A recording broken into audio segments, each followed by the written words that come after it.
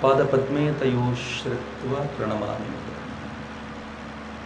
ರತ್ನಾಕರ ಧೌತಪದಾಂ ಹಿಮಾಲಯ ಕಿರೀಟಿಂ ಬ್ರಹ್ಮ ರಾಜರ್ಷಿ ರತ್ನಾಟ್ಯಾಂ ವಂದೇ ಭಾರತ ಮಾತರಂ. ವೇದಿಕೆ ಮೇಲೆ ಆಸೀನರಾಗಿರುವ ಆದರಣೀಯ ಗುರುಗಳಿಗೆ ಅತ್ಯಂತ ಭಕ್ತಿಪೂರ್ವಕ ಪ್ರಣಾಮಗಳನ್ನು ಸಲ್ಲಿಸಿ, ಆಗಮಿಸಿರುವ ಹಾರುಗೇರಿಯ ಮತ್ತು ಸುತ್ತಮುತ್ತಲಿನ ಸಮಸ್ತ ದೇಶಭಕ್ತ ಬಂಧುಗಳಿಗೆ, ಮಾತಾ ಭಗಿನಿಯರಿಗೆ ಶ್ರದ್ಧಾಪೂರ್ವಕ ನಮಸ್ಕಾರಗಳನ್ನು ಸಮರ್ಪಿಸ್ತೇನೆ. ಇಂದು ಬಹಳ ವಿಶೇಷವಾದ ದಿವಸ. ಇವತ್ತು ಶಿವಾಜಿ ಮಹಾರಾಜರು ಹುಟ್ಟಿದ ದಿನ ಕೂಡ ಹೌದು. ಶಿವಾಜಿಯವರ ಜಯಂತಿಯನ್ನು ಎಲ್ಲೆಡೆ ಇವತ್ತು ಆಚರಿಸಲಾಗ್ತಾ ಇದೆ. ನಾನು ಬೆಳಿಗ್ಗೆ ಇವತ್ತು ಯಾದವಾರದಲ್ಲಿ ಮಾತಾಡ್ತಾ ಇರುವಾಗ ಹಾಗೆ ಅಂದ್ಕೊಳ್ತಿದ್ದೆ, ಶಿವಾಜಿ ಮಹಾರಾಜರು ಬರದೇ ಹೋಗಿದ್ದಿದ್ರೆ ಏನಾಗಿರ್ತಿತ್ತು ಅಂತ. ಒಬ್ಬ ಕವಿ ಬಹಳ ಚೆನ್ನಾಗಿ ಹೇಳ್ತಾನೆ, ಕಾಶಿ ಕಿ ಕಳಾ ಜಾತಿ ಮಥುರಾ ಮಸ್ಜಿದ್ ಹೋತಿ, ಶಿವಾಜಿ ನ ಹೋತೆ ತೋ ಸುನ್ನತ್ ಹೋತಿ ಸಬಕಿ ಅಂತ ತುಂಬ ಗಂಭೀರವಾದ ಮಾತುಗಳನ್ನು ಹೇಳ್ತಾನೆ. ಶಿವಾಜಿ ಇಲ್ಲದೆ ಹೋಗಿದ್ರೆ ಏನಾಗಿರ್ತಿತ್ತು ಅಂತ ಎರಡೇ ಸಾಲುಗಳಲ್ಲಿ ಕವಿ ಎಕ್ಸ್ಪ್ಲೈನ್ ಮಾಡ್ತಾನೆ. ಶಿವಾಜಿ ಮಹಾರಾಜರು ನಮ್ಮ ಪಾಲಿಗೆ ಭಗವತ್ ಸ್ವರೂಪಿಯಾಗಿ ಬಂದವರು ಅಂತ ನಾನಂತೂ ಭಾವಿಸ್ತೇನೆ. ಭಾರತದ ಪರಂಪರೆಯೇ ಅತ್ಯಂತ ವಿಶಿಷ್ಟವಾಗಿರುವಂಥದ್ದು. ಎಷ್ಟು ವಿಶಿಷ್ಟವಾಗಿರುವಂಥ ಪರಂಪರೆ ಭಾರತದ್ದು ಅಂತಂದರೆ, ಈ ಸಂಸ್ಕೃತಿ ಯಾವಾಗ ನಾಶವಾಗುತ್ತೆ ಅಂತ ಅನಿಸಿದೆಯೋ, ಭಾರತವನ್ನು ಕಟ್ಟಿದ ಸೃಷ್ಟಿಯನ್ನು ರಕ್ಷಿಸ್ತಾ ಇರುವಂಥ ಈ ಸಂಸ್ಕೃತಿ ಯಾವಾಗ ನಾಶವಾಗುತ್ತೆ ಅಂತ ಅನಿಸುತ್ತೋ ಆಗೆಲ್ಲ ಮಹಾಪುರುಷರು ಅವತರಿಸಿ ಈ ದೇಶವನ್ನು ಮತ್ತೆ ಔನ್ನತ್ಯಕ್ಕೆ ಕೊಂಡೊಯ್ತಾರೆ. ಯಾವ ಅನುಮಾನವೂ ಇಲ್ಲ. ಈ ದೇಶದಲ್ಲಿ ಹೆಣ್ಮಕ್ಕಳನ್ನೇ ಅಪಹರಿಸಿಕೊಂಡು ಹೋಗುವಂಥ, ಒಂದು ತೂಕ ಜಾಸ್ತಿ ರಾಜನ ಹೆಂಡತಿಯನ್ನೇ ಅಪಹರಿಸಿಕೊಂಡು ಹೋಗುವಂಥ ರಾವಣರಂಥವರು ಇದ್ದಾಗ ರಾಮ ಅವತರಿಸಿದ್ದು, ರಾಮ ರಾವಣನ ಸಂಹಾರ ಮಾಡಲಿಕ್ಕೆ ಬಂದಿದ್ದು. ಅಕಸ್ಮಾತ್ ರಾಮ ಬರದೇ ಹೋಗಿದ್ದಿದ್ರೆ ಅವತ್ತೇ ರಾಕ್ಷಸರ ರಾಜ್ಯ ನಡೆದು ಈ ದೇಶದ ಸಂಸ್ಕೃತಿ ನಷ್ಟವಾಗಿ ಹೋಗಿರ್ತಿತ್ತು. ರಾಮ ಅದಕ್ಕೋಸ್ಕರ ಬಂದಿತ್ತು. ಮತ್ತು ರಾಮ ಅತ್ಯಂತ ಸಾಮಾನ್ಯನಾಗಿಯೇ ಬಂದಿದ್ದು. ನೆನ್ಪಿಟ್ಕೊಳ್ಳಿ, ರಾಮ ಸಿಲ್ವರ್ ಸ್ಪೂನನ್ನು ಬಾಯಲ್ಲಿ ಇಟ್ಕೊಂಡು ಬಂದಿದ್ದು ಅಂತ ನಾವು ಅನ್ಕೊಳ್ಳೋದಾದರೂ, ಆ ರಾಮ ರಾವಣನನ್ನು ಕೊಲ್ಲುವಾಗ ರಾಮನ ಜೊತೆ ಇದ್ದ ಸೇನೆ ಯಾವುದೋ ಭಾರಿ ದೊಡ್ಡ ಬಲಾಢ್ಯವಾಗಿರುವಂಥ ಎಲ್ಲವನ್ನು ತಿಳಿದಿದ್ದಂಥ ಸೇನೆ ಆಗಿರಲಿಲ್ಲ. ಸಾಮಾನ್ಯವಾದ ವಾನರ ಸೇನೆ ರಾಮನ ಜೊತೆ ನಿಂತಿತ್ತು. ಅದು ರಾವಣನ ಎದುರಿಸ್ತು. ಇದು ಬಹಳ ವಿಶೇಷವಾದ್ದು. ಕಂಸನಂಥವರು ಜಾಸ್ತಿ ಆದಾಗ, ಜರಾಸಂಧನಂಥವರು ಜಾಸ್ತಿ ಆದಾಗ ಕೃಷ್ಣ ಅವತರಿಸಿ ಬಂದ. ಕೃಷ್ಣ ಇವರೆಲ್ಲರನ್ನೂ ಸಂಹರಿಸಿ ಈ ಭೂಮಿಯ ಭಾರವನ್ನು ಕಡಿಮೆ ಮಾಡಿ ಮತ್ತೆ ಭಾರತದ ಆ ಸಂಸ್ಕೃತಿಯನ್ನು ಉಳಿಸುವ ಪ್ರಯತ್ನ ಮಾಡಿದ. ಕೃಷ್ಣ ಕೂಡ ಅತ್ಯಂತ ಸಾಮಾನ್ಯನಾಗಿಯೇ ಬದುಕಿದ್ದವನು. ನೀವು ಆನಂತರದ ಇಸ್ಲಾಂನ ಆಕ್ರಮಣ ತುಂಬ ಮುಂದಕ್ಕೆ ಬಂದು ಹೇಳೋದಾದರೆ, ಇಸ್ಲಾಂನ ಆಕ್ರಮಣ ತೀವ್ರಗೊಂಡು ಎಲ್ಲ ಕಡೆಯಿಂದಲೂ ದಾಳಿ ಶುರುವಾಗ್ಬಿಟ್ಟಾಗ ಈ ದೇಶ ಪೂರ್ತಿ ತನ್ನತನವನ್ನು ಕಳ್ಕೊಂಡು, ಹೇಗೆ ಜಗತ್ತಿನ ಅನೇಕ ರಾಷ್ಟ್ರಗಳು ಇಸ್ಲಾಂನ ಕ್ಯಾರವಾನ್ ಎದುರುಗಡೆ ತನ್ನ ತಲೆಯನ್ನು ತಗ್ಗಿಸಿ ನಿಲ್ತು ಅಂತ ಜಗತ್ತು ಮಾತನಾಡುತ್ತೋ, ಹಾಗೆ ಭಾರತ ತನ್ನ ಸಂಸ್ಕೃತಿಯನ್ನು ಪೂರ್ತಿ ಕಳ್ಕೊಳ್ಳುತ್ತೆ ಅನ್ನಿಸಿದಾಗ ಶಿವಾಜಿ ಮಹಾರಾಜರು ಈ ದೇಶದಲ್ಲಿ ಅವತರಿಸಿ ಬಂದರು. ಶಿವಾಜಿ ಮಹಾರಾಜರು ಕೂಡ ಸೇನೆಯನ್ನು ಕಟ್ಟುವಾಗ ಅವ್ರ ಹತ್ರ ಭಾರಿ ದೊಡ್ಡ ಬಲ ಇತ್ತು ಅಂತ ತಿಳ್ಕೊಳ್ಬೇಡಿ. ಮಹಾರಾಷ್ಟ್ರದ ಪುಣೇರಿಯ ಆ ಭಾಗಗಳಲ್ಲಿರುವಂಥ ಅತ್ಯಂತ ಸಾಮಾನ್ಯರಾಗಿರುವಂಥ ರಾಮೋಶಿಗಳ ಸಂಘಟನೆಯನ್ನು ಕಟ್ಟಿಕೊಂಡು ಅವರುಗಳ ಮೂಲಕ ಅತ್ಯಂತ ಶ್ರೇಷ್ಠವಾದ ಸೇನೆಯನ್ನು ಕಟ್ಟಿದವರು ಶಿವಾಜಿ ಮಹಾರಾಜರು. ಮುಂದೆ ಔರಂಗಜೇಬನನ್ನು ಎದುರಿಸಲಿಕ್ಕೆ ಸಾಧ್ಯ ಆಗಿದ್ದು ಆ ಕಾರಣಕ್ಕೋಸ್ಕರ. ಔರಂಗಜೇಬನ ಮತ್ತು ಮುಂದೆ ಬಂದಿರುವಂಥ ಎಲ್ಲರ ಗರ್ವವನ್ನು ಮೆಟ್ಟಿ ನಿಂತ ಶಿವಾಜಿ ಮಹಾರಾಜರು ಭಾರತೀಯ ಸಂಸ್ಕೃತಿಯ ಪುನರುದ್ಧಾರಕರು ಅಂತ ನಾನಂತೂ ನಂಬ್ತೀನಿ. ಮಿತ್ರ, ಇನ್ನು ಕ್ರಿಶ್ಚಿಯನ್ರ ಆಳ್ವಿಕೆ ನಡೆದಾಗ ಈ ದೇಶದಲ್ಲಿ ಸುಭಾಷ್ ಚಂದ್ರ ಬೋಸರು, ಭಗತ್ ಸಿಂಗ್ರು ಅವತಾರ ಎತ್ತಿ ಬಂದರು. ಹೀಗಾಗಿ ಮತ್ತೊಮ್ಮೆ ಸ್ವಾತಂತ್ರ್ಯವನ್ನು ನೋಡಲಿಕ್ಕೆ ನಮ್ಮ ಬಳಿಗೆ ಸಾಧ್ಯವಾಯಿತು. ಇಲ್ಲದೆ ಹೋಗಿದ್ದಿದ್ರೆ ಈ ದೇಶ ಇವತ್ತಿಗೂ ಕೂಡ ಆಸ್ಟ್ರೇಲಿಯಾದಂತೆ, ಅಮೆರಿಕಾದಂತೆ ದಾಸ್ಯ ಚಿಂತನೆಯಲ್ಲಿ ಇವತ್ತಿಗೂ ಉಳಿಬೇಕಿತ್ತು. ನಮ್ಮ ಸಂಸ್ಕೃತಿ ಇವತ್ತು ಯಾಕೆ ಏನಕ್ಕಾದರೂ ಜೀವಂತವಾಗಿದೆಯೆಂದರೆ ಅದಕ್ಕೆ ಕಾರಣ ನಮ್ಮ ಕಾಲಘಟ್ಟದಲ್ಲಿ ಅವತರಿಸಿ ಬಂದ ಭಗತ್ ಸಿಂಗ್, ಸುಭಾಷ್ ಚಂದ್ರ ಬೋಸ್, ಚಂದ್ರಶೇಖರ್ ಆಜಾದ್ರಂಥ ಮಹಾನ್ ಕ್ರಾಂತಿಕಾರಿಗಳು ಕಾರಣ. 70 ವರ್ಷಗಳ ಆಳ್ವಿಕೆ ಆಯಿತು. ಆಮೇಲೆ ಹೆಂಗಾಯಿತು ಭ್ರಷ್ಟಾಚಾರ ಅಂತಂದರೆ, 5 ವರ್ಷಗಳ ಹಿಂದೆ ನಾವೆಲ್ಲ ಬೀದಿಗೆ ಬಂದಿದ್ವಿ. ಯಾಕೆ ಬೀದಿಗೆ ಬಂದಿದ್ವಿ ಅಂತಂದರೆ, ಈ ಕಾಂಗ್ರೆಸ್ನವರು ಆಕಾಶ ನೋಡಿದ್ರು, ಕಣ್ಣಿಗೆ ಕಾಣದ 2G 3G ಸಿಗ್ನಲ್ಗಳನ್ನು ತಾವು ಲೂಟಿ ಮಾಡೋದು ಹೇಗೆ ಅಂತ ಆಲೋಚನೆ ಮಾಡಿ 1.25 ಲಕ್ಷ ಕೋಟಿ ರೂಪಾಯಿ ಅದನ್ನು ಮಾರಾಟ ಮಾಡೋದ್ರಲ್ಲಿ ಲೂಟಿ ಮಾಡಿದ್ರು.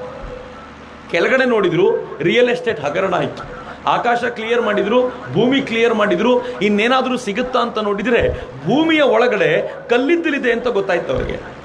ಈ ಕಲ್ಲಿದ್ದಲನ್ನು ತೆಗೆದು ಅದನ್ನು ಮಾರಾಟ ಮಾಡೋದರಲ್ಲಿ 10 ಲಕ್ಷ ಕೋಟಿ ರೂಪಾಯಿಯ ಹಗರಣ ಮಾಡಿದರು. ಹಗರಣಗಳ ಮೇಲೆ ಹಗರಣ ಮಾಡಿದರು. ನಮಗನಿಸಿತ್ತು ಇನ್ನೂ ಈ ದೇಶ ಉದ್ಧಾರ ಆಗೋದು ಸಾಧ್ಯ ಇಲ್ಲ ಅಂತ. ಆಗ ಭಗವಂತ ತನ್ನೊಂದು ಅಂಶವನ್ನ ನರೇಂದ್ರ ಮೋದಿಯವರ ರೂಪದಲ್ಲಿ ಕಳಿಸಿದ್ರಿಂದ ಈ ದೇಶ ಇವತ್ತು ಹಿಂಗೆ ಉಳ್ಕೊಳ್ತು. ಇಲ್ಲದೆ ಹೋಗಿದ್ರೆ ಮಿತ್ರರೇ, ನಾನು ಯಾವುದನ್ನು ಎಕ್ಸಾಜುರೇಟ್ ಮಾಡ್ತಿಲ್ಲ. ನಿಮ್ಗೆ ಸ್ವಲ್ಪ ಚಕ್ರವರ್ತಿ ಓವರ್ ಆಗಿ ಹೇಳ್ತಿದ್ದಾರೆ ಅಂತ ಅನಿಸಿದ್ರೆ ಒಂದೇ ಒಂದು ಮಾತನ್ನು ನೆನಪಿಸ್ಕೊಳ್ಳಿ.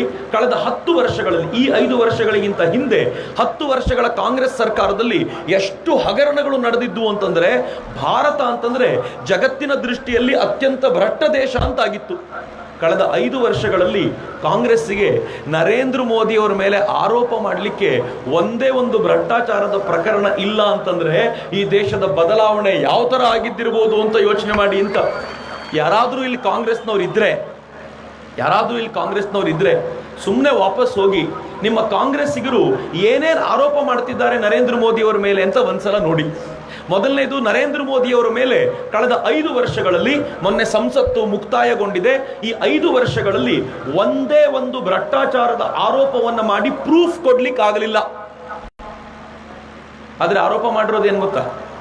ನರೇಂದ್ರ ಮೋದಿ ಅವರ ಹೆಂಡತಿ ಜೊತೆ ಇಲ್ಲ ಅಂತ. ನಿಮ್ಗೇನು ಪ್ರಾಬ್ಲಮ್ಮು? ನರೇಂದ್ರ ಮೋದಿ ಅವ್ರ ಹೆಂಡತಿ ಜೊತೆಗೆ ಇರ್ತಾರೋ ಒಬ್ಬರೇ ಇರ್ತಾರೋ ನಿಮ್ಗೇನು ಪ್ರಾಬ್ಲಮ್ಮು? ಹೋಗ್ಲಿ.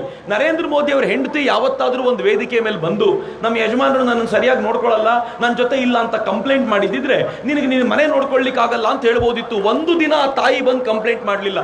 ಒಂದಿನ ಒಂದು ಪತ್ರಕರ್ತರ ಇಂಟರ್ವ್ಯೂ ಮಾಡುವಾಗ ನರೇಂದ್ರ ಮೋದಿ ಅವರ ಪತ್ನಿ ಯಶೋದಾಬೆನ್ ಹೇಳಿದ್ರು, ನಾನು ಮದುವೆ ಆದ ಆರಂಭದಲ್ಲೇ ಅವ್ರು ನನಗೆ ಹೇಳಿದ್ರು, ನನಗೆ ಮದುವೆ ಇಷ್ಟ ಇರಲಿಲ್ಲ, ಏನು ಮಾಡಲಿ, ನನ್ನ ಮನೆಯವರು ಸೇರಿ ಒತ್ತಾಯ ಮಾಡಿದ್ದಾರೆ, ನಾನು ನಿಂಗೆ ತೊಂದರೆ ಕೊಡ್ಲಿಕ್ಕೆ ಇಚ್ಛೆ ಪಡಲ್ಲ, ನೀನು ಚೆನ್ನಾಗಿ ಎಜುಕೇಷನ್ ತಗೋ, ನಿನ್ನ ಕಾಲ ಮೇಲೆ ನೀನು ನಿಂತ್ಕೋ ಅಂತ ನನಗೆ ಓದ್ಲಿಕ್ಕೆ ಬೇಕಾಗಿರೋ ವ್ಯವಸ್ಥೆ ಮಾಡಿ ನನಗೆ ಹೇಳಿಯೇ ಮನೆ ಬಿಟ್ಟು ಹೋದ್ರು. ಆಮೇಲೆ ಯಾವತ್ತೂ ನನ್ನ ನೋಡ್ಲಿಕ್ಕೆ ಬರಲೇ ಇಲ್ಲ, ಮನೆಗೂ ಬರಲಿಲ್ಲ. ಆಮೇಲೆ ಈ ದೇಶವನ್ನು ಕಟ್ಟುವ ಕಾಯಕದಲ್ಲಿ ನಿರತವಾದ್ರು. ನಾನು ಅವರ ದೇಶ ಕಟ್ಟುವ ಕಾಯಕದಿಂದ ನನಗೂ ಸ್ವಲ್ಪ ಪುಣ್ಯ ಸಿಗುತ್ತೆ ಅಂತ ನನ್ನ ಪಾಡಿಗೆ ನಾನು ಇದ್ನೇ ಹೊರತು ಯಾವತ್ತೂ ಅವರ ಕೆಲಸಕ್ಕೆ ಅಡ್ಡಿ ಬರಲಿಲ್ಲ. ಆಕೆ ಪಕ್ಕ ಭಾರತದ ಹೆಣ್ಣು ಮಗಳಂತೆ ತನ್ನ ಗಂಡನ ಶ್ರೇಯಸ್ಸನ್ನ ಆಶಿಸಿ ಕೂತ್ಕೊಂಡಿದ್ದಾರಲ್ಲ. ಇವ್ರಿಗೆ ಎಂತ ಹೆಂಡತಿ ಬೇಕು ಗೊತ್ತೇನು? ಚಿದಂಬರಂಗೊಬ್ಳು ಹೆಂಡತಿ ಇದ್ದಾಳಲ್ಲ, ಹೆಂಗಿದ್ದಾಳೆ ಅಂತಂದ್ರೆ, ಗಂಡ ಮಾಡುವ ಎಲ್ಲ ಭ್ರಷ್ಟ ಕೆಲಸಗಳಲ್ಲೂ ನನಗೂ ಒಂದು ಪಾಲಿರಲಿ ಅಂತ ಭಾಗವಹಿಸುವಿಕೆ. ಹೆಂಗಿದ್ದಾರೆ ಅಂತಂದ್ರೆ, ಗಂಡ, ಹೆಂಡತಿ, ಮಗ ಕಾರ್ತಿ ಚಿದಂಬರಂ ಕೋಟ್ಯಂತರ ರೂಪಾಯಿ ಲೂಟಿ ಮಾಡಿದವರು. ಅವ್ರಿಗೆ ಹೆಂಡತಿ ಆ ಕಾರಣಕ್ಕೋಸ್ಕರ ಜೊತೆ ಇರಬೇಕು. ಈ ದೇಶದಲ್ಲಿ ಎಂತೆಂಥ ಫ್ಯಾಮಿಲಿಗಳಾಗಿವೆ ಅಂತಂದ್ರೆ, ಈ ದೇಶದಲ್ಲಿ ಚಿದಂಬರಂ ಫ್ಯಾಮಿಲಿ ಕಳೆದ 11ನೇ ಬಾರಿ, ಇವತ್ತು ಅವ್ರಿಗೆ ಮತ್ತೊಂದು ಜಾಮೀನು ಸಿಕ್ಕಿದೆ, 11ನೇ ಬಾರಿ ಜಾಮೀನು ಸಿಕ್ಕಿದೆ ಜೈಲಿಗೆ ಹೋಗದೆ ಇರೋ ತರ. ಈ ದೇಶದಲ್ಲಿ ಅಥವಾ ಜಗತ್ನಲ್ಲಿ 11 ಬಾರಿ ಜಾಮೀನು ತೆಗೆದುಕೊಂಡಿರುವ ಯಾವುದಾದ್ರೂ ಮಿನಿಸ್ಟರ್, ಎಕ್ಸ್ ಮಿನಿಸ್ಟರ್ ಅಂತಿದ್ರೆ ಅದು ಚಿದಂಬರಂ ಅನ್ನುವಂಥ ರೆಕಾರ್ಡ್ ಚಿದಂಬರಂ ಕುತ್ತಿಗೆಗಿದೆ. ಕಾಂಗ್ರೆಸ್ಸಿಗೆ ಇದನ್ನ ಒಂದ್ಸಲ ಪರಾಂಬರಿಸಬೇಕು. ಬರೀ ಚಿದಂಬರಂ ಮಾತ್ರ ಅಲ್ಲ, ಇನ್ನೊಂದು ದೇಶದಲ್ಲಿ ಬೇಲ್ಪುರಿ ಫ್ಯಾಮಿಲಿ ಇದೆ. ಆ ಬೇಲ್ಪುರಿ ಫ್ಯಾಮಿಲಿ ಯಾವ್ದು ಗೊತ್ತಾ? ಅದು ಕಾಂಗ್ರೆಸ್ನ ಅಧ್ಯಕ್ಷರ ಫ್ಯಾಮಿಲಿ, ರಾಹುಲ್ ಗಾಂಧಿಯವರ family. Rahul Gandhi on bale, Rahul ಗಾಂಧಿಯವರ ಅಮ್ಮ ಆನ್ ಬೇಲ್, ರಾಹುಲ್ ಗಾಂಧಿಯವರ ಭಾವ ಆನ್ ಬೇಲ್. ನೀವು ರಾಹುಲ್ ಗಾಂಧಿಯವರ ಫ್ಯಾಮಿಲಿಯಲ್ಲಿ ಯಾರನ್ನೇ ಕೇಳಿ, they are on bale. Bhelpuri ಅಂತ ಅದಕ್ಕೆ ಕರೆಯೋದು ನಾವು, ಯಾಕಂದ್ರೆ ಬೇಲಲ್ಲೇ ಇದೆ ಇಡೀ ಫ್ಯಾಮಿಲಿ. ನಮಗೆಲ್ಲ ಮೊದಲೆಲ್ಲ ಮೊಬೈಲ್ನಲ್ಲಿ ಫ್ಯಾಮಿಲಿ ಪ್ಯಾಕ್ ಅಂತ ಮಾತಾಡು. ಗಂಡ ಮತ್ತು ಹೆಂಡತಿ ಮಕ್ಕಳು ಎಲ್ಲ ಮಾತಾಡಬೇಕು ಅಂದ್ರೆ ಫ್ಯಾಮಿಲಿ ಪ್ಯಾಕ್ ಕೊಡ್ತಾರಲ್ಲ. ಈ ದೇಶದಲ್ಲಿ ನರೇಂದ್ರ ಮೋದಿ ಬಂದ ಮೇಲೆ ಫ್ಯಾಮಿಲಿ ಬೇಲ್ ಸಿಗುವಂತ ವ್ಯವಸ್ಥೆ ಆಗೋಯ್ತಲ್ಲ. ಎಲ್ಲರೂ ಲೈನಲ್ಲಿ ನಿಂತ್ಕೊಂಡು ಕೋರ್ಟ್ ಹತ್ರ ಬೇಲ್ ತೆಗೆದುಕೊಳ್ಳೋ ಪರಿಸ್ಥಿತಿಯಲ್ಲಿ ಬಂದ್ರು. ಇಂಥವ್ರು ಯಾರೂ ಕೂಡ ನರೇಂದ್ರ ಮೋದಿ ಅವರ ಮೇಲೆ ಒಂದು ಕಪ್ಪು ಚುಕ್ಕೆ ಇಡ್ಲಿಕ್ಕಾಗ್ಲಿಲ್ಲ. ಇದು ನರೇಂದ್ರ ಮೋದಿ ಅವರ ಸಾಧನೆ. ನರೇಂದ್ರ ಮೋದಿ ಅವ್ರ ಬಗ್ಗೆ ಅವ್ರು ಮಾಡೋ ಆರೋಪ ಏನ್ ಗೊತ್ತೇನು? ನರೇಂದ್ರ ಮೋದಿ ಅವ್ರ ಹೆಂಡತಿಯವ್ರ ಜೊತೆ ಇಲ್ಲ, ನರೇಂದ್ರ ಮೋದಿ ಅವರ ಫ್ಯಾಮಿಲಿ ನೋಡ್ಕೊಳ್ಳಲ್ಲ, ನರೇಂದ್ರ ಮೋದಿ ಒಳ್ಳೊಳ್ಳೆ ಬಟ್ಟೆ ಹಾಕ್ತಾರೆ ಅಂತ. ಏನ್ ಕರ್ಮ ರೀ! ಒಬ್ಬ ಪ್ರಧಾನಮಂತ್ರಿ ಒಳ್ಳೆ ಬಟ್ಟೆ ಹಾಕ್ತಾನೆ ಅಂತ ಕಂಪ್ಲೇಂಟ್ ಮಾಡುವಷ್ಟು ನೀಚ ಮಟ್ಟಕ್ಕೆ ಬಂದಿದ್ದೀರಾ ನೀವು ಅಂತಂದ್ರೆ ನಿಮ್ಗೇನ್ ಹೇಳಬೇಕು? ನರೇಂದ್ರ ಮೋದಿ ರಾಜ್ಯ ಪ್ರವಾಸಗಳನ್ನ ತುಂಬಾ ಮಾಡ್ತಾರೆ, ದೊಡ್ಡ ಪ್ರಾಬ್ಲಮ್ ಇವ್ರಿಗೆ. ನರೇಂದ್ರ ಮೋದಿ ರೇಡಿಯೋದಲ್ಲಿ ಮಾತನಾಡ್ತಾರೆ, ಇವ್ರಿಗೆ ಏನ್ ಪ್ರಾಬ್ಲಮ್ ಅಂದ್ರೆ ತಾನು ಮಾಡಿರುವ ಸಾಧನೆಗಳನ್ನ ನರೇಂದ್ರ ಮೋದಿ ನೇರವಾಗಿ ಜನರಿಗೆ ಹೇಳ್ಕೊಳ್ತಾರಲ್ಲ, ಇದು ಅವ್ರಿಗೆ ಸಹಿಸ್ಕೊಳ್ಳಿಕ್ಕಾಗಲ್ಲ. ಇದು ಅವ್ರದೆಲ್ಲ ಪ್ರಾಬ್ಲಮ್. ಎಲ್ಲಿವರೆಗೂ ಇದ್ದಾರೆ ಅಂತಂದ್ರೆ ಇವರು ನರೇಂದ್ರ ಮೋದಿಯವರ ಕುರಿತಂತೆ ಆರೋಪಗಳನ್ನ ಮಾಡ್ತಾ ಮಾಡ್ತಾ ಮಾಡ್ತಾ ಅತ್ಯಂತ ನೀಚ ಮಟ್ಟಕ್ಕೆ ಇಳಿದಿದ್ದಾರೆ. ಆದರೆ ಕಳೆದ 5 ವರ್ಷಗಳಲ್ಲಿ ಒಂದು ಭ್ರಷ್ಟಾಚಾರದ ಪ್ರಕರಣವನ್ನು ತೋರಿಸ್ಲಿಕ್ಕೆ ಆಗಲಿಲ್ಲ. Fine, first. ಆದರೆ ನಾನು ನಿಮ್ಗೆ ಇವತ್ತು ಮಾತನಾಡಬೇಕು ಅಂತಿರೋದು ಮಿತ್ರರೇ, ಪುಲ್ವಾಮಾದಲ್ಲಿ ಅಟ್ಯಾಕ್ ಆಯಿತು. ಪುಲ್ವಾಮಾದಲ್ಲಿ ಭಯೋತ್ಪಾದಕರು 37 ಭಾರತೀಯ CRPF ಯೋಧರನ್ನ ಕೊಂದಾಕಿದ್ರು. ಈ 37 CRPFನ ಯೋಧರು ಪುಲ್ವಾಮಾದಲ್ಲಿ ತೀರಿಕೊಂಡಾಗ, ಪುಲ್ವಾಮಾದಲ್ಲಿ ಅಟ್ಯಾಕಿಗೊಳಗಾದಾಗ ಇಡೀ ದೇಶ ಕೋಪಕ್ಕೊಳಗಾಗಿತ್ತು. ಆದರೆ ನಾನು ಸುಮ್ಮನೆ ಶಿವಾಜಿ ಮಹಾರಾಜರ ಜೀವನವನ್ನು ಓದ್ತಾ ಇದ್ದೆ. ಆಕ್ರೋಶ ಅನ್ನೋದು ಹೇಗಿರುತ್ತೆ ಅನ್ನೋದನ್ನ ಒಂದು ಸ್ವಲ್ಪ ನಾವು ಯೋಚನೆ ಮಾಡಬೇಕು. ಈ ಡ್ರೋನ್ ದಯಮಾಡಿ ತೆಗೀರಪ್ಪ, ಇಳಿಸ್ಬಿಡಿ ಅದನ್ನ.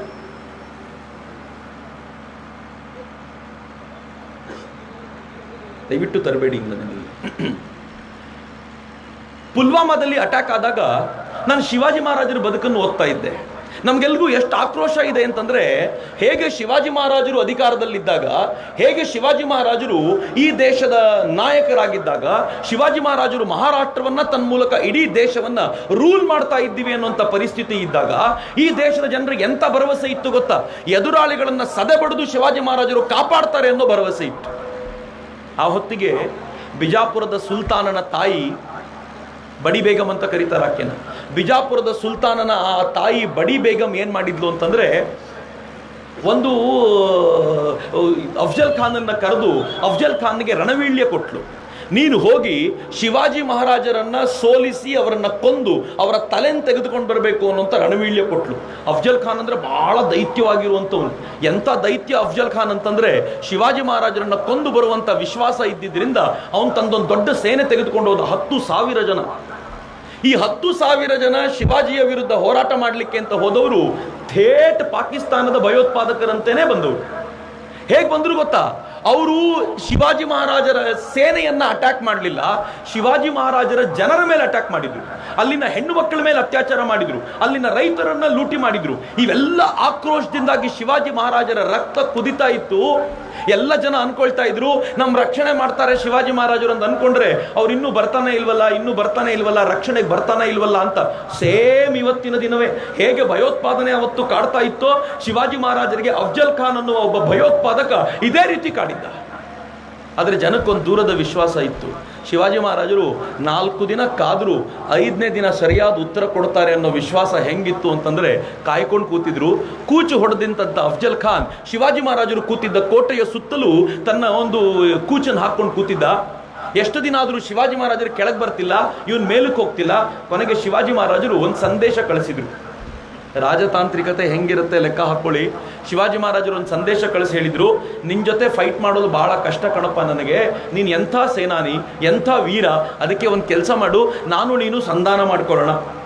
ಸಂಧಾನ ಅಂದ ತಕ್ಷಣ ಅವ್ನು ಕೇಳಿದ, ಸರಿ ಬಾ ಅಲ್ಲ ಆಗಿದ್ರೆ. ಹಂಗಂದ ತಕ್ಷಣ ಶಿವಾಜಿ ಮಹಾರಾಜ್ ಹೇಳಿದ್ರು, ಅಯ್ಯೋಯ್ಯೋ ನನಗೆ ನಿನ್ನ ಹತ್ರ ಬರೋ ಧೈರ್ಯ ಎಲ್ಲಪ್ಪ, ನೀನೇ ಮೇಲಕ್ಕೆ ಬಾ, ಏನು ಹೆದರ್ಕೊಳ್ಬೇಡ, ನನಗಂತೂ ಏನು ಮಾಡ್ಲಿಕ್ಕೆ ಸಾಧ್ಯ ಇಲ್ಲ, ಶರಣಾಗತನಾಗಲಿಕ್ಕೆ ಸಿದ್ಧ ಅಂತ ಯಾವಾಗ ಶಿವಾಜಿ ಮಹಾರಾಜರು ಹೇಳಿ ಕಳಿಸಿದ್ರು, ದಿಮಾಕಿನಿಂದ ಬಂದ ಅಫ್ಜಲ್ ಖಾನ್ ಹೆಂಗಿದ್ದ ಗೊತ್ತಾ? ದೈತ್ಯ ದೇಹಿ, ಉತ್ತರದ ದೈತ್ಯ.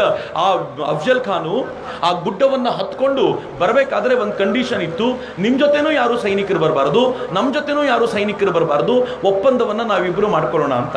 ಶಿವಾಜಿ ಮಹಾರಾಜರು ಬಹಳ ಎತ್ತರ ಇರಲಿಲ್ಲ, ಕುಳ್ಳಕ್ಕಿದ್ದಂಥ ವ್ಯಕ್ತಿ. ಶಿವಾಜಿ ಮಹಾರಾಜರನ್ನ ನಾನೇ ಕತ್ತು ಇಸ್ಕೊಬಿಡ್ತೀನಿ ಅನ್ನೋ ಧೈರ್ಯದಿಂದಲೇ ಅಫ್ಜಲ್ ಖಾನ್ ಗುಡ್ಡ ಏರಿ ಹೋದ. ಗುಡ್ಡದ ಒಂದು ಕಡೆ ಮೀಟಿಂಗ್ ಏರ್ಪಟ್ಟಿಸಿರುವಾಗ ಶಿವಾಜಿ ಮಹಾರಾಜರ ಕಡೆಯವರು ದೂರ ನಿಂತಿದ್ರು, ಅಫ್ಜಲ್ ಖಾನ್ ಕಡೆಯವರು ದೂರ ನಿಂತಿದ್ರು. ಅಷ್ಟೊತ್ತಿಗೆ ಈ ಅಫ್ಜಲ್ ಖಾನ್ ಏನ್ ಮಾಡ್ದ, ಶಿವಾಜಿ ಮಹಾರಾಜರನ್ನ ತಬ್ಬಿಕೊಳ್ಳೋ ನೆಪದಲ್ಲಿ ಯಾವಾಗ ಶಿವಾಜಿ ಮಹಾರಾಜರು ಸಿಕ್ಬಿಟ್ರೋ, ಎತ್ತರ ಇದ್ನಲ್ಲ, ಅವ್ರ ಕುತ್ತಿಗೆನ್ ಕೈ ಹಾಕಿ ಹಿಸ್ಕ್ಲಿಕ್ಕೆ ಶುರು ಮಾಡ್ಬಿಟ್ಟ. ಶಿವಾಜಿ ಮಹಾರಾಜರು ಅಲ್ಲಿವರೆಗೂ ಪ್ರೀತಿಯಿಂದನೇ ಇರಬೇಕು ಅಂತಿದ್ರು, ಮಾತುಕತೆ ನಡೆದ್ರೆ ಮುಗಿಸ್ ಕಳಿಸೋಣ ಅಂತ. ಆದರೆ ಯಾವಾಗ ಇವನು ಕುತ್ತಿಗೆ ಕೈ ಹಾಕಿದ್ನೋ, ತಮ್ಮ ಕೈಗೆ ಹಾಕ್ಕೊಟ್ಟಿದ್ದಂಥ ಹುಲಿ ಉಗುರನ್ನು ತೆಗೆದು ಅವನ ಹೊಟ್ಟೆಯನ್ನು ಬಗೆದು ಕರಳನ್ನು ತೆಗೆದು ಬಿಸಾಕ್ಬಿಟ್ಟು ಅವನ ಕತ್ತನ್ನು ತೆಗೆದು ಅವ್ರ ತಾಯಿಗೆ ಗಿಫ್ಟ್ ತಗೊಂಡು ಬಂದು ಹೇಳ್ತಾರೆ, ಅಮ್ಮ ನನ್ನ ದೇಶದ ಜನಕ್ಕೆ ಅನ್ಯಾಯ ಮಾಡಿದ ವ್ಯಕ್ತಿಯ ಕತ್ತನ್ನು ನಿನ್ನ ಎದುರುಗಡೆ ತಗೊಂಡು ಬಂದಿದ್ದೀನಿ, ತಗೋ ಅಂತ. ಅಲ್ಲಿಂದ ಆಚೆಗೆ ಬಿಜಾಪುರದ ಸೇನೆ ಓಡ್ ಹೋಯ್ತು. ಇನ್ನು ಶಿವಾಜಿ ಮಹಾರಾಜರ ಎದುರುಗಡೆ ಕಣ್ಣು ಹಾಕುವಂಥ ಧೈರ್ಯವನ್ನ ಅದು ಯಾವತ್ತೂ ಮಾಡಲಿಲ್ಲ. ಇದು ಶಿವಾಜಿ ಮಹಾರಾಜರ ತಾಕತ್ತು ಮಿತ್ರರೇ. ಇದರ ಪಾಠ ಏನ್ ಗೊತ್ತೇನು? 4 ದಿನ ಕಾದ್ರೂ ಚಿಂತೆ ಇಲ್ಲ, 5ನೇ ದಿನ ಬಡಿದ್ರೆ ಹೆಂಗ್ ಬಡಿಬೇಕು ಅಂತಂದ್ರೆ, ಇನ್ನು 50 ವರ್ಷ ಮಕ್ಕಳು ಕಣ್ಣು ಹಾಕೊಂಡು ನಮ್ಮ ಹತ್ರ ನೋಡಬಾರದು, ಹಾಗೆ ಬಡಿಬೇಕು ಅಂತ ಭಾರತ ಸಿದ್ಧತೆ ನಡೆಸಿದೆ. ಯಾವ ಥರದ ಸಿದ್ಧತೆ ನಡೆದಿದೆ ಅಂತಂದ್ರೆ, ಈ ದೇಶ ಅದಾಗಲೇ ರಾಜತಾಂತ್ರಿಕವಾಗಿ ಪಾಕಿಸ್ತಾನಕ್ಕೆ ದಿಗ್ಬಂಧನವನ್ನು ಹಾಕಿ ಕೂರಿಸಿದೆ. ಮೋಸ್ಟ್ ಫೇವರ್ಡ್ ನೇಷನ್ ಅನ್ನುವಂಥ ಸ್ಥಾನಮಾನವನ್ನ ಪಾಕಿಸ್ತಾನದಿಂದ ಕಸಿದುಕೊಂಡಿದೆ. ಪಾಕಿಸ್ತಾನದ ವಸ್ತುಗಳು ಭಾರತಕ್ಕೆ ಬಂದ್ರೆ ಅದಕ್ಕೆ 200% ಟ್ಯಾಕ್ಸ್ ಅನ್ನು ಹಾಕಬೇಕು ಅಂತ ನಿರ್ಣಯ ಮಾಡಿ 200% ಟ್ಯಾಕ್ಸ್ಗೆ ನಿಶ್ಚಯ ಮಾಡಿದೆ. ಇಷ್ಟಕ್ಕೆ ಮುಗಿಲಿಲ್ಲ. ಭಾರತ ಪಾಕಿಸ್ತಾನದ ಮೇಲೆ ಯಾವ ಥರದ ದಿಗ್ಬಂಧನವನ್ನು ಹಾಕಿ ಪಾಕಿಸ್ತಾನವನ್ನು ಒಟ್ಟು ಮಾಡಿ ಕೂರಿಸಿದೆ ಅಂತಂದರೆ, ಜಗತ್ತಿನ ಎಲ್ಲ ರಾಷ್ಟ್ರಗಳು ಪಾಕಿಸ್ತಾನದ ವಿರುದ್ಧ ಕೆಂಡ ಕಾರ್ತಿವೆ. ಪಾಕಿಸ್ತಾನದ ಇನ್ನೊಂದು ಬಾರ್ಡರ್ನಲ್ಲಿರುವ ಇರಾನ್, ಮುಸ್ಲಿಂ ರಾಷ್ಟ್ರ, ಆ ಇರಾನ್ ಪಾಕಿಸ್ತಾನಕ್ಕೆ ಎಚ್ಚರಿಕೆ ಕೊಟ್ಟಿದೆ, ನೀನು ನನ್ನ ದೇಶದೊಳಗೆ ಭಯೋತ್ಪಾದಕರನ್ನ ಕಳಿಸಿ ನನ್ನ ದೇಶದಲ್ಲೂ ಕೂಡ 27 ಜನರನ್ನ ಬಲಿ ತೆಗೆದುಕೊಂಡಿದೆಯಾ, ಇನ್ನೂ ಸಹಿಸಿಕೊಳ್ಳಿಕ್ಕೆ ಸಾಧ್ಯ ಇಲ್ಲ, ಸರಿಯಾದ ಸಮಯಕ್ಕೆ ನಾನು ಅಗತ್ಯ ಬಿದ್ದರೆ ಸೇನೆಯನ್ನು ನುಗ್ಗಿಸ್ತೀನಿ ಅಂತ. ಅಂದ್ರೆ ವಾರ್ ಆದ್ರೆ ಒಂದು ಭಾರತದ ಕಡೆಯಿಂದಲ್ಲ, ಆ ಕಡೆ ಇರಾನ್ ಕಡೆಯಿಂದಲೂ ವಾರಿಗೆ ಸಿದ್ಧತೆ ಇದೆ ಅಂತ. ಇಷ್ಟಕ್ಕೆ ನಿಲ್ಲಿಸಿದ ಭಾರತ ನಿನ್ನೆ ಬೆಳಿಗ್ಗೆ ಯಾವ ಥರದ ದಾಳಿ ಸಂಘಟಿಸ್ತು ಅಂತಂದರೆ, ಯಾರು ಪುಲ್ವಾಮಾ ದಾಳಿಯ ಮಾಸ್ಟರ್ ಮೈಂಡ್ ಆಗಿದ್ನೋ ರಶೀದ್ ಮತ್ತು ಕಮ್ರಾನ್ ಇಬ್ಬರು ಯಾವ ಜಾಗದಲ್ಲಿದ್ರೋ ಆ ಜಾಗವನ್ನು ಕರೆಕ್ಟಾಗಿ ಗುರುತಿಸ್ಕೊಂಡು ಆ ಮನೆಯ ಮೇಲೆ ದಾಳಿ ಮಾಡಿ ಆ ಮನೆಯಲ್ಲಿ ಅಡಗಿದ್ದಂಥ 3 ಜನ ಉಗ್ರರನ್ನ, ಅದರಲ್ಲಿಬ್ಬರು ಈ ಮಾಸ್ಟರ್ ಮೈಂಡ್ಗಳನ್ನು ಕೊಂದು ಬಿಸಾಕಿ, ನಾವು ಸಾಮಾನ್ಯ ಜನರನ್ನ ಮುಟ್ಟಲ್ಲ, ಅಯೋಗ್ಯರನ್ನೇ ಹುಡುಕಿ ಕೊಲ್ತೀವಿ ಅಂತ ಈ ದೇಶದ ಸೇನೆ ಹೇಳಿರುವಂಥ ಮಾತಿಗೆ ಇವತ್ತು ಜೈಷ್ ಎ ಮೊಹಮ್ಮದ್ ಬೆಚ್ಚಿ ಬಿದ್ದೋಗಿದೆ. ಮಿತ್ರರೆ, ಬೆಚ್ಚಿ ಬೀಳೋ ಪರಿಸ್ಥಿತಿ ಹೆಂಗಿದೆ ಅಂತಂದರೆ, ಇವತ್ತು ಈ ದೇಶದ CRPF ಮುಖ್ಯಸ್ಥರು ಮತ್ತು ಸೇನಾ ಮುಖ್ಯಸ್ಥರು ಒಂದು ಜಂಟಿ ಪತ್ರಿಕಾಗೋಷ್ಠಿಯನ್ನು ಕರೆದು ಆ ಪತ್ರಿಕಾಗೋಷ್ಠಿಯಲ್ಲಿ ಹೇಳಿದ್ದಾರೆ, ಅನೇಕರು ಭಾರತದೊಳಕ್ಕೆ ಬಂದು ಕಾಶ್ಮೀರದೊಳಕ್ಕೆ ಸೆಟ್ಲಾಗಿ ಬಂದೂಕು ಹಿಡ್ಕೊಂಡಿದ್ದಾರೆ. ನೆನ್ಪಿಟ್ಕೊಳ್ಳಿ, ಯಾರ್ಯಾರು ಕಾಶ್ಮೀರದ ತಾಯಂದರು ತಮ್ಮ ಮಕ್ಕಳು ಭಯೋತ್ಪಾದಕರಾಗಿದ್ದಾರೆ ಅಂತ ಗೊತ್ತಿದೆಯೋ, ನಿಮ್ಮ ಮಕ್ಕಳನ್ನ ಬಂದೂಕು ಕೆಳಗಿಟ್ಟು ಶರಣಾಗತರಾಗಿ ಅಂತ ಹೇಳಿದ್ರೆ ಬಚಾವು, ಇಲ್ಲ ಅಂತಂದ್ರೆ ನಿಮ್ಮ ಮಕ್ಕಳನ್ನ ಅವ್ರು ಇಷ್ಟಪಟ್ಟ ಸ್ವರ್ಗಕ್ಕೆ ನಾವೇ ಕಳಿಸ್ತೀವಿ, ಅವ್ರು ಹೋಗಬೇಕಾದ ಅಗತ್ಯ ಇಲ್ಲ, ನಾವು ಸರಿಯಾದ ದಿಕ್ಕಲ್ಲಿ ತೋರಿಸ್ತೀವಿ ಇದನ್ನ ಅಂತ ಈ ದೇಶದ ಸೇನೆ ಎಂಥ ಸಂದೇಶ ಕೊಟ್ಟಿದೆ ಅಂತಂದ್ರೆ, ಈ ಸಂದೇಶ ಬಂದ ಸ್ವಲ್ಪ ಹೊತ್ತಿನಲ್ಲೇ ಪಾಕಿಸ್ತಾನದ ಅಧ್ಯಕ್ಷ ಇಮ್ರಾನ್ ಖಾನ್ ಒಂದು ಸಂದೇಶವನ್ನು ತಾನೂ ಹೊರಡಿಸಿ ಅದರಲ್ಲಿ ಏನು ಹೇಳಿದ್ದಾನೆ ಅಂತಂದರೆ, ನೀವು ಮಾತುಕತೆ ಕೂರೋಣ, ಎಷ್ಟು ದಿನ ಅಂತ ಈ ಗಲಾಟೆ ಮಾಡೋದು, ಇದನ್ನು ಮಾಡೋದ್ರಿಂದ ನಮಗೇನು ಲಾಭ ಇಲ್ಲ, ನಾವ್ಯಾಕೆ ಮಾಡಬೇಕು ಅಂತೆಲ್ಲ ಪದೇ ಗೋಗರ್ದು ಕೇಳ್ಕೊಳ್ಳೋ ಸ್ಥಿತಿಗೆ ಬಂದಿದ್ದಾನೆ. ಇದು ಒಂದು. ಆಮೇಲೆ ಕೊನೆಯಲ್ಲಿ ಏನು ಹೇಳಿದ್ದಾನೆ ಅಂತಂದರೆ, ಭಾಳ ಹೇಗಿರುತ್ತೆ ಅಂತಂದರೆ, ಹೆದರಿಕೆ ಶುರುವಾಗ್ಬಿಟ್ರೆ ನಾವು ಕೂಡ ಕೆಲವೊಂದ್ಸಲ ಗಾಬರಿಯಾಗಿ ಮಾತಾಡ್ತೀವಲ್ಲ, ಹಂಗೆ ಮಾತಾಡ್ತಾ ಹೇಳಿದ್ದಾನೆ, ನೋಡಿ ಭಾರತದವರೇ, ಯುದ್ಧ ಶುರು ಮಾಡೋದು ಮಾತ್ರ ನಮ್ಮ ಕೈಯಲ್ಲಿರುತ್ತೆ, ಯುದ್ಧ ಮುಗಿಸೋದು ನಮ್ಮ ಕೈಯಲ್ಲಿರಲ್ಲ, ಅದಕ್ಕೆ ಯುದ್ಧದ ಚಿಂತೆಯನ್ನು ಬಿಟ್ಟು ನಾವು ಬೇರೆನಾದರೂ ಯೋಚನೆ ಮಾಡೋಣ ಅಂತ ಮೊದಲನೇ ಬಾರಿಗೆ ಪಾಕಿಸ್ತಾನ ಭಾರತದೊಂದಿಗೆ ಈ ಥರ ವಿಡಿಯೋ ಮಾತುಕತೆಗಳ ಮೂಲಕ ಬರುವಂಥ ಪ್ರಯತ್ನ ನಡೆಸಿದೆಯಲ್ಲ, ಇದು ಪಾಕಿಸ್ತಾನದ ಮೇಲೆ ಭಾರತ ಹೇರಿರುವಂಥ ಒತ್ತಡದ ಸೂಚಕವಾಗಿದೆ. ಇಷ್ಟಾದರೂ ಈ ದೇಶದ ಪ್ರಧಾನಿ ತೃಪ್ತಿ ಇಲ್ಲದೆ ಏನು ಹೇಳ್ತಿದ್ದಾರೆ ಗೊತ್ತಾ? ದೊಡ್ಡ ತಪ್ಪು ಮಾಡಿದ್ದೀರಿ, ದೊಡ್ಡ ಬೆಲೆಯನ್ನು ತೆರಬೇಕು, ನಾವು ಖಂಡಿತವಾಗೂ ಬಿಡಲ್ಲ ನಿಮ್ಮನ್ನು ಅಂತ ಎಚ್ಚರಿಕೆಯನ್ನು ಕೊಟ್ಟು ಇವತ್ತು ಪಾಕಿಸ್ತಾನಕ್ಕೆ ಒಂದು ಸಂದೇಶ ಕೊಟ್ಟಿದ್ದಾರೆ. ಏನು ಸಂದೇಶ ಅಂತಂದ್ರೆ, ನಿಮ್ಮೊಂದಿಗೆ ಮಾತುಕತೆ ಇಲ್ವೇ ಇಲ್ಲ, ರಕ್ತಕ್ಕೆ ರಕ್ತವೇ ಪ್ರತೀಕಾರ ಅಂತ ಭಾರತ ಮೊದಲನೇ ಬಾರಿಗೆ ಒಂದು ಗಂಡು ದನಿಯಲ್ಲಿ ಮಾತನಾಡ್ತಿದೆಯಲ್ಲ, ಅದು ಬಹಳ ವಿಶೇಷ ಅಂತ. ಮಿತ್ರರೇ, ನನಗೂ ಬಹಳ ಆಶ್ಚರ್ಯ ಅನ್ಸುತ್ತೆ. ಇವತ್ತು ನಾವು ಹಾರುಗೇರಿಯಲ್ಲಿ ಇಷ್ಟು ದೊಡ್ಡ ಸಂಖ್ಯೆಯಲ್ಲಿ ಸೇರಿದ್ದೀವಲ್ಲ, ನಮಗೆ ಬಹುತೇಕ ಹಿರಿಯರಿಗೆ ನೆನಪಿರಬೇಕು, ನನ್ನ ಕಾಲದ ತರುಣರಿಗೂ ನೆನಪಿರುತ್ತೆ. 2008ರಲ್ಲಿ ಮನಮೋಹನ್ ಸಿಂಗ್ರು ಈ ದೇಶದ ಪ್ರಧಾನಿಯಾಗಿದ್ದಾಗ ಮುಂಬೈಯಲ್ಲಿ ಅಟ್ಯಾಕ್ ಆಗಿತ್ತು. ಮುಂಬೈಗೆ ಈ ಸಮುದ್ರ ಮಾರ್ಗದಿಂದ ಬಂದಂಥ ಪಾಕಿಸ್ತಾನ ಪ್ರೇರಿತ ಭಯೋತ್ಪಾದಕರು ಒಳಗೆ ನುಗ್ಗಿ ಅಂದಾದೊಂದು ಫೈರಿಂಗ್ ಮಾಡಿ 100 ಜನರನ್ನ ಬಲಿ ತೆಗೆದುಕೊಂಡು ಬಿಟ್ಟಿದ್ರು. ಅವತ್ತು ನಾವು ಕ್ಯಾಂಡಲ್ ಲೈಟ್ ಮಾರ್ಚ್ ಇಟ್ಕೊಂಡು ಹೋಗಿದ್ವಿ, ಅವತ್ತು ಕೂಡ ನಿಂತ್ಕೊಂಡು ಎಲ್ಲರೂ ಮೌನಾಚರಣೆ ಮಾಡ್ತಿದ್ವಿ, ಅವತ್ತು ನಮ್ಮ ಕಣ್ಣಲ್ಲಿ ನೀರು ಬಂದಿತ್ತು, ಅವತ್ತು ದುಃಖ ಆಗಿತ್ತು. ಆದರೆ ಯಾರೂ ಅವತ್ತು ಪಾಕಿಸ್ತಾನದ ಮೇಲೆ ಯುದ್ಧ ಮಾಡಿ ಅಂತ ಹೇಳಿರಲಿಲ್ಲ. ಯಾಕೆ ಗೊತ್ತಾ? ಯಾಕೆಂದರೆ ಮನಮೋಹನ್ ಸಿಂಗರಿಗೆ ಆ ಸಾಮರ್ಥ್ಯ ಇದೆ ಅನ್ನೋ ವಿಶ್ವಾಸ ನಮಗಿರಲಿಲ್ಲ. ಇವತ್ತು ನೀವು ನೋಡಬೇಕು, ಈ ದೇಶದಲ್ಲಿ ತರಕಾರಿ ಮಾರುವಂಥ ಅಂಗಡಿಯವನು ಏನು ಹೇಳ್ತಾನೆ ಅಂತಂದರೆ, ನರೇಂದ್ರ ಮೋದಿಜಿ ಪಾಕಿಸ್ತಾನದ ಮೇಲೆ ಯುದ್ಧ ಮಾಡಿ ಅಂತಾನೆ. ನಂಗೆ ಭಾಳ ವಿಚಿತ್ರ ಅನ್ಸೋದು. ಯಾಕೆಂದರೆ ಅವನಿಗೆ ಗೊತ್ತಿದೆ, 10 ಜನ ಸೈನಿಕರನ್ನು ಕಳ್ಕೊಂಡಿದ್ದಕ್ಕೆ ಸರ್ಜಿಕಲ್ ಸ್ಟ್ರೈಕ್ ಮಾಡಿ 42 ಪಾಕಿಸ್ತಾನಿಯನರನ್ನ ಯಮಪುರಿಗೆ ಅಟ್ಟಿದಂಥ ನರೇಂದ್ರ ಮೋದಿ ಈಗ 40 ಜನರನ್ನ ಕಳ್ಕೊಂಡಾಗ ಸುಮ್ಮನಿರ್ತಾರ. 100% ಇವರು ಪಾಕಿಸ್ತಾನದ 400 ಜನರನ್ನ ಬಲಿ ತೆಗೆದುಕೊಳ್ತಾರೆ ಅಂತ ವಿಶ್ವಾಸ ಇರೋದ್ರಿಂದ ಈ ದೇಶದ ಸೈನಿಕ ಹೇಳ್ತಿದ್ದ, ಈ ದೇಶದ ಸಾಮಾನ್ಯ ವ್ಯಕ್ತಿಯು ಹೇಳ್ತಿದ್ದಾನೆ ಯುದ್ಧ ಮಾಡಿ ಅಂತ. ನಂಗೆ ಕೆಲವರು ಫೋನ್ ಮಾಡಿ ಕೂಗಾಡ್ತಿರ್ತಾರೆ, ರೀ ಚಕ್ರವರ್ತಿ, ನಾವು ಸರ್ಜಿಕಲ್ ಸ್ಟ್ರೈಕ್ ಮಾಡ್ಬೇಕ್ರಿ ಈಗ ಅಂತ. ನಾನು ತಮಾಷೆ ಮಾಡಿ ಒಬ್ರಿಗೆ ಕೇಳಿದೆ, ನರೇಂದ್ರ ಮೋದಿ ಬರೋಕ್ಕಿಂತ ಮುಂಚೆ ಸರ್ಜಿಕಲ್ ಸ್ಟ್ರೈಕ್ ಅನ್ನೋ ಪದವೇ ಗೊತ್ತಿರಲಿಲ್ಲ ನಮ್ಗೆ ಯಾರಿಗೂ. ಈ ಪುಣ್ಯಾತ್ಮ ಬಂದ ಮೇಲೆ ಮಾಡಿ ತೋರಿಸಿದ್ದಾನೆ, ಇದ್ದಕ್ಕಿದ್ದಂಗೆ ನಮ್ಗೆ ಈಗಂತ ಸರ್ಜಿಕಲ್ ಸ್ಟ್ರೈಕ್ ಮಾಡಿಬಿಡ್ಬೇಕು ಅಂತ. ನಾನು ಅದಕ್ಕೆ ತಮಾಷೆ ಮಾಡಿ ಅವರಿಗೆ ಹೇಳಿದೆ, ನೋಡು ನರೇಂದ್ರ ಮೋದಿ ನಮಗೆ ಗೊತ್ತಿಲ್ಲದೆ ಇರೋ ಸರ್ಜಿಕಲ್ ಸ್ಟ್ರೈಕ್ ಮಾಡಿದ್ರು, ಈಗ ಜಗತ್ತಿಗೂ ಗೊತ್ತಿಲ್ಲದೆ ಇರುವಂಥ ಇನ್ನೊಂದು ಕೆಲಸ ಮಾಡ್ತಾರೆ. ಪಾಕಿಸ್ತಾನ 50 ವರ್ಷ ಮುಟ್ಕೊಂಡು ನೋಡ್ತಿರುತ್ತೆ, ಯಾಕಾದರೂ ಭಾರತವನ್ನು ಮುಟ್ಟಿದ್ನೋ ಅಂತ ಪಾಕಿಸ್ತಾನಕ್ಕೆ ಅನಿಸುವಂತೆ ನರೇಂದ್ರ ಮೋದಿ ಮಾಡೇ ಮಾಡ್ತಾರೆ ಅನ್ನೋದರಲ್ಲಿ ಯಾವ ಅನುಮಾನವೂ ಇಲ್ಲ. ಆದರೆ ಒಂದು ವಿಚಾರ ಇದೆ ಮಿತ್ರರೇ, ಇಷ್ಟೆಲ್ಲ ಮಾಡ್ತಿರುವಾಗ ಕಾಶ್ಮೀರದ ಪ್ರಾಬ್ಲಮ್ಗೆ ಕಾರಣ ಏನು ಅಂತ ಹುಡುಕಬೇಕಲ್ಲ. ಯಾಕೆ ಕಾಶ್ಮೀರ ಇಷ್ಟೊಂದು ಪ್ರಾಬ್ಲಮ್ ಆಗೋಗಿದೆ? ಇಲ್ಲಿ ಕೂತ್ಕೊಂಡು ನಾವು ಕಾಶ್ಮೀರವನ್ನು ಬಿಡೋದಿಲ್ಲ ಅಂತ ಹೇಳ್ತಿರ್ತೀವಲ್ಲ, ಆ ಕಾಶ್ಮೀರದ ಜನ ಯಾಕಾದರೂ ಭಾರತವನ್ನು ಬಿಟ್ಟು ಹೋಗಬೇಕು ಅಂತ ಪ್ರಯತ್ನ ಪಡ್ತಾರೆ ಅಂತ ಯೋಚನೆ ಮಾಡುವಾಗ ನಾನು ಅನೇಕ ಬಾರಿ ಕಾಶ್ಮೀರಕ್ಕೆ ಹೋಗಿದ್ದೀನಿ ಇದನ್ನು ತಿಳ್ಕೊಳ್ಬೇಕು ಅಂತ. ಆಮೇಲೆ ಗೊತ್ತಾಯ್ತು, ಕಾಶ್ಮೀರದ ಕೆಲವು ಬುದ್ಧಿವಂತರು ಹೇಳ್ತಾರೆ, ಸರ್ ನಮಗೂ ಹೋಗಬೇಕು ಅಂತ ಮನಸ್ಸಿಲ್ಲ ಸರ್, ಆದರೆ ನಾವು ಹೋಗಬೇಕು ಅಂತ ಹೇಳಲಿಲ್ಲ ಅಂತಂದರೆ ನಾವು ಬೇರೆ ರಾಜ್ಯಗಳ ಥರ ಆಗ್ಬಿಡ್ತೀವಿ, ನಮ್ಮನ್ನು ಸರ್ಕಾರದವರು ಟೇಕನ್ ಫಾರ್ ಗ್ರಾಂಟೆಡ್ ಮಾಡಿಬಿಡ್ತಾರೆ ಅಂತ ಆಗಾಗ ಗಲಾಟೆ ಮಾಡ್ತಿರ್ತೀವಿ, ಆಗಾಗ ಕಲ್ಲೆಸಿತಿರ್ತೀವಿ, ಬಾಂಬ್ ಬ್ಲಾಸ್ಟ್ ಮಾಡ್ತಿರ್ತೀವಿ. ಇದರಿಂದಾಗಿ ನಮ್ಮ ಮೇಲೆ ಎಲ್ಲರದ್ದು ವಿಶೇಷ ಕಾಳಜಿ ಇರುತ್ತೆ, ಕಣ್ಣಿರುತ್ತೆ, ಅದಕ್ಕೋಸ್ಕರ ನಾವು ಇಷ್ಟು ರಾಯಲ್ ಆಗಿ ಬದುಕಿದ್ದೀವಿ ಅಂತ. ಈ ದೇಶಕ್ಕೆ ಸ್ವಾತಂತ್ರ್ಯ ಬಂತಲ್ಲ, ಸ್ವಾತಂತ್ರ್ಯ ಬಂದಾಗ ಈ ದೇಶದಲ್ಲಿ 3 ರಾಜ್ಯಗಳು ಬಾಕಿ ಉಳಿದಿದ್ವು, ಕಾಶ್ಮೀರ, ಹೈದರಾಬಾದ್, ಜುನಾಗಢ್, ಅದು ಬೇರೆ ಕಥೆ. ಆದರೆ ಕಾಶ್ಮೀರ ಮಾತ್ರ ಈ ದೇಶದೊಳಕ್ಕೆ ಬರಬೇಕಾದಾಗ ಎಷ್ಟು ತರಲೆ ಮಾಡ್ತು ಅಂತಂದ್ರೆ, ತರಲೆ ಮಾಡಲಿಕ್ಕೆ ರೀಸನ್ ಏನು ಗೊತ್ತಾ? ಹೈದರಾಬಾದನ್ನ ಮ್ಯಾನೇಜ್ ಮಾಡುವಂಥ ಕೆಲಸವನ್ನ ಸರ್ದಾರ್ ಪಟೇಲರು ಮಾಡಿದ್ರು, ಜುನಾಗಢವನ್ನ ಮ್ಯಾನೇಜ್ ಮಾಡೋ ಕೆಲಸವನ್ನು ಅವರೇ ಮಾಡಿದ್ರು. ಹಿಂಗಾಗಿ ಬಾಯಿ ಮುಚ್ಕೊಂಡು ಬಂದ್ರು. ಕಾಶ್ಮೀರವನ್ನು ಮಾತ್ರ ನೆಹರು ನಾನು ಕರ್ಕೊಂಡು ಬರ್ತೀನಿ ಅಂತ ಹೋದ್ರಲ್ಲ, ಇವತ್ತಿನವರೆಗೂ ಒಳಗೆ ಬರಲಿಲ್ಲ. ನೆಹರು ಯಾವುದೋ ಕೆಲವರು ಇರ್ತಾರೆ ಐರನ್ ಲೆಗ್ ಅಂತ, ಅವ್ರು ಏನೇನು ಮುಟ್ತಾರೋ ಪ್ರಾಬ್ಲಮ್ ಮಾಡಿಟ್ಟೇ ಹೋಗ್ತಾರೆ.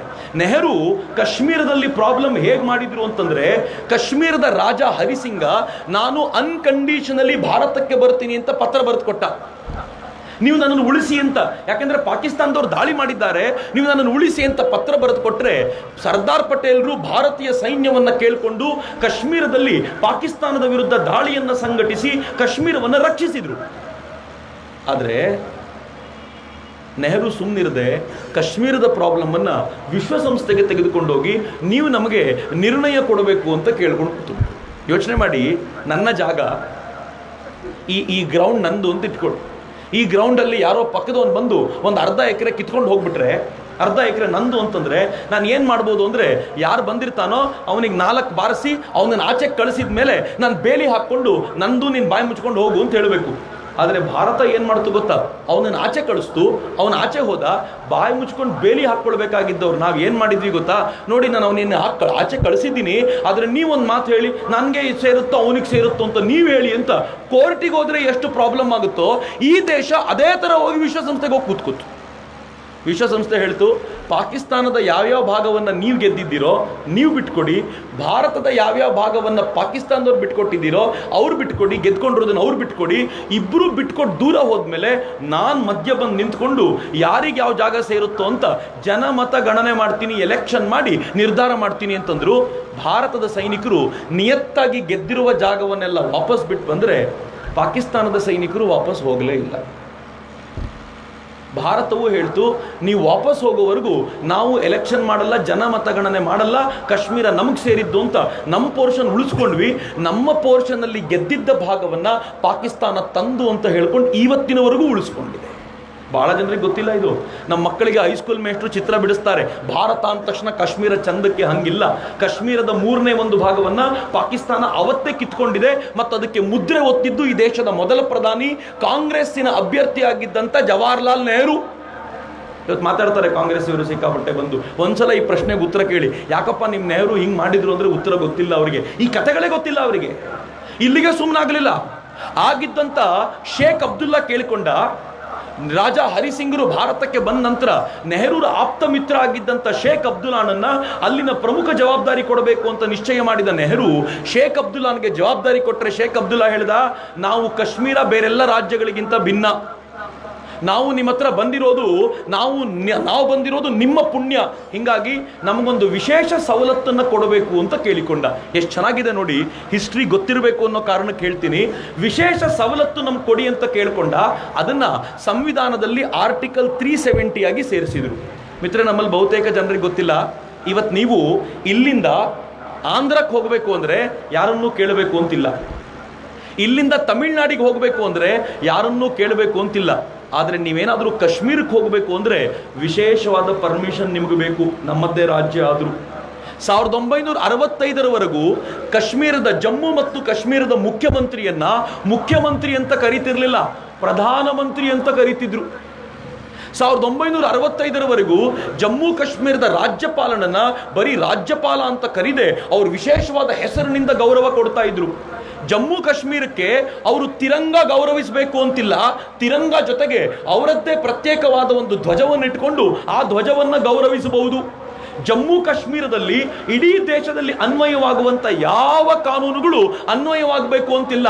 ಈ ದೇಶ ಏನಾದರೂ ಒಂದು ಹೊಸ ಕಾನೂನು ಮಾಡಿದರೆ ಜಮ್ಮು ಕಾಶ್ಮೀರದ ಅಲ್ಲಿನ ಸದನವನ್ನು ಕೇಳ್ಕೊಳ್ಬೇಕು, ಅಲ್ಲಿನ MLAಗಳನ್ನು ಕೇಳ್ಕೊಳ್ಬೇಕು.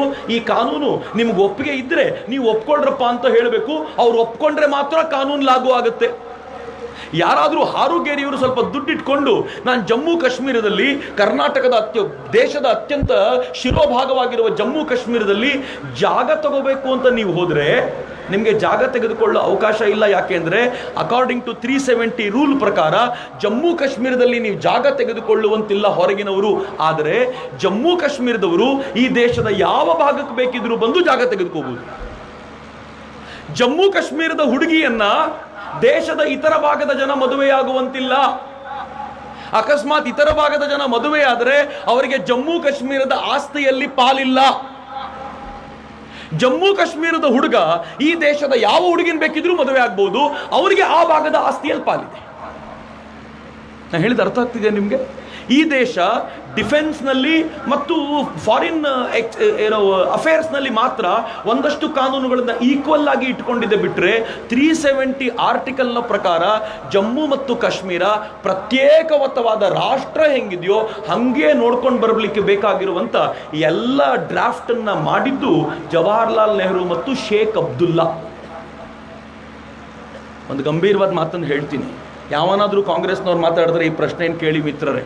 ಜವಾಹರ್ಲಾಲ್ ನೆಹರು ಅಂಬೇಡ್ಕರ್ಗೆ ಕೇಳಿಕೊಂಡ್ರು, ಈ ಥರ ಜಮ್ಮು ಕಾಶ್ಮೀರಕ್ಕೆ ಪ್ರತ್ಯೇಕವಾದ ಸ್ಥಾನಮಾನ ಕೊಡಬೇಕು, ನೀವು 370 ಆರ್ಟಿಕಲ್ನ ಡ್ರಾಫ್ಟ್ ಮಾಡಿಕೊಡ್ತೀರಾ ಅಂತ ಹೇಳಿದರೆ ಅಂಬೇಡ್ಕರ್ ಉಗಿದು ಹೋದರು. ನಾನು ಈ ಕೆಲಸ ಮಾಡಲ್ಲ, ಇದು ದೇಶವನ್ನು ವಿಭಜಿಸುವಂಥ ಕೆಲಸ, ಒಳ್ಳೆಯದಲ್ಲ ಇದು ಅಂತ ಬೈದು ಹೋಗಿದ್ದಕ್ಕೆ ನೆಹರು ಅಂಬೇಡ್ಕರ್ನ ಪಕ್ಕಕ್ಕಿಟ್ಟು ಓವರ್ಟೇಕ್ ಮಾಡಿ ಶೇಖ್ ಅಬ್ದುಲ್ಲಾ ಹತ್ರ ಈ ಡ್ರಾಫ್ಟನ್ನು ಮಾಡಿಸ್ಕೊಂಡು ಆತ ತನಗೆ ಬೇಕಾಗಿರುವಂತೆ ಪರ್ಫೆಕ್ಟ್ ಡ್ರಾಫ್ಟನ್ನು ಮಾಡಿಕೊಂಡ. ಈ ದೇಶದಿಂದ ಜಮ್ಮು ಕಾಶ್ಮೀರವನ್ನು ಪ್ರತ್ಯೇಕವಾಗಿ ಇಡ್ಲಿಕ್ಕೆ ಬೇಕಾಗಿರುವ ಎಲ್ಲ ವ್ಯವಸ್ಥೆ ಮಾಡಿಕೊಂಡ. ಆ ಶೇಖ್ ಅಬ್ದುಲ್ಲಾ ಎಷ್ಟು ದೇಶದ್ರೋಹಿ ಆಗಿದ್ದ ಅಂತಂದರೆ ಶೇಖ್ ಅಬ್ದುಲ್ಲಾನ ಜೈಲಿಗೆ ಕಳಿಸಬೇಕು ಅಂತ ರಾಜ ಹರಿಸಿಂಗ್ರು ನಿಶ್ಚಯ ಮಾಡಿದ್ರು. ಆದರೆ ನೆಹರುಗೆ ಏನೋ ಪ್ರೇಮ, ಆ ಪ್ರೇಮದ ಹಿಂದಿರುವಂಥ ಶಕ್ತಿ ನನಗಂತೂ ದೇವರಾಣಿಗೂ ಗೊತ್ತಿಲ್ಲ, ಏನೋ ಒಂದು ವಿಶೇಷವಾದ ಪ್ರೇಮ ನೆಹರುಗೆ ಶೇಖ್ ಅಬ್ದುಲ್ಲಾ ಮೇಲೆ. ಅದರ ಪರಿಣಾಮ ಹೆಂಗಾಯಿತು ಅಂತಂದರೆ ಇಡೀ ಜಮ್ಮು ಕಾಶ್ಮೀರ ಇವತ್ತಿನವರೆಗೂ ವೃಣವಾಗಿದೆ. ಮಿತ್ರರೇ, ಎಷ್ಟು ಬಾರಿ ಜಮ್ಮು ಕಾಶ್ಮೀರದಿಂದ 370 ಆರ್ಟಿಕಲ್ನ ತೆಗಿಬೇಕು ಅಂದ್ರೂ ಸಾಧ್ಯ ಆಗ್ತಿಲ್ಲ. ಈ 370 ಆರ್ಟಿಕಲ್ನ ನಿರ್ಣಯ ಮಾಡುವಾಗ ಅದನ್ನು ಹೇಳಲಾಗಿತ್ತು ತಾತ್ಕಾಲಿಕವಾದ ಆರ್ಟಿಕಲ್ ಇದು, ಇದನ್ನ ಕಾಲಕ್ರಮದಲ್ಲಿ ತೆಗಿಬೇಕು ಅಂತ. ಎಷ್ಟು ವರ್ಷದಲ್ಲಿ ಅಂತ ಯಾರೂ ಹೇಳಲಿಲ್ಲ. ಹೇಳಬೇಕಾದ್ರೆ ಮತ್ತೇನು ಹೇಳಿದ್ರು ಗೊತ್ತಾ?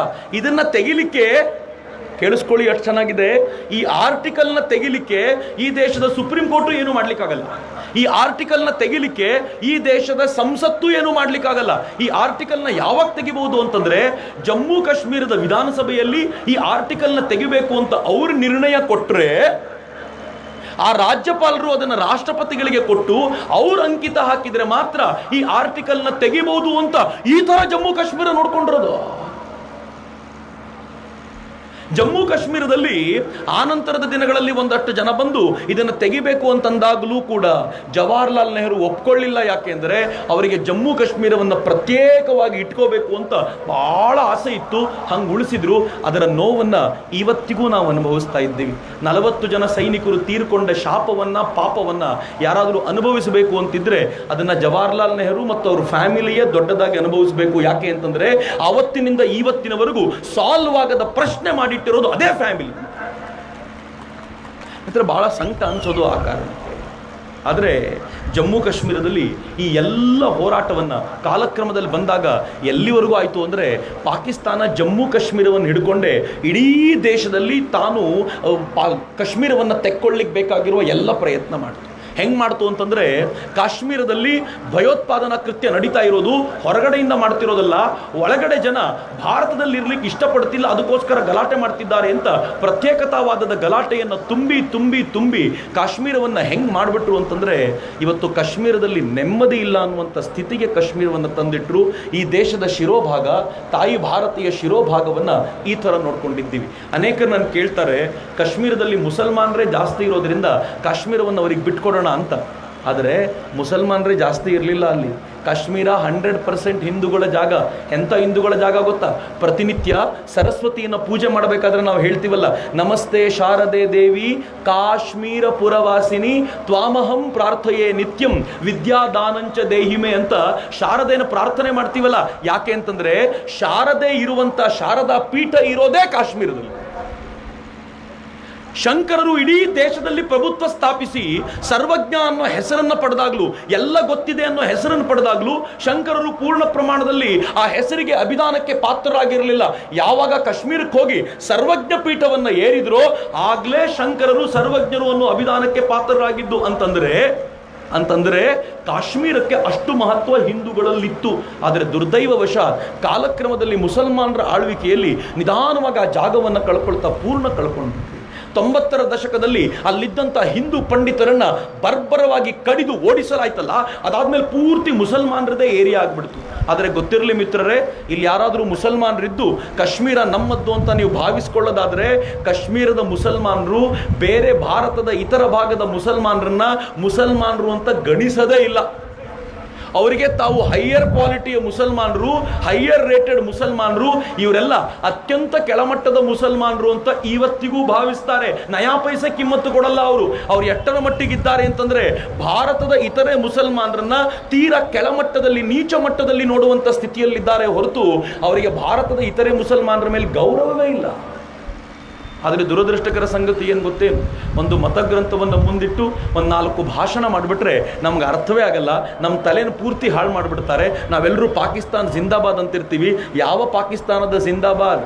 ಪಾಕಿಸ್ತಾನ ಹೆಂಗಿದೆ ಅಂತಂದ್ರೆ, ಪಾಕಿಸ್ತಾನ ಜಿಂದಾಬಾದ್ ಅಲ್ಲ, ಇನ್ನು ಸ್ವಲ್ಪ ದಿನ ಹೋದ್ರೆ ಪಾಕಿಸ್ತಾನ ಸೇ ಜಿಂದಾಭಾಗ್ ಅಂತ ಹೇಳುವಂತ ಪರಿಸ್ಥಿತಿ ಬರುತ್ತೆ. ಬದುಕಿದ್ರೆ ಓಡೋಗ್ಬಿಡು ಪಾಕಿಸ್ತಾನದಿಂದ, ಪಾಕಿಸ್ತಾನದಲ್ಲಿ ಇರಬೇಡ ಅನ್ನುವಂಥ ಸ್ಥಿತಿ ಇದೆ ಪಾಕಿಸ್ತಾನದಲ್ಲಿ.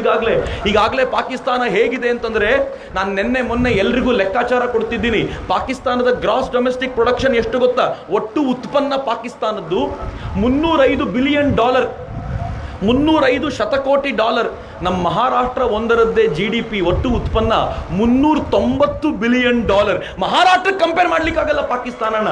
ಇನ್ನು ಇಡೀ ದೇಶಕ್ಕೆ ಕಂಪೇರ್ ಎಲ್ಲಿ ಮಾಡ್ತೀರಾ? ಈ ದೇಶದ ಮತ್ತು ಪಾಕಿಸ್ತಾನದ ಪರ್ ಕ್ಯಾಪಿಟಾ ಇನ್ಕಮ್ $1000 ಇತ್ತು. ಇವತ್ತು ಪಾಕಿಸ್ತಾನದ್ದು $1500 ನಿಂತಿದೆ. ನಮ್ದು 128 ಕೋಟಿ ಜನಸಂಖ್ಯೆ ನಂತರವೂ ಕೂಡ $2000 ಏರಿ ನಿಂತಿದೆಯಲ್ಲ, ಇದು ಭಾರತದ ಕೆಪಾಸಿಟಿ. ಇವತ್ತು ಪಾಕಿಸ್ತಾನಕ್ಕೆ ಜಗತ್ತಿನ ಯಾವ ರಾಷ್ಟ್ರಗಳು ಸಾಲ ಕೊಡ್ಲಿಕ್ಕೆ ಬರ್ತಾ ಇಲ್ಲ, ಆದ್ರೆ ಭಾರತಕ್ಕೆ ಸಾಲ ಕೊಡ್ಲಿಕ್ಕೆ ಲೈನ್ ನಿಂತಿವೆ. ಅದಾಗಲೇ ಪಾಕಿಸ್ತಾನವನ್ನ FATF ನವರು ಗ್ರೇ ಲಿಸ್ಟ್ ಅಲ್ಲಿ ಹಾಕಿದ್ದಾರೆ. ಭಾರತದ ಒತ್ತಡ ಹೀಗೆ ಮುಂದುವರೆದ್ರೆ ನಾವು ಬ್ಲಾಕ್ ಲಿಸ್ಟ್ ಅಲ್ಲಿ ಹಾಕ್ತೀವಿ ಅಂತಾನೂ ಹೇಳಿದ್ದಾರೆ. ಮೊನ್ನೆ ಈಗಲೂ ಕೂಡ ನಡೀತಾ ಇರಬಹುದು, ನಾನು ಟಿವಿಯಲ್ಲಿ ಸ್ವಲ್ಪ ಹೊತ್ತು ನೋಡ್ಕೊಂಡು ಬಂದೆ. ನಿನ್ನೆ ಈ ದೇಶದ ಒಬ್ಬ ಗೂಢಚಾರ ಕುಲಭೂಷಣ್ ಜಾಧವ್ನನ್ನ ಪಾಕಿಸ್ತಾನ ಬಂಧಿಸಿರೋದ್ರ ಕುರಿತಂತೆ ಇಂಟರ್ನ್ಯಾಷನಲ್ ಕೋರ್ಟ್ ಅಲ್ಲಿ ಚರ್ಚೆ ನಡೀತಿದ್ರೆ, ಹರೀಶ್ ಸಾಳ್ವೆ ಸುಮಾರು 7 ಗಂಟೆಗಳ ಕಾಲ ನಿರಂತರವಾಗಿ ವಾದವನ್ನ ಮಂಡಿಸಿ, ಹೇಗೆ ಪಾಕಿಸ್ತಾನ ಒಂದು ರೋಗ್ ಕಂಟ್ರಿ, ದುಷ್ಟ ರಾಷ್ಟ್ರ, ನಮ್ಮ ಕುಲಭೂಷಣ್ ಜಾಧವ್ ಅನ್ನುವಂಥ ಒಬ್ಬ ಸಾಮಾನ್ಯ ವ್ಯಕ್ತಿಯನ್ನ, ಬಿಸ್ನೆಸ್ ಮನ್ ಅನ್ನ ಕೂಡಿ ಹಾಕೊಂಡಿದೆ, ಅವರನ್ನು ಬಿಡಬೇಕು ಅಂತ ವಾದ ಮಂಡಿಸಿದ್ರೆ, ಆಮೇಲೆ ಏನಾಯ್ತು ಗೊತ್ತಾ? ಪಾಕಿಸ್ತಾನದ ಲಾಯರ್ಗೆ ಪಾಕಿಸ್ತಾನದ ವಾದ ಮಂಡಿಸ್ಲಿಕ್ಕೆ ಬರಬೇಕಾದವನಿಗೆ ಅಲ್ಲೇ ಹಾರ್ಟ್ ಅಟ್ಯಾಕ್ ಆಯಿತು. ಅವನನ್ನು ಕರ್ಕೊಂಡೋಗಿ ರೂಮಲ್ಲಿ ತೊಗೊಂಡೋಗಿ ಚಿಕಿತ್ಸೆ ಕೊಟ್ಟರು. ಇವತ್ತು ಬೆಳಗ್ಗೆ ಬಂದು ಅವನೇನು ಹೇಳ್ಕೊಂಡಿದ್ದಾನೆ ಅಂದರೆ, ನನ್ನ ಹೆಲ್ತ್ ತುಂಬ ಹಾಳಾಗೋಗಿದೆ, ಇನ್ನು ಸ್ವಲ್ಪ ದಿನ ಟೈಮ್ ಕೊಟ್ಟರೆ ನಾನು ನೀಟಾಗಿ ವಾದ ಮಂಡಿಸ್ಬೋದು. ಅಂದರೆ ಇಂಟರ್ನ್ಯಾಷನಲ್ ಕೋರ್ಟ್ ಆಫ್ ಜಸ್ಟಿಸಲ್ಲಿ ಅವ್ರಿಗೆ ಗೊತ್ತಿದೆ ಈ ಥರದ ನಾಟಕಗಳು ತುಂಬ ಮಾಡ್ತಾರೆ ಇವರು. ಹರೀಶ್ ಸಾಳ್ವೆ ಅವರು ಎತ್ತಿದ ಪ್ರಶ್ನೆಗಳಿಗೆ ಉತ್ತರ ಕೊಡಲಿಕ್ಕಾಗದ ಪಾಕಿಸ್ತಾನದ ಲಾಯರು ನನಗೆ ಹಾರ್ಟ್ ಬ್ರೇಕ್ ಆಗಿದೆ ಅಂತ ಮಲ್ಕೊಳ್ಬೇಕಾದ ಸ್ಥಿತಿ ಬಂತಲ್ಲ, ಇದು ಪಾಕಿಸ್ತಾನದ ದಯನೀಯ ಸ್ಥಿತಿ. ಈ ಪಾಕಿಸ್ತಾನಕ್ಕೆ ಜಿಂದಾಬಾದ್ ಹೇಳೋರು ಇದ್ದಾರೆ ಇವತ್ತಿನವರೆಗೂ ನಮ್ಮ ನಡುವೆ. ಏನು ದುರ್ದೈವರಿ, ಅವ್ರಿಗೇನು ಗೊತ್ತೇ ಇಲ್ಲ ಅಂತ ಅರ್ಥ ಅಲ್ಲಿಗೆ. ಆದರೆ ಆಶ್ಚರ್ಯ ಏನು ಅಂತಂದ್ರೆ ಮಿತ್ರರೇ, ಈಗಿರೋ ನಮ್ಮ ಮುಂದೆ ಪ್ರಶ್ನೆ, ಕಾಶ್ಮೀರದಲ್ಲಿರುವಂಥ 370ನೇ ಆರ್ಟಿಕಲ್ನ ತೆಗೆದು ಬಿಸಾಕಿದರೆ ಭಾರತದ ಪ್ರಾಬ್ಲಮ್ ಸಾಲ್ವ್ ಆಗುತ್ತಾ? 100% ಸಾಲ್ವ್ ಆಗುತ್ತೆ. ಒಂದು ಸಲ 370ನೇ ಆರ್ಟಿಕಲ್ನ ತೆಗೆದು ಬಿಸಾಕಿದ್ರೆ ಕಾಶ್ಮೀರ ಅಥವಾ ಜಮ್ಮು ಕಾಶ್ಮೀರದಲ್ಲಿ ನಾನು ಹೋಗಿ ಜಾಗ ತಗೋಬಹುದು, ನೀವು ಹೋಗಿ ಜಾಗ ತಗೋಬಹುದು. ಜಮ್ಮು ಕಾಶ್ಮೀರದ ಹುಡುಗಿಯನ್ನ ಈ ಭಾಗದ ಬೇರೆಯವರು ಮದುವೆ ಆಗ್ಬೋದು, ಇಲ್ಲಿಂದ ಹೋಗಿ ಸೆಟ್ಲ್ ಆಗ್ಬೋದು, ಯಾರು ಬೇಕಿದ್ರು ಆ ರಾಜ್ಯದಲ್ಲಿ ಸೆಟ್ಲ್ ಆಗ್ಬೋದು ಅಂತಾದ್ರೆ ಒಂದೇ ಜನಾಂಗದ ಜನಸಂಖ್ಯೆ ಡೆವಲಪ್ ಆಗಿರೋದ್ರಿಂದ ಅವರೆಲ್ಲರೂ ಪಾಕಿಸ್ತಾನದ ಪರವಾಗಿ ಏನ್ ನಿಂತಿದ್ದಾರೋ ಅದನ್ನ ಬ್ರೇಕ್ ಮಾಡಿ ಒಂದು ಹೊಸ ಆಶಾಭಾವನೆಯನ್ನ ಅಲ್ಲಿ ಹುಟ್ಟಿಸ್ಲಿಕ್ಕೆ ಸಾಧ್ಯ ಆಗುತ್ತೆ. ಹೀಗಾಗಿ 370 ಆರ್ಟಿಕಲ್ ಹೋಗಬೇಕು. ಆದರೆ ಕಳೆದ ಕೆಲವಾರು ದಿನಗಳಿಂದ ಅನೇಕರು ಗಲಾಟೆ ಮಾಡ್ತಿದ್ದಾರೆ, 370 ಆರ್ಟಿಕಲ್ನ ನಾಳೆನೇ ತೆಗೆದುಬಿಡಬೇಕು. ಅದರೊಂದು ಸಣ್ಣ ಪ್ರಾಬ್ಲಮ್ ಇದೆ. 370 ಆರ್ಟಿಕಲ್ನ ನಾಳೆನೇ ತೆಗೆಯೋದ್ರ ಪ್ರಾಬ್ಲಮ್ ಏನು ಅಂತಂದರೆ, ಜಮ್ಮು ಕಾಶ್ಮೀರದಲ್ಲಿ ಇದ್ದವರೆಲ್ಲ ದಂಗೆ ಏಳಲಿಕ್ಕೆ ಒಂದು ಕಾರಣ ಕೊಟ್ಟಂತಾಗತ್ತೆ. ಗಲಾಟೆ ಎಬ್ಬಿಸ್ಲಿಕ್ಕೆ ಬಹಳ ಕಷ್ಟ ಇಲ್ಲ. ಈ ದೇಶದಲ್ಲಿ ಹೆಂಗಿದೆ ಅಂತಂದರೆ, ಸುಮ್ಮನೆ ಮಾತಾಡ್ತಾ ಇರಬೇಕಾದ್ರೆ ಶಂಕರಾಚಾರ್ಯರ ಬಗ್ಗೆ ಚಕ್ರವರ್ತಿ ಸೂಲಿಬೆಲೆಯವರು ಒಂದು ಸಣ್ಣ ತಪ್ಪು ಮಾತನಾಡಿದ್ರು ಅಂತ ಸುದ್ದಿ ಎಬ್ಬಿಸ್ಬಿಟ್ರೆ ಇಡೀ ರಾಜ್ಯದಲ್ಲಿ ಒಂದಷ್ಟು ಜನ ಎದ್ದು ನಿಂತ್ಕೊಂಡು ನಮ್ಮ ಜನಾಂಗವನ್ನು ಬೈದ್ರು ಅಂತ ಎದ್ಬಿಡ್ತಾರೆ. ಅವರಿಗೆ ಹೇಳಿದ್ದು ಸತ್ಯನೋ ಸುಳ್ಳು ಅಂತನೂ ಕೇಳಬೇಕು ಅಂತಿಲ್ಲ. ಚಕ್ರವರ್ತಿಯವರು ಬಸವಣ್ಣವ್ರ ಬಗ್ಗೆ ಮಾತನಾಡಬೇಕಾದ್ರೆ ಸ್ವಲ್ಪ ಲಘುವಾಗಿ ಮಾತನಾಡಿದ್ರು ಅಂತ ಯಾರೋ ಸುಳ್ಳು ಫೇಸ್ಬುಕ್ಕಲ್ಲಿ ಹಬ್ಬಿಸಿದ್ರು ಸಾಕು, ಉಳಿದವರೆಲ್ಲ ಚಕ್ರವರ್ತಿಯವ್ರು ಹಂಗೆ ಸತ್ಯನೋ ಸುಳ್ಳು ಅಂತ ಕೇಳೋ ಗೋಜಿಗೂ ಹೋಗಲ್ಲ. ನಾವು ಎಷ್ಟು ಮೌಢ್ಯತೆಯಲ್ಲಿದ್ದೀವಿ ಅಂತಂದ್ರೆ ಸತ್ಯ ಸುಳ್ಳುಗಳ ವಿವೇಚನೆಯೇ ಇಲ್ಲ.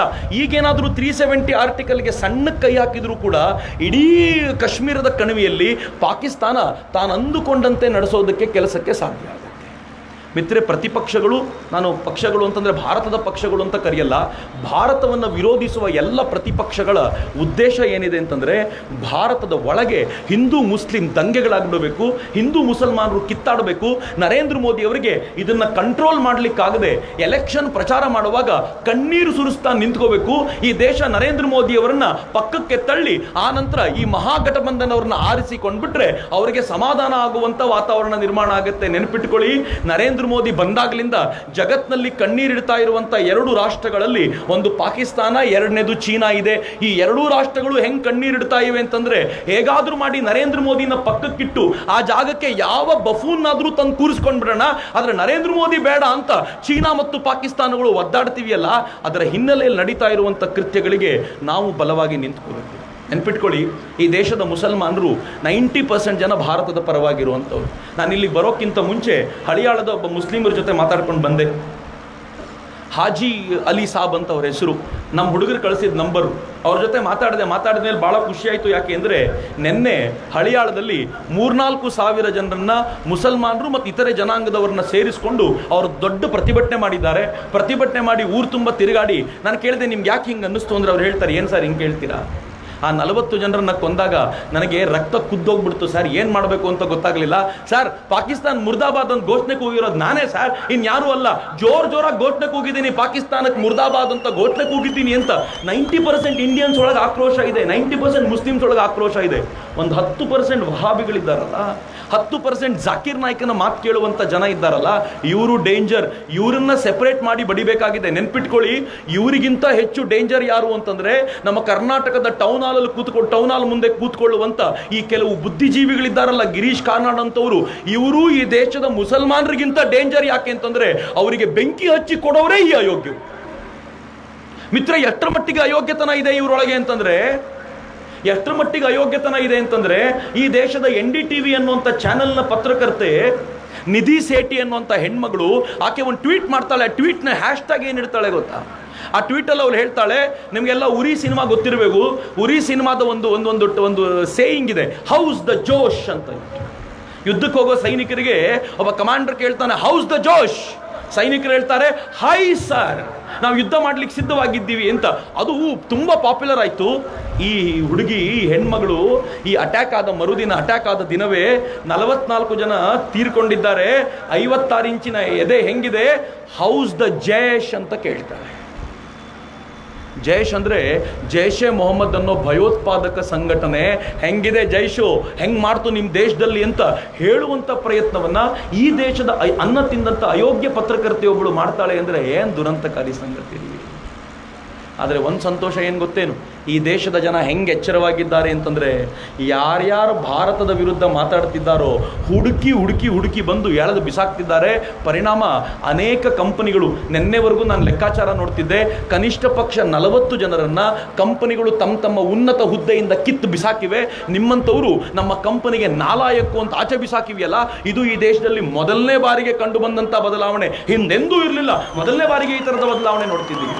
ಯಾವ ಪತ್ರಕರ್ತನೂ ಕೂಡ ಈ ದೇಶದ ಸೈನ್ಯದ ವಿರುದ್ಧ ಮಾತನಾಡಲಿಕ್ಕೆ ಹೆದರ್ಕೊಂಡು ಪತರುಗುಟ್ಟುವಂತ ವಾತಾವರಣ ನಿರ್ಮಾಣ ಆಗಿದೆ. ಇದು ನರೇಂದ್ರ ಮೋದಿ ಈ ದೇಶದಲ್ಲಿ ತುಂಬಿರುವಂತ ಸ್ವಾತಂತ್ರ್ಯದ ಸ್ವಾಭಿಮಾನದ ಸಂಕೇತ ಅಂತ ನನಗೆ ಯಾವಾಗಲೂ ಅನ್ಸುತ್ತೆ. ಯಾವ JNUನಲ್ಲಿ 18 ಜನ ಸೈನಿಕರು ತೀರಿಕೊಂಡಿದ್ದಾಗ ಜಾರ್ಖಂಡ್ನಲ್ಲಿ ಅವರು ಹಬ್ಬ ಮಾಡಿದ್ರು, ಆ JNUನವರು ಬಾಯಿ ಮುಚ್ಕೊಂಡು ಬಿದ್ದಿದ್ದಾರೆ. ಯಾಕೆಂದ್ರೆ ಈ ಬಾರಿ ಏನಾದರೂ ಹಬ್ಬ ಮಾಡಿದ್ರೆ ಜೈಲಿಗೆ ಹೋಗಲ್ಲ, ಈ ದೇಶದ ಜನರ ಅವ್ರು ಕೊಂದೇ ಬಿಡ್ತಾರೆ ಅಂತ ಗೊತ್ತಾಗಿದೆ. ಇಲ್ಲೊಬ್ಬ ಹೆಣ್ಮಗಳು ತಾನು ಪಾಕಿಸ್ತಾನ ಜಿಂದಾಬಾದ್ ಅಂತ ಈ ಸಂದರ್ಭದಲ್ಲಿ ಬರೆದಿದ್ದಕ್ಕೋಸ್ಕರ ಜನ ಹೋಗಿ ಯಾವ ತರ ಆಕೆ ಮೇಲೆ ಮುಗಿಬಿದ್ದಿದ್ದಾರೆ ಅಂದ್ರೆ ಪೊಲೀಸರು ಉಳಿಸಿ ಕರ್ಕೊಂಡು ಬಂದಿದ್ದಾರೆ. ಆಕ್ರೋಶಕ್ಕೆ ಬಿದ್ದ ಜನ ಆಕೆಯ ಮನೆಗೆ ಬೆಂಕಿ ಹಚ್ಚಿದ್ದಾರೆ. ಉತ್ತರ ಕರ್ನಾಟಕದಲ್ಲಿ ನಡೆದಿರುವಂಥ ಘಟನೆ. ಮನೆಗೆ ಬೆಂಕಿ ಹಚ್ಚೋದು ಸರಿನೋ ತಪ್ಪೋ ಆಮೇಲೆ ಯೋಚನೆ ಮಾಡೋಣ. ಆದರೆ ಜನ ಮೊದಲನೇ ಬಾರಿಗೆ ನನ್ನ ದೇಶದ ವಿರುದ್ಧವಾಗಿ ಮಾತನಾಡೋರನ್ನ ಸಹಿಸ್ಕೊಳ್ಳಲ್ಲ ಅಂತ ಹೇಳ್ತಿದ್ದಾರಲ್ಲ ಮಿತ್ರರೇ, 70 ವರ್ಷಗಳಲ್ಲಿ ಇಂಥ ದೇಶಭಕ್ತಿ ನೋಡ್ಲಿಕ್ಕೆ ಸಿಕ್ಕಿರಲಿಲ್ಲ. ಈಗಿಂಥದ್ದೊಂದು ದೇಶಭಕ್ತಿಯ ವಾತಾವರಣ ಜಾಗೃತಗೊಂಡಿದೆಯಲ್ಲ, ನನ್ನ ಭಾರತ ನನಗೆ ವಾಪಸ್ ಸಿಕ್ಕಿದೆ ಅಂತ ಇವತ್ತು ನನಗೆ ಅನ್ನಿಸ್ತಾ ಇದೆ. ಯಾವುದನ್ನು ಸುಭಾಷ್ ಚಂದ್ರ ಬೋಸರ ಕಾಲದಲ್ಲಿ ನೋಡ್ತಿದ್ವೋ, ಯಾವುದನ್ನು ಚಂದ್ರಶೇಖರ್ ಆಜಾದರ ಕಾಲದಲ್ಲಿ ನೋಡ್ತಿದ್ವೋ, ಯಾವುದನ್ನು ಭಗತ್ ಸಿಂಗ್ ಕಾಲದಲ್ಲಿ ನೋಡ್ತಿದ್ವೋ ಅಂಥ ಭಾರತ ಮರಳಿ ಬಂದಿದೆ. ಆ ಭಾರತಕ್ಕೆ ನಾನು ಸೆಲ್ಯೂಟ್ ಹೊಡಿಬೇಕು ಅಂತ ನನಗೆ ಈಗ ಅನ್ನಿಸ್ತಾ ಇದೆ. ಇದಕ್ಕೆಲ್ಲ ಕಾರಣೀಕರ್ತರಾಗಿರುವ ನರೇಂದ್ರ ಮೋದಿ ಅವರಿಗೆ ಶತ ನಮನ. ಮಿತ್ರ, ಹೀಗೆ ನಿಲ್ಲಲ್ಲ. ಈ ದೇಶದ ಸೈನ್ಯ ಇವತ್ತು ಸಾಮಾನ್ಯವಾಗಿಲ್ಲ. ಈ ದೇಶದ ಸೈನ್ಯ ಹೇಗಿದೆ ಗೊತ್ತೇನು? ನರೇಂದ್ರ ಮೋದಿ ಅವರು ಅಧಿಕಾರಕ್ಕೆ ಬಂದ ದಿನವೇ ಈ ದೇಶದ ಸೈನ್ಯಕ್ಕೆ ಹೇಳಿದ್ರು, ಹಿಂದೆಲ್ಲ ಪಾಕಿಸ್ತಾನದವ್ರು ದಾಳಿ ಮಾಡಿದರೆ, ಪಾಕಿಸ್ತಾನದವ್ರು ಗುಂಡು ಹೊಡೆದ್ರೆ, ಅಪ್ರಚೋದಿತ ಶೆಲ್ಲಿಂಗ್ ದಾಳಿ ನಡೆಸಿದ್ರೆ ನೀವು ಮೇಲಿಂದ ಆರ್ಡರ್ ಬರೋವರೆಗೂ ಕಾಯಬೇಕಿತ್ತು. ಇನ್ಮೇಲೆ ಹಂಗಿಲ್ಲ. ಮೊದಲನೇ ದಿನ ಹೇಳಿರೋದು ಇದು. ಏನು ಹೇಳಿದ್ರು ಅಂತಂದರೆ, ಪಾಕಿಸ್ತಾನ 1 ಗುಂಡು ಹೊಡೆದ್ರೆ ನೀವು 10 ಗುಂಡು ಹೊಡೆದು ನಂಗೆ ರಿಪೋರ್ಟ್ ಕೊಡಬೇಕೆ ಹೊರತು ನನ್ನ ಹತ್ರ ಪರ್ಮಿಷನ್ ಕೇಳಬೇಕಾಗಿಲ್ಲ, ನಿಮ್ಮ ವಿವೇಚನೆಯನ್ನು ಬಳಸಿ ಅಂತ ನರೇಂದ್ರ ಮೋದಿ ಅವರು ಹೇಳಿದ್ರು. ಮಿತ್ರ, ಬಾರ್ಡರಲ್ಲಿ ಇವತ್ತು ಭಾರತ ಎಷ್ಟು ಬಲಾಢ್ಯವಾಗಿದೆ ಅಂತಂದರೆ, ಪಾಕಿಸ್ತಾನ ಕಾಶ್ಮೀರದ ಬಾರ್ಡ್ರಿಂದ ನುಸುಳಿ ಬರುವಂಥ ಧೈರ್ಯ ಮಾಡ್ತಿಲ್ಲ. ಎಲ್ಲೆಲ್ಲಿಂದನೋ ಬಳಸು ದಾರಿಗಳನ್ನು ಹಿಡ್ಕೊಂಡು ಕಾಶ್ಮೀರಕ್ಕೆ ಬಂದು ಸೆಟ್ಲ್ ಆಗ್ತಾ ಇದ್ದಾರೆ. ಸೆಟ್ಲಾಗಿ ಅಲ್ಲಿನ ಜನರನ್ನೇ, ಅಲ್ಲಿನ ಪ್ರತ್ಯೇಕತಾವಾದಿಗಳನ್ನೇ ಬಳಸ್ಕೊಂಡು ಅವರ ಮೂಲಕ ಈ ಕೃತ್ಯ ಮಾಡಿಸುವಂಥ ಪ್ರಯತ್ನ ಮಾಡ್ತಿದ್ದಾರಲ್ಲ. ಇವತ್ತು ಒಳಗೆ ಒಂದ್ಸಲ ಕಾರ್ಯಾಚರಣೆ, ಸರ್ಜಿಕಲ್ ಸ್ಟ್ರೈಕ್ ಕಾಶ್ಮೀರದ ಒಳಗೆ ಮಾಡಬೇಕು. ಇವತ್ತಿನ ಭಾರತೀಯ ಸೇನೆ ಹೇಗಿದೆ ಅಂತಂದರೆ, ಈ ದೇಶದ ಸೈನ್ಯಕ್ಕೆ ಈ ದೇಶದ ಯಾವ ಪ್ರಧಾನಮಂತ್ರಿಗಳು 9 ವರ್ಷಗಳಿಂದ ಮನಮೋಹನ್ ಸಿಂಗ್ರ ಅಷ್ಟೂ ಅಧಿಕಾರಾವಧಿಯಲ್ಲಿ ಈ ದೇಶದ ಸೈನಿಕರು ಬುಲೆಟ್ ಪ್ರೂಫ್ ಜಾಕೆಟ್ ಕೊಡಿಸಿ ಅಂತ ಗೋಗರ್ಕೊಂಡು ನಿಂತ್ಕೊಂಡಿದ್ರು. ಬುಲೆಟ್ ಪ್ರೂಫ್ ಜಾಕೆಟ್ ಇರಲಿಲ್ಲ. ನರೇಂದ್ರ ಮೋದಿ ಬಂದ ಮೇಲೆ ಅವರಿಗೆ ಬುಲೆಟ್ ಪ್ರೂಫ್ ಜಾಕೆಟ್ ಕೊಡಿಸಲಾಯಿತು. ಬುಲೆಟ್ ಪ್ರೂಫ್ ಹೆಲ್ಮೆಟ್ಗಳನ್ನು ಭಾರತಕ್ಕೆ ತರಿಸಿಕೊಡಲಾಯಿತು. ಇವತ್ತು ನರೇಂದ್ರ ಮೋದಿ ಅವರು ಅಧಿಕಾರಕ್ಕೆ ಬಂದ ಮೇಲೆ ಹೆಂಗಾಗಿದೆ ಗೊತ್ತಾ? ನನ್ನ ದೇಶದ ಸೈನ್ಯ ಅತ್ಯಂತ ಆಧುನೀಕರಣಗೊಂಡಿದೆ. ನನ್ನ ದೇಶದ ಸೈನ್ಯ ಹಳೆ ಸೈನ್ಯ ಅಲ್ಲ. ಈಗ ಜವಾಹರ್ಲಾಲ್ ನೆಹರು ಯಾವಾಗಲೂ ಹೇಳೋರು, ನಮ್ದು ಅಲಿಪ್ತ ನೀತಿ, ಯಾರ ಜೊತೆಗೂ ಯುದ್ಧ ಮಾಡಲ್ಲ, ನಮಗೆ ಸೈನ್ಯನೇ ಬೇಡ, ಸೈನ್ಯಕ್ಕೆ ಶಸ್ತ್ರಗಳು ಬೇಡ ಅಂತ ಹೇಳ್ತಿದ್ರು. 1962ನಲ್ಲಿ ಚೀನಾ ವಾರ್ ಮಾಡಿದಾಗ ಈ ದೇಶದ ಸೈನಿಕನಿಗೆ 32 ಸುತ್ತು ಗುಂಡು ಆದ್ಮೇಲೆ 33ನೇ ಸುತ್ತು ಗುಂಡಿರಲಿಲ್ಲ. ಅವನು ಅನಾಥವಾಗಿ ಶವವಾಗಿ ಬಿದ್ನಲ್ಲ ಅವ್ರ ಎದುರುಗಡೆ, ಆ ಪಾಪವೂ ಅವ್ರ ತಲೆಗೆ. ಆದರೆ ನರೇಂದ್ರ ಮೋದಿ ಬಂದ ಮೇಲೆ ಅವ್ರು ಹೇಳಿದರು, ನನ್ನ ದೇಶ ಯುದ್ಧ ಮಾಡಲ್ಲ ನಿಜ, ಆದರೆ ಯುದ್ಧಕ್ಕೆ ಸದಾ ಸಿದ್ಧವಾಗಿರುತ್ತೆ. ಯಾಕೆಂದರೆ ಯಾರು ಯುದ್ಧಕ್ಕೆ ಸಿದ್ಧವಾಗಿರ್ತಾರೋ ಅವ್ರ ಜೊತೆಗೆ ಯುದ್ಧ ಮಾಡಲಿಕ್ಕೆ ಎದುರಾಳಿಗಳು ಬರಲ್ಲ ಅಂತ ನನಗೆ ಗೊತ್ತಿರೋದ್ರಿಂದ ನನ್ನ ಸೇನೆಯನ್ನು ಯುದ್ಧಕ್ಕೆ ಸಿದ್ಧವಾಗಿರಿಸ್ತೀನಿ ಅಂತ ನರೇಂದ್ರ ಮೋದಿ ಅತ್ಯಾಧುನಿಕವಾದ ಅಪಾಚಿ ಮತ್ತು ಚಿನೂಕ್ ಹೆಲಿಕಾಪ್ಟರ್ಗಳನ್ನು ಭಾರತಕ್ಕೆ ತಗೊಂಡು ಬಂದರು. ಅಪಾಚಿ ಹೆಲಿಕಾಪ್ಟರ್ಗಳು ಎಂಥವೂ ಗೊತ್ತೇನು? ನೀವು ಇಂಗ್ಲಿಷ್ ಸಿನಿಮಾಗಳಲ್ಲಿ ನೋಡಬಹುದಾಗಿರೋ ಥರದ ಹೆಲಿಕಾಪ್ಟರ್ಗಳು ಇವತ್ತು ಭಾರತಕ್ಕೆ ಬಂದಿವೆ. ಅದು ಈ ದೇಶದಲ್ಲಿ ಹೆವಿ ವೆಯ್ಟನ್ನು ಲಿಫ್ಟ್ ಮಾಡಬಲ್ಲದಲ್ಲದೆ ತಕ್ಷಣಕ್ಕೆ ಯುದ್ಧಕ್ಕೂ ಭಾಗವಹಿಸಬಲ್ಲಂಥ, ಸಣ್ಣ ಮಟ್ಟದ ಯುದ್ಧದಲ್ಲಿ ಭಾಗವಹಿಸಬಲ್ಲಂಥ ಸಾಮರ್ಥ್ಯವನ್ನು ಅಪಾಚಿ ಮತ್ತು ಚಿನೂಕ್ ಹೆಲಿಕಾಪ್ಟರ್ಗಳು ಒಳಗೊಂಡಿವೆ. M777 ಟ್ಯಾಂಕ್ಗಳು ಭಾರತಕ್ಕೆ ಬಂದಿವೆ. K9 ವಜ್ರ ಟ್ಯಾಂಕ್ಗಳು ಬಂದಿವೆ. ಯಾವ್ದು ಗೊತ್ತೇನು? K9 ವಜ್ರ ಟ್ಯಾಂಕ್. ನರೇಂದ್ರ ಮೋದಿ ಅವರು ಒಂದ್ಸಲ ಒಂದು ಟ್ಯಾಂಕ್ನಲ್ಲಿ ಕೂತ್ಕೊಂಡು ಫೋಟೋ ಬಂತಲ್ಲ ಎಲ್ಲ ಕಡೆ, ಆ K9 ವಜ್ರ ಟ್ಯಾಂಕ್ ಭಾರತಕ್ಕೆ ಹೊಸದಾಗಿ ಬಂದಿರೋದು. 1987ರ ನಂತರ ಯಾವುದಾದ್ರೂ ಟ್ಯಾಂಕ್ಗಳು, ಗನ್ಗಳು ಭಾರತಕ್ಕೆ ಬಂದಿವೆ ಅಂತಂದ್ರೆ ನರೇಂದ್ರ ಮೋದಿ ಅವರ ಕಾಲಕ್ಕೆ ಬಂದಿರೋದು. ಹೊವಿಟ್ಜರ್ ಗನ್ಗಳು ಭಾರತಕ್ಕೆ ಬಂದೇ ಇರಲಿಲ್ಲ, ಈಗ ಬಂದಿರೋದು ಭಾರತಕ್ಕೆ. ನರೇಂದ್ರ ಮೋದಿ ಅವರು ಬಂದ ನಂತರವೇ ಈ ದೇಶ ಸಬ್ಮೆರಿನ್ ಡಿಸೈನ್ ಮಾಡಲಿಕ್ಕೆ ಸಿದ್ಧ ಮಾಡ್ತಿರೋದು. ನಾವೇ ಸಬ್ಮೆರಿನ್ ಡಿಸೈನ್ ಮಾಡ್ತೀವಿ. ನರೇಂದ್ರ ಮೋದಿ ಅವರು ಈ ದೇಶಕ್ಕೆ ಬಂದ ನಂತರವೇ, ಈ ದೇಶದ ಪ್ರಧಾನಿಯಾದ ನಂತರವೇ ಈ ದೇಶದ ಏರ್ ಫೋರ್ಸ್ಗೆ ರಫೇಲ್ ಥರದ ಯುದ್ಧ ವಿಮಾನಗಳು ಬರಲಿಕ್ಕೆ ಸಾಧ್ಯವಾಗಿದ್ದು. ಇವತ್ತು ರಾಹುಲ್ ಇಷ್ಟೆಲ್ಲ ರಫೇಲ್ ಬಗ್ಗೆ ಮಾತಾಡ್ತಾನಲ್ಲ, ಯಾರಾದರೂ ಕಾಂಗ್ರೆಸ್ಸಿಗರು ನಿಮ್ಮ ಹತ್ರ ಬಂದರೆ ಅವ್ರಿಗೆ ಕೇಳಿ, ಆಯ್ತಪ್ಪ ಇಷ್ಟೆಲ್ಲ ಮಾತಾಡ್ತಾನೆ ರಾಹುಲ್, 10 ವರ್ಷಗಳ ಕಾಲ ನಿಮ್ಮದೇ ಗೌರ್ಮೆಂಟ್ ಇತ್ತು, ರಫೇಲ್ ಯಾಕೆ ಕೊಂಡ್ಕೊಳ್ಳಲಿಲ್ಲ ಅಂತ ಕೇಳಿ. 126 ರಫೇಲ್ ತಗೊಂಡು ಬಂದ್ಬಿಡ್ತೀನಿ ಅಂತ ಮಾತಾಡ್ತಿದ್ರಲ್ಲ ಕಾಂಗ್ರೆಸ್ಸಿಗರು, ಯಾಕೆ ರಫೇಲ್ ತಗೊಂಡಿರಲಿಲ್ಲ, ಕಡಿಮೆ ರೇಟು ಅಂತ ಹೇಳ್ತೀಯಲ್ಲ, ಯಾಕೆ ತಗೊಂಡಿರಲಿಲ್ಲ ಅಂತ ಕೇಳಿದ್ರೆ ನಿಮ್ಗೆ ಆಶ್ಚರ್ಯ ಆಗುತ್ತೆ. ಅವತ್ತಿನ ರಕ್ಷಣಾ ಸಚಿವ ಎ ಕೆ ಆಂಟನಿ ಹೇಳಿದ್ರು, ರಫೇಲ್ ಸುಮ್ಮನೆ ಡೀಲ್ ಮಾಡ್ಕೊತಿದೀವಿ ಅಷ್ಟೇ, ಈಗ ತಗೊಳಕ್ಕಾಗಲ್ಲ, ಯಾಕೆಂದ್ರೆ ಸರ್ಕಾರದ ಬಳಿ ದುಡ್ಡಿಲ್ಲ ಅಂದಿದ್ರು. ಸರ್ಕಾರ ಬೇಡುವ ಸ್ಥಿತಿಗೆ ಬಂದಿತ್ತು. ಈ ದೇಶದ ಸೈನ್ಯಕ್ಕೆ ಬೇಕಾಗಿರುವ ವಸ್ತುಗಳನ್ನು ತೆಗೆದುಕೊಳ್ಳಕ್ಕೆ ದುಡ್ಡಿರಲಿಲ್ಲ. ನೀವು ಯಾವುದಾದ್ರೂ ಸೈನಿಕರಿಗೆ ಮಾತನಾಡಿಸಿ ನೋಡಿ, ಇವತ್ತು ಅವ್ರು ಹೇಳ್ತಾರೆ ಆರ್ಡಿನೆನ್ಸ್ ಫ್ಯಾಕ್ಟರಿಯಲ್ಲಿ ಹಿಂದೆ ಸೈನ್ಯಕ್ಕೆ ಬೇಕಾದ ವಸ್ತುಗಳು ಇರ್ತಿರ್ಲಿಲ್ಲ, ಇವತ್ತು ವಸ್ತುಗಳ ಕೊರತೆ ಇಲ್ಲ, ಸೈನಿಕ ಧೈರ್ಯವಾಗಿ ಮುನ್ನುಗ್ಗಬಲ್ಲಂತ ಸಾಮರ್ಥ್ಯವನ್ನು ಹೊಂದಿದ್ದಾನೆ. ಇದು ಈ ದೇಶಕ್ಕೆ ಸಿಕ್ಕಿರುವಂತ ಅಪರೂಪದ ಶಕ್ತಿ ಅಂತ. ಮಿತ್ರೆ, ಅಟಲ್ ಬಿಹಾರಿ ವಾಜಪೇಯಿ ಅವರು ಬರೋವರೆಗೂ ತೀರಿಕೊಂಡ ಸೈನಿಕನ ಶವ ಮನೆಗೆ ವಾಪಸ್ ಬರ್ತಿರ್ಲಿಲ್ಲ. ಅಟಲ್ಜಿ ಬಂದ ನಂತರ ಅವರನ್ನ ಕಫಿನ್ ಬಾಕ್ಸ್ಗಳಲ್ಲಿ ಹಾಕಿ ಮನೆಗೆ ವಾಪಸ್ ಕಳಿಸಬೇಕು ಅಂತ ನಿಶ್ಚಯ ಮಾಡಿದ್ರಿಂದ ಇವತ್ತು ಸೈನಿಕರ ಮೆರವಣಿಗೆ, ಶವಯಾತ್ರೆ ಕೂಡ ಕೊನೆ ಪಕ್ಷ ನಡೀಲಿಕ್ಕೆ ಸಾಧ್ಯವಾಗುತ್ತೆ. ಇಲ್ಲದೆ ಹೋದ್ರೆ ಅನಾಥವಾಗಿ ಅಲ್ಲೆಲ್ಲೋ ಸಾಯಬೇಕಾದ, ಅಲ್ಲೆಲ್ಲೋ ಅಂತ್ಯ ಸಂಸ್ಕಾರಕ್ಕೆ ಆಗಬೇಕಾದ ಪರಿಸ್ಥಿತಿ ಇತ್ತಲ್ಲ, ಇವತ್ತು ಹಂಗಿಲ್ಲ. ಮಿತ್ರ, ಇವತ್ತು ನನ್ನ ದೇಶ ತುಂಬ ಬಲಾಢ್ಯವಾಗಿದೆ. ಎಷ್ಟು ಬಲಾಢ್ಯವಾಗಿದೆ ಅಂತಂದರೆ, ನನ್ನ ದೇಶ ಪಾಕಿಸ್ತಾನದವರು 10 ಜನರನ್ನು ಕೊಂದು ಹೋದಾಗ ಅವರಿಗೆ ಗೊತ್ತೇ ಆಗದಂತೆ ಅವ್ರ ಒಳಗೆ ನುಗ್ಗಿ 42 ಜನರನ್ನು ಕೊಂದು ವಾಪಸ್ ದೇಶದ ಒಳಕ್ಕೆ ಬಂದು ಪಾಕಿಸ್ತಾನಕ್ಕೆ ಹೇಳ್ತಾರೆ, ಬಂದಿದ್ದು ಭಯೋತ್ಪಾದಕರಲ್ಲ, ಭಾರತದ ಸೇನೆಯೇ ಒಳಗೆ ಬಂದಿದ್ದು, ನಿಮ್ಮ ಥರ ಹೆದರು ಪುಕ್ಕಲರಲ್ಲ, ನಾವು ಹೇಳ್ಕೊಳ್ಳಿಕ್ಕಾಗದೆ ಒದ್ದಾಡೋ ಜನ ಅಲ್ಲ, ಹೇಳ್ಕೊಳ್ತೀವಿ, ನಾವೇ ಬಂದಿದ್ದು, 42 ಜನ ಕೊಂದಿದ್ದು ನಾವೇ, ತಾಕತ್ತಿದ್ರೆ ಜಗತ್ತಿನ ಮುಂದೆ ಹೇಳಿ ನಮ್ಮನ್ನು ಬಯಸಿ ನೋಡೋಣ ಅಂತ ಈ ದೇಶ ಕೇಳ್ಕೊಂಡ್ರೆ, ಜಗತ್ತಿನ 200 ರಾಷ್ಟ್ರಗಳಲ್ಲಿ ಒಂದೇ ಒಂದು ರಾಷ್ಟ್ರ ಭಾರತ ಮಾಡಿದ್ದು ತಪ್ಪು ಅಂತ ಹೇಳಲಿಲ್ಲ. ಪುಲ್ವಾಮಾದ ಅಟ್ಯಾಕ್ ಆದ ಮರುದಿನ ಭಾರತ ತುಂಬ ತೀಕ್ಷ್ಣ ಮಾತುಗಳನ್ನು ಆಡ್ತಾ ಇರುವಾಗ, ಆ ಕಡೆ ಅಮೆರಿಕಾದ NSA ನ್ಯಾಷನಲ್ ಸೆಕ್ಯೂರಿಟಿ ಅಡ್ವೈಸರ್ ಭಾರತದ NSA ಅಜಿತ್ ದೋವಲ್ಗೆ ಫೋನ್ ಮಾಡಿ ಏನು ಹೇಳಿದ್ರು ಗೊತ್ತಾ? ಭಾರತ ತನ್ನ ರಕ್ಷಣೆಗಾಗಿ ಏನು ಮಾಡಿಕೊಂಡ್ರೂ ಅದನ್ನ ಅಮೆರಿಕ ಬೆಂಬಲಿಸುತ್ತೆ ಅನ್ನುವಂಥ ಮಾತನ್ನು ಹೇಳಿದ್ರಲ್ಲ, ಅದರ ಅರ್ಥ ಏನು ಗೊತ್ತೇನು? ಅಕಸ್ಮಾತ್ ಭಾರತ ಯುದ್ಧನೇ ಮಾಡಿದ್ರೂ ಅದಕ್ಕೆ ನಮ್ಮ ಬೆಂಬಲ ಇದೆ. ಚೀನಾಕ್ಕೆ ಪಾಕಿಸ್ತಾನಕ್ಕೆ ಬೆಂಬಲಕ್ಕೆ ಯಾರೂ ಇಲ್ಲ. ಸೌದಿ ಅರೇಬಿಯಾ ಬೆಂಬಲಕ್ಕೆ ಬರಲ್ಲ, ಅಫ್ಘಾನಿಸ್ತಾನ ಬೆಂಬಲಕ್ಕೆ ಬರಲ್ಲ, ಆ ಕಡೆ ಇರಾನ್ ಅಂತೂ ಯುದ್ಧ ಮಾಡಲಿಕ್ಕೆ ಸಿದ್ಧವಾಗಿದೆ. ಅವ್ರಿಗೆ ಒಂದೇ ಒಂದು ಬೆಂಬಲಕ್ಕೆ ಬರೋ ಚಾನ್ಸ್ ಇರೋದು ಚೀನಾ ಮಾತ್ರ. ಆದರೆ ಆಶ್ಚರ್ಯ ಏನು ಗೊತ್ತೇನು? ಚೀನಾ ಎಂಥ ಕ್ಯಾಲ್ಕುಲೇಟಿವ್ ಮೈಂಡ್ಸೆಟ್ಟು ಅಂತಂದರೆ, ಚೀನಾ ಏನು ಹೇಳ್ತು, ಈ ಚೀನಾ 1965 ವಾರ್ನಲ್ಲಿ ಪಾಕಿಸ್ತಾನ ಚೀನಾ ಬೆಂಬಲಕ್ಕೆ ಬರುತ್ತೆ ಅಂತ ಅಂದ್ಕೊಂಡ್ರೆ ಚೀನಾ ಬೆಂಬಲಕ್ಕೆ ಬರಲೇ ಇಲ್ಲ. ಪಾಕಿಸ್ತಾನ ಬಕರ ಆಗೋಯ್ತು 1965. 1971ನಲ್ಲಿ ಇಂದಿರಾ ಗಾಂಧಿ ದಾಳಿ ಮಾಡಿದಾಗ ಆ ಹೊತ್ತಿನಲ್ಲಿ ಚೀನಾ ಬೆಂಬಲಕ್ಕೆ ಬರುತ್ತೆ ಅಂದ್ಕೊಂಡ್ರೆ ಆವತ್ತು ಚೀನಾ ಬೆಂಬಲಕ್ಕೆ ಬರಲಿಲ್ಲ, ಸೈಲೆಂಟ್ ಆಗಿದ್ಬಿಡ್ತು ಚೀನಾ. 1999ನಲ್ಲಿ ಕಾರ್ಗಿಲಲ್ಲಿ ನುಗ್ಗಬೇಕಾದ್ರೆ ಪಾಕಿಸ್ತಾನ ಅನ್ಕೋತು, ನಾವು ಕಾರ್ಗಿಲಲ್ಲಿ ಯುದ್ಧ ಮಾಡುವಾಗ ಚೀನಾ ಆ ಕಡೆ ಅರುಣಾಚಲ್ ಪ್ರದೇಶಕ್ಕೆ ಬಂದ್ಬಿಡುತ್ತೆ, ಭಾರತ ಏನೂ ಮಾಡ್ಲಿಕ್ಕಾಗಲ್ಲ, ಇಡೀ ಆ ಭಾಗವನ್ನು ಕಟ್ ಮಾಡಿಬಿಡ್ಬೋದು ಅಂತ ಎಲ್ಲ ಕನಸು ಕಟ್ಕೊಂಡು ಬಂತು. ಚೀನಾ ಹೂ ಮಾಡು ಅಂತೇಳಿ ಬಿಡ್ತು ಅಷ್ಟೇ. ಆದರೆ ಚೀನಾ ಸರಿಯಾದ ಟೈಮಲ್ಲಿ ಕೈ ಕೊಟ್ಕೊಂಡು ಹಿಂದೆ ನಿಂತ್ಕೊಂಡು ಬಿಡ್ತು. ಯಾಕೆಂದರೆ ಚೀನಾಕ್ಕೆ ಚೆನ್ನಾಗಿ ಗೊತ್ತು, ಭಾರತ ತುಂಬ ದೊಡ್ಡ ಮಾರ್ಕೆಟ್ಟು, ಈ ಮಾರ್ಕೆಟನ್ನು ಈ ಯುದ್ಧದ ಕಾರಣಕ್ಕೆ ಕಳ್ಕೊಳ್ಳಿಕ್ಕೆ ಸಾಧ್ಯವಿಲ್ಲ. ಭಾರತದಲ್ಲಿ ವೀಕ್ ಆಗಿರುವ ರಾಜನನ್ನು ಕೂರಿಸಿಕೊಂಡು ತನಗೆ ಬೇಕಾಗಿರೋ ಕೆಲಸ ಮಾಡ್ಕೊಂಡು ಹಾಯಾಗಿ ಇದ್ಬಿಡಬೇಕು ಅಂತ ಚೀನಾ ಪ್ರಯತ್ನ ಪಡ್ತಿತ್ತು. ಆದರೆ ಚೀನಾದ ಎಲ್ಲ ಉದ್ದೇಶಗಳಿಗೆ ವಿರುದ್ಧವಾಗಿ 2014ರಲ್ಲಿ ಈ ದೇಶದ ಜನ ನರೇಂದ್ರ ಮೋದಿಯವರನ್ನು ಕೂರಿಸಿಬಿಟ್ರಲ್ಲ, ಅದು ಚೀನಾಕ್ಕೆ ದೊಡ್ಡ ಹೊಡೆತ ಆಗಿದ್ದು. ಮಿತ್ರರೇ, ಚೀನಾದ ಪರಿಸ್ಥಿತಿ ಇವತ್ತು ಹೆಂಗಿದೆ ಗೊತ್ತಾ? ಚೀನಾದ ಪರಿಸ್ಥಿತಿ ಹೆಂಗಿದೆ ಅಂತಂದರೆ, ಚೀನಾದ ಓವರ್ ಆಲ್ GDPಗಿಂತ ಈ ವರ್ಷ ಭಾರತದ GDP ಜಾಸ್ತಿ ಆಗಿದೆ. ಚೀನಾಕ್ಕೆ ವಿದೇಶಿಗರು ಹೂಡಿರುವ ಹಣಕ್ಕಿಂತ ಈ ವರ್ಷ ಭಾರತಕ್ಕೆ ಹೂಡಿರುವ ಹಣದ ಮೊತ್ತ ಜಾಸ್ತಿ ಆಗಿದೆ. ಚೀನಾಕ್ಕೂ ಮತ್ತು ಅಮೆರಿಕಕ್ಕೂ ಟ್ರೇಡ್ ವಾರ್ ಶುರು ಆದಮೇಲೆ ಚೀನಾ ಮುಳುಗಿ ಹೋಗುವಂಥ ಸ್ಥಿತಿಗೆ ಬರುವಂಥ ಭಯಭೀತಿಯನ್ನು ಎದುರಿಸ್ತಾ ಇದೆ. ಅಂಥ ಹೊತ್ತಲ್ಲಿ ಈ ದೇಶದಲ್ಲಿರುವಂಥ ಪ್ರತಿಪಕ್ಷಗಳು ಈ ದೇಶದಿಂದ ನರೇಂದ್ರ ಮೋದಿಯನ್ನು ಕೆಳಗಿಳಿಸಿಬಿಟ್ರೆ ಮತ್ತೆ 10 ವರ್ಷಗಳ ಹಿಂದೆ ಭಾರತ ಹೆಂಗಿತ್ತೋ ಹಾಗೆ ಭಾರತವನ್ನು ತೆಗೆದುಕೊಂಡು ಹೋಗಬೇಕು ಅಂತ ಪ್ರಯತ್ನ ಮಾಡ್ತಿರೋ ಕಾರಣಕ್ಕೇ ನಾವೆಲ್ಲ ಯುವಕರು ಒಟ್ಟಾಗಿ ಮುಂದೆ ಬಂದು ನಿಂತಿರೋ. ನರೇಂದ್ರ ಮೋದಿ ಬಂದಿರೋದ್ರಿಂದ ಏನಾಗಿದೆ ಅಂತ ಅನೇಕರು ಕೇಳ್ತಾರೆ. ಏನಾಗಿದೆ ಗೊತ್ತೇನು? ನರೇಂದ್ರ ಮೋದಿ ಬಂದಿರೋದ್ರಿಂದ ನಮ್ಮೆಲ್ಲರ ಆಲೋಚನೆ ಮಾಡುವ ದಿಕ್ಕು ಬದಲಾಗಿದೆ. ಇವತ್ತು ಕೇಳಿ ನೋಡಿ, ಯಾವುದಾದ್ರೂ ತರುಣನಿಗೆ ನಿನಗೆ ಕೆಲಸ ಬೇಕಾ, ಗೌರ್ಮೆಂಟ್ ಕೆಲಸ ಬೇಕಾ ಅಂತ ಕೇಳಿದರೆ, ನನಗೇನು ಗೌರ್ಮೆಂಟ್ ಕೆಲಸ ಬೇಕಿಲ್ಲ ಸರ್, ಸರ್ಕಾರ ಮುದ್ರಾ ಯೋಜನೆಯಲ್ಲಿ 50,000 ರೂಪಾಯಿ ಸಾಲ ಕೊಡುತ್ತೆ, ಅದು ಸಿಕ್ಕರೆ ಸಾಕು. ಸರ್ಕಾರ ನನಗೆ ಒಳ್ಳೆ ಐಡಿಯಾ ಕೊಟ್ಟರೆ, ಸ್ಟಾರ್ಟಪ್ ಯೋಜನೆಯನ್ನು ತಂದುಕೊಟ್ರೆ, ಸರ್ಕಾರ ನನಗೆ ಸ್ಟ್ಯಾಂಡಪ್ ಯೋಜನೆ ಅಡಿಯಲ್ಲಿ 1 ಕೋಟಿಯಿಂದ 10 ಕೋಟಿ ರೂಪಾಯಿವರೆಗೂ ಸಾಲ ಕೊಡುತ್ತೆ.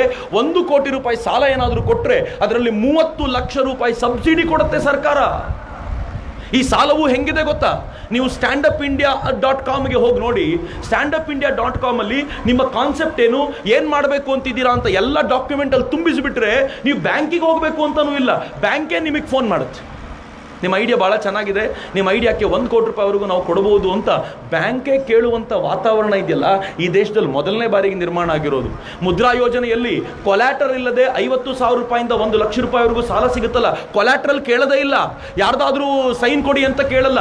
ಮುದ್ರಾ ಯೋಜನೆಗೆ ನಿಮಗೆ ಬೇಕಾಗಿರುವ ಡಾಕ್ಯುಮೆಂಟ್ ಅನ್ನು ಕೊಟ್ಟರೆ ಅದರ ಮೂಲಕ ನಿಮಗೆ ಬೇಕಾಗಿರುವ ದುಡ್ಡನ್ನು ತಲುಪಿಸಲಾಗುತ್ತೆ. ಮಿತ್ರರೇ, ಈ ದೇಶದಲ್ಲಿ ಕಳೆದ 5 ವರ್ಷದಲ್ಲಿ 17 ಕೋಟಿ ಜನರಿಗೆ ಮುದ್ರಾ ಯೋಜನೆಯಲ್ಲಿ ದುಡ್ಡು ಕೊಡಿಸಲಾಗಿದೆ. 17 ಕೋಟಿ. ಈ 17 ಕೋಟಿಯಲ್ಲಿ ಅರ್ಧದಷ್ಟು ಜನ, 50% ಜನ ಯಾರು ಗೊತ್ತಾ? ಹಿಂದುಳಿದವರು, ದಲಿತರು ಅಂತ ಯಾರನ್ನು ಕರಿತೀವೋ ಅವರು 50% ಜನ. ಈ ದೇಶದ ಎಲ್ಲರೂ 50-60 ವರ್ಷಗಳ ಕಾಲ ಸರ್ಕಾರ ಮಾಡಿದವರು ದಲಿತರನ್ನ ಹೆಂಗೆ ನೋಡ್ಕೊಂಡ್ರು ಗೊತ್ತಾ? ದಲಿತರನ್ನ ಭಡಕಾಯಿಸಿದ್ರು. ನೋಡಿ, ನಿಮ್ಮ ಬಗ್ಗೆ ಹಂಗೆ ಮಾತಾಡ್ದ, ನಿಮ್ಮ ಬಗ್ಗೆ ಹಿಂಗೆ ಮಾತಾಡ್ದ, ಇವ್ರು ನಿಮ್ಮ ವಿರೋಧಿಗಳು ಅಂತ ಭಡಕಾಯಿಸಿ ಅವ್ರನ್ನ ಅಲ್ಲೇ ಇಟ್ಟರು, ಮೈನ್ ಸ್ಟ್ರೀಮಿಗೆ ಬರಲಿಕ್ಕೆ ಬಿಡಲಿಲ್ಲ. ನರೇಂದ್ರ ಮೋದಿ ಹೇಳಿದರು, ನಾನು ನೀವು ಕೇಳಿದ್ದೆಲ್ಲಕ್ಕೂ ಮಾತಾಡಲ್ಲಪ್ಪ, ನಿಮ್ಮನ್ನು ಎಷ್ಟು ಮೇಲಕ್ಕೆ ಎತ್ತು ಬಿಡ್ತೀನಿ ಅಂತಂದರೆ ಎಲ್ಲರ ಜೊತೆ ಸಮಾನವಾಗಿ ನೀವು ಯಾವಾಗ ನಿಂತ್ಕೊಳ್ತೀರೋ ಆಗ ಇವ್ರ ಮಾತನ್ನು ಕೇಳಬೇಕಾದ ಪ್ರಸಂಗವೇ ಬರಲ್ಲ ಅಂತ ನರೇಂದ್ರ ಮೋದಿ ಅವರನ್ನು ಮೇಲಕ್ಕೆತ್ತುವ ಪ್ರಯತ್ನ ಮಾಡಿದೆ ಅಂತ ಕಡಿಮೆನಾ? 17 ಕೋಟಿ ಜನರಲ್ಲಿ ಅರ್ಧದಷ್ಟು ಜನ ದಲಿತರು, ಹಿಂದುಳಿದವರು ಅಂತಾದ್ರೆ 8.5-9 ಕೋಟಿ ಜನರಿಗೆ 50,000ದಿಂದ 1 ಲಕ್ಷ ರೂಪಾಯಿ ಲೋನ್ ಕೊಡಲಾಗಿದೆ. ಸ್ಟ್ಯಾಂಡ್ ಅಪ್ ಇಂಡಿಯಾ ಯೋಜನೆಯಲ್ಲಿ 60,000 ಜನರಿಗೆ 1 ಕೋಟಿ ರೂಪಾಯಿ ಏನು ಲೋನ್ ಸಿಕ್ಕಿದೆ, ಆ 1 ಕೋಟಿ ರೂಪಾಯಿ ಪಡ್ಕೊಂಡಿರುತ್ತವರು 50% ಜನ ದಲಿತರು. 30,000 ಜನ ದಲಿತರು 1 ಕೋಟಿ ರೂಪಾಯಿ ಲೋನ್ ತಗೊಂಡಿದ್ದಾರೆ. ಇನ್ನು 30,000 ಜನ ಹೆಣ್ಮಕ್ಳು, ಅವರಿಗೆ ಲೋನ್ ಕೊಟ್ಟು ಅವ್ರ ಮೂಲಕ ಕೆಲಸ ಮಾಡಿಸಲಾಗ್ತಾ ಇದೆ. ಅನೇಕರು ಕೇಳ್ತಾರೆ ಕೆಲಸ ಎಲ್ಲಿ ಸಿಕ್ತು ಅಂತ. ಆದರೆ ನೆನ್ಪಿಟ್ಕೊಳ್ಳಿ ಮಿತ್ರರೇ, ನೀವು ಇದನ್ನೇ ಆಲೋಚನೆ ಮಾಡೋದಾದ್ರೆ ಈ ದೇಶದಲ್ಲಿ ಗೌರ್ಮೆಂಟ್ ಕೆಲಸಕ್ಕೆ ಲೈನ್ ನಿಂತ್ಕೊಳ್ಳದೆ ನಾನು ಬದುಕಬಲ್ಲೆ ಅಂತ ಹೇಳುವಂತ ಸ್ವಾಭಿಮಾನಿ ಜನಾಂಗವನ್ನು ಸೃಷ್ಟಿಸುವಂತ ಪ್ರಯತ್ನವನ್ನ ನರೇಂದ್ರ ಮೋದಿ ಮಾಡ್ತಿದ್ದಾರಲ್ಲ, ಅದು ಈ ಕಳೆದ 5 ವರ್ಷಗಳಲ್ಲಾಗಿರುವಂತ ಅದ್ಭುತ ಬದಲಾವಣೆ ಅಂತ. ಬರೀ ಇಷ್ಟೇ ಅಲ್ಲ, ನರೇಂದ್ರ ಮೋದಿಯವರು ಸ್ವಾಭಿಮಾನವನ್ನು ಹೇಗೆ ತುಂಬಿದ್ರು ಅಂತಂದರೆ, ಯಾರ ಮುಂದೆಯೂ ಕೈ ಚಾಚದೇ ಇರುವಂಥ ಜನಾಂಗವಂತಂದರೆ ನಮಗೆಲ್ಲ ರೂಢಿಯಾಗೋಗಿತ್ತು. ನಮ್ಮ MLAಗಳು MP ಗಳು ಮೆರಿತಾ ಇದ್ದಿದ್ದು ಯಾಕೆ ಗೊತ್ತೇನು? ಮೊದಲೆಲ್ಲ ನಿಮಗೆ ಸರ್ಕಾರದಿಂದ ಬರಬೇಕಾಗಿರೋ ದುಡ್ಡನ್ನೂ ಕೂಡ ನೀವು MLA MP ಗಳ ಮುಂದೆ ಕೈ ಚಾಚ್ಕೊಂಡು ತಗೋಬೇಕಾಗಿತ್ತು. ನೀವು ನರೇಗಾ ಸ್ಕೀಮಲ್ಲಿ ಕೆಲಸ ಮಾಡ್ತೀರಿ, ನೀವು ನರೇಗಾ ಸ್ಕೀಮಲ್ಲಿ ಇವತ್ತು 8 ದಿನ ಕೆಲಸ ಮಾಡ್ತೀರಿ, 10 ದಿನ ಕೆಲಸ ಮಾಡ್ತೀರಿ, ದಿನಕ್ಕೆ 250 ರೂಪಾಯಿ ಅಂತಲೇ ಇಟ್ಕೊಳ್ಳಿ. 250 ರೂಪಾಯಿ ಅಂತೆ 10 ದಿನಕ್ಕೆ 2,500 ರೂಪಾಯಿ ಆಗುತ್ತೆ. ಈ 2,500 ರೂಪಾಯಿನ ನೀವು ಯಾರ ಹತ್ರ ತಗೋಬೇಕು? ಊರಿನ ಗ್ರಾಮ ಪಂಚಾಯತ್ ಅವ್ರ ಹತ್ರ ಲೈನ್ ನಿಂತ್ಕೋಬೇಕು. ಸರ್ ಕೊಡ್ರಿ, ಅವನಂತ ಬಂದಿಲ್ಲ ರೀ, ನಾಳೆ ಬನ್ನಿ. ನೀವು ನಾಳೆ ಮತ್ತೆ ಹೋಗಬೇಕು. ಅವನಿಗೂ ಖುಷಿ. ನೀವು ಪ್ರತಿದಿನ ಲೈನ್ ನಿಂತ್ಕೊಂಡು ಕೈ ಚಾಚ್ಕೊಂಡು ಕೂತಿದ್ರೆ ಎಷ್ಟು ಖುಷಿ ಅವನಿಗೆ ಅಂತಂದರೆ, ನನ್ನ ಎದುರಿಗೆ ನನ್ನ ಊರಿನ ಜನ ಕೈ ಚಾಚ್ಕೊಂಡು ಕೂತಿದ್ದಾರೆ ಅಂತ. ನೀವು ಯಾವಾಗಲೂ ಸ್ಲೇವ್ ಮೈಂಡ್ಸೆಟ್ಟಲ್ಲಿ ಇರಬೇಕು ಅಂತ ನರೇಂದ್ರ ಮೋದಿ ಬಂದು ಹೇಳಿದರು, ನೀವು ಯಾರ ಹತ್ರನೂ ಕೈ ಚಾಚಬಾರದು. ಸರ್ಕಾರದಿಂದ ಯಾವ ಸವಲತ್ತುಗಳು ನಿಮ್ಗೆ ಸಿಗಬೇಕೋ ಅದು ನಿಮ್ಗೆ ನೇರವಾಗಿ ಸಿಗಬೇಕು, ಮೀಡಿಯೇಟರ್ ಇರಬಾರ್ದು. ಅದಕ್ಕೊಂದು ಉಪಾಯ ಮಾಡ್ತೀನಿ ಅಂತಂದ್ರು. ಯಾರೂ ನಂಬಲಿಲ್ಲ ಸಾಧ್ಯ ಆಗುತ್ತೆ ಅಂತ.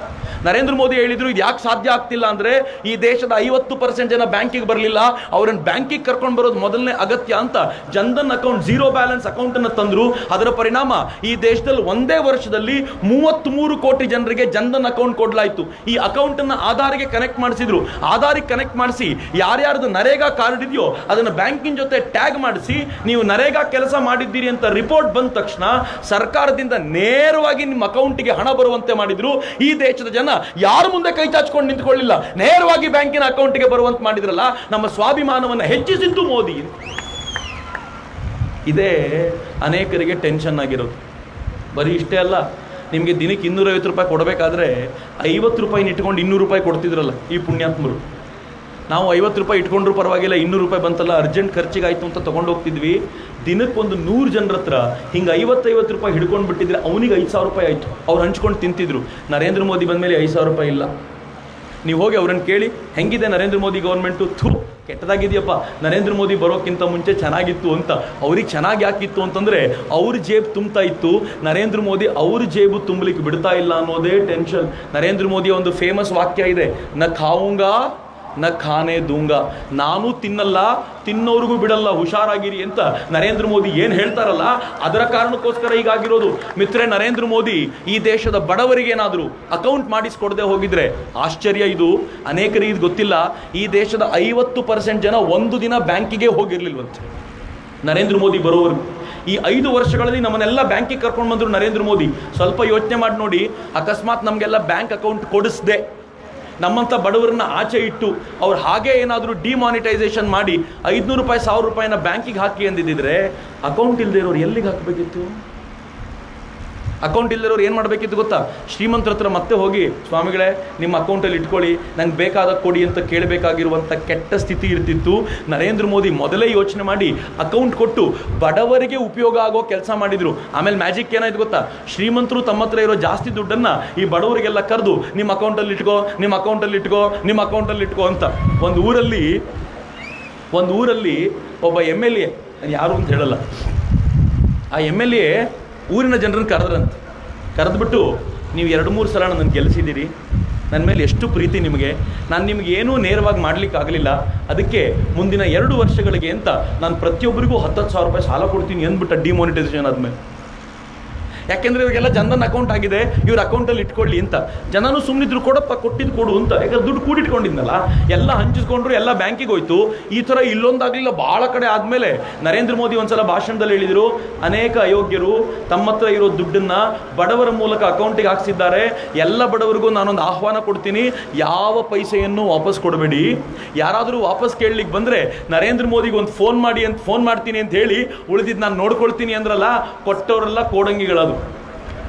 ಆದರೆ ನರೇಂದ್ರ ಮೋದಿ ಈ ಬಡವರ ಪಾಲಿಗೆ ಎಷ್ಟರ ಮಟ್ಟಿಗೆ ಆಶಾಕಿರಣವಾಗಿ ನಿಂತರು ಅಂದರೆ ಮಿತ್ರರೇ, ಈ ಒಂದೇ ಒಂದು ಯೋಜನೆಯ ಕಾರಣದಿಂದಾಗಿ ಅಕೌಂಟನ್ನು ಮತ್ತು ಆಧಾರ್ ಕಾರ್ಡನ್ನು ಕನೆಕ್ಟ್ ಮಾಡಿದ್ರಿಂದಾಗಿ ಈ ದೇಶದಲ್ಲಿ 3.25 ಕೋಟಿಗೂ ಹೆಚ್ಚು ಜನ ಫೇಕ್ ಗ್ಯಾಸ್ ಸಬ್ಸಿಡಿ ತಗೊಳ್ತಿದ್ರಲ್ಲ, ಅವರೆಲ್ಲ ಆಚೆಗೆ ಹೋದ್ರು. ಈ ದೇಶದಲ್ಲಿ 3 ಕೋಟಿಗೂ ಹೆಚ್ಚು ಜನ ರೇಷನ್ ಕಾರ್ಡ್ ಫೇಕ್ ಇಟ್ಕೊಂಡಿದ್ರಲ್ಲ, ಅವ್ರದ್ದೆಲ್ಲ ರೇಷನ್ ಕಾರ್ಡ್ ಹೋಯ್ತು. ಈ ದೇಶದಲ್ಲಿ ಹೆಚ್ಚು ಕಡಿಮೆ 4.5 ಲಕ್ಷ ಕಡೆಗಳಲ್ಲಿ ಮಿಡ್ ಡೇ ಮೀಲ್ಗಳಲ್ಲಿ ಮೋಸ ನಡೀತಿತ್ತು, ಅವ್ರು ಹೋದ್ರು. 3 ಲಕ್ಷ ಫೇಕ್ ಕಂಪನಿಗಳಿದ್ವು, ಅವರುಗಳ ಮೂಲಕ 2 ಲಕ್ಷ ಫೇಕ್ ಅಕೌಂಟ್ಗಳು ನಡೀತಿದ್ವು. ಇವೆಲ್ಲವನ್ನು ನರೇಂದ್ರ ಮೋದಿ ಒಂದಾದ್ಮೇಲೆ ಒಂದು ಕಟ್ ಮಾಡ್ತಾ ಹೋಗ್ಬಿಟ್ರಲ್ಲ, ಈ ದೇಶವನ್ನು ಒಳಗಿಂದ ಬಲಾಢ್ಯಗೊಳಿಸಿದ್ರು. ಅದ್ರ ಪರಿಣಾಮ ಏನಾಯ್ತು ಗೊತ್ತಾ? ಯಾವನಾದರೂ ಇಲ್ಲಿ ಕಾಂಗ್ರೆಸ್ ಅವರು ಇದ್ದರೆ ಅಥವಾ ನಿಮಗೂ ಯಾರಾದರೂ ಪ್ರಶ್ನೆ ಕೇಳಿದರೆ ದಯಮಾಡಿ ಈ ಪ್ರಶ್ನೆ ಅವ್ರು ಕೇಳಿ. ನರೇಂದ್ರ ಮೋದಿ ಬರೋಕ್ಕಿಂತ ಮುಂಚೆ ಇಂಡಿಯನ್ ಎಕಾನಮಿ, ಭಾರತದ ಅರ್ಥವ್ಯವಸ್ಥೆ ಹೇಗಿತ್ತು ಅಂತಂದರೆ, ಜಗತ್ತು ಅದನ್ನು ಫ್ರೆಜೈಲ್ 5 ಅಂತ ಕರೆಯುತ್ತೆ. ಫ್ರೆಜೈಲ್ 5 ಅಂದರೆ ಏನು ಗೊತ್ತಾ?